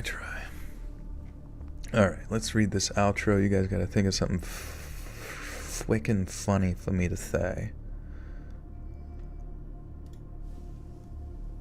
Did you meet Axeman cartoons in real life? I did, yeah.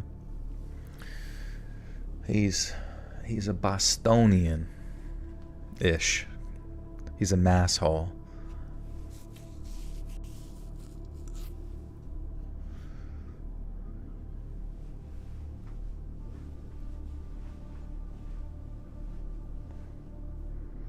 In my opinion, cigs are worse than vaping. I don't know. I could be wrong. Yeah, I don't know. I would never smoke cigs. They make you smell stinky, and all sorts of other terrible things.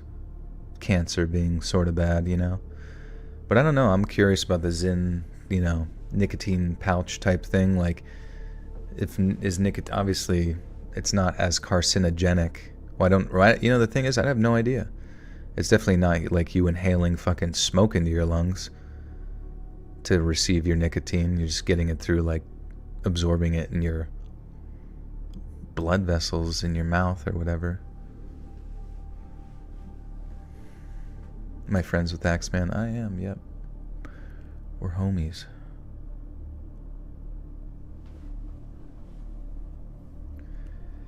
Hey friends, thanks for listening. Click that notification bell to be alerted of all future narrations. I release new videos every Monday and Thursday at 7 p.m. EST, and there are some super fun live streams every Sunday and Wednesday nights. If you got a story, be sure to submit them to my subreddit, r/letsreadofficial, or over email, and you might even hear your story featured on the next video. And if you want to support me even more, grab early access to all future narrations and bonus content over on Patreon, or click that big join button to hear about the extra perks for members of the channel. And check out the Let's Read podcast, where you can hear all of these stories and big compilations located anywhere you listen to podcasts. All links in the description below. Thanks so much, friends. And remember, tiny hammer do be hitting windshields.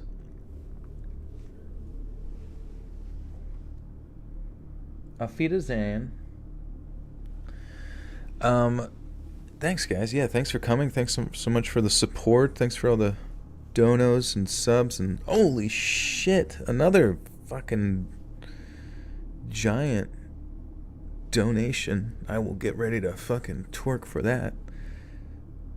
By Elate with the big 100 buckaroonies has been working too long, feeling that good kind of tired.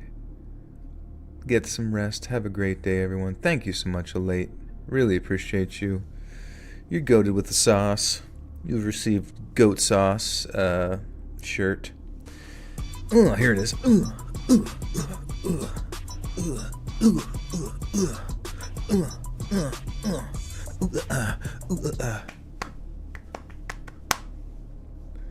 But thank you so much. Thank you guys so much. Seriously. Gracioso. For all the support, all the love. Be sure to check out the members only content. It's a playlist on here. If you haven't had a chance to check it out yet, be sure to thank anybody who gave you a gifter. And guys, I should be back streaming. I'm not exactly sure what my stream schedule will be this week because I'm trying to like bang out content for the next 2 weeks. So you might see some more frequent streams this week, or you might not see any at all. Depending on how I'm feeling, I'm not sure if, you know, the next 2 weeks when I'm gone are going to be like just singular compilation videos or what. But definitely going to get another stream in this week at the very least. But also OCD type ideas in my head might force me out of fear to produce more content for the following weeks anyways. But yeah, stay tuned for that. Follow me on Instagram at letsread.official or Twitter at letsread to be kept up to date when I go live, or hit that notification bell over here. Otherwise, this will be up on Patreon. You can get early access to the audio for just $1 a month or $10 a year for all the new recordings minus the bonus content over there on Patreon. And then otherwise it'll be up on YouTube, same time, same place, tonight. All right, friends. Love you, appreciate you. Thanks for everything. You guys rock. Super, super awesome. Thank you. Holy shit. Crazy, crazy night. Always a fun one. This was a certified Let's Read classic. Bye-bye.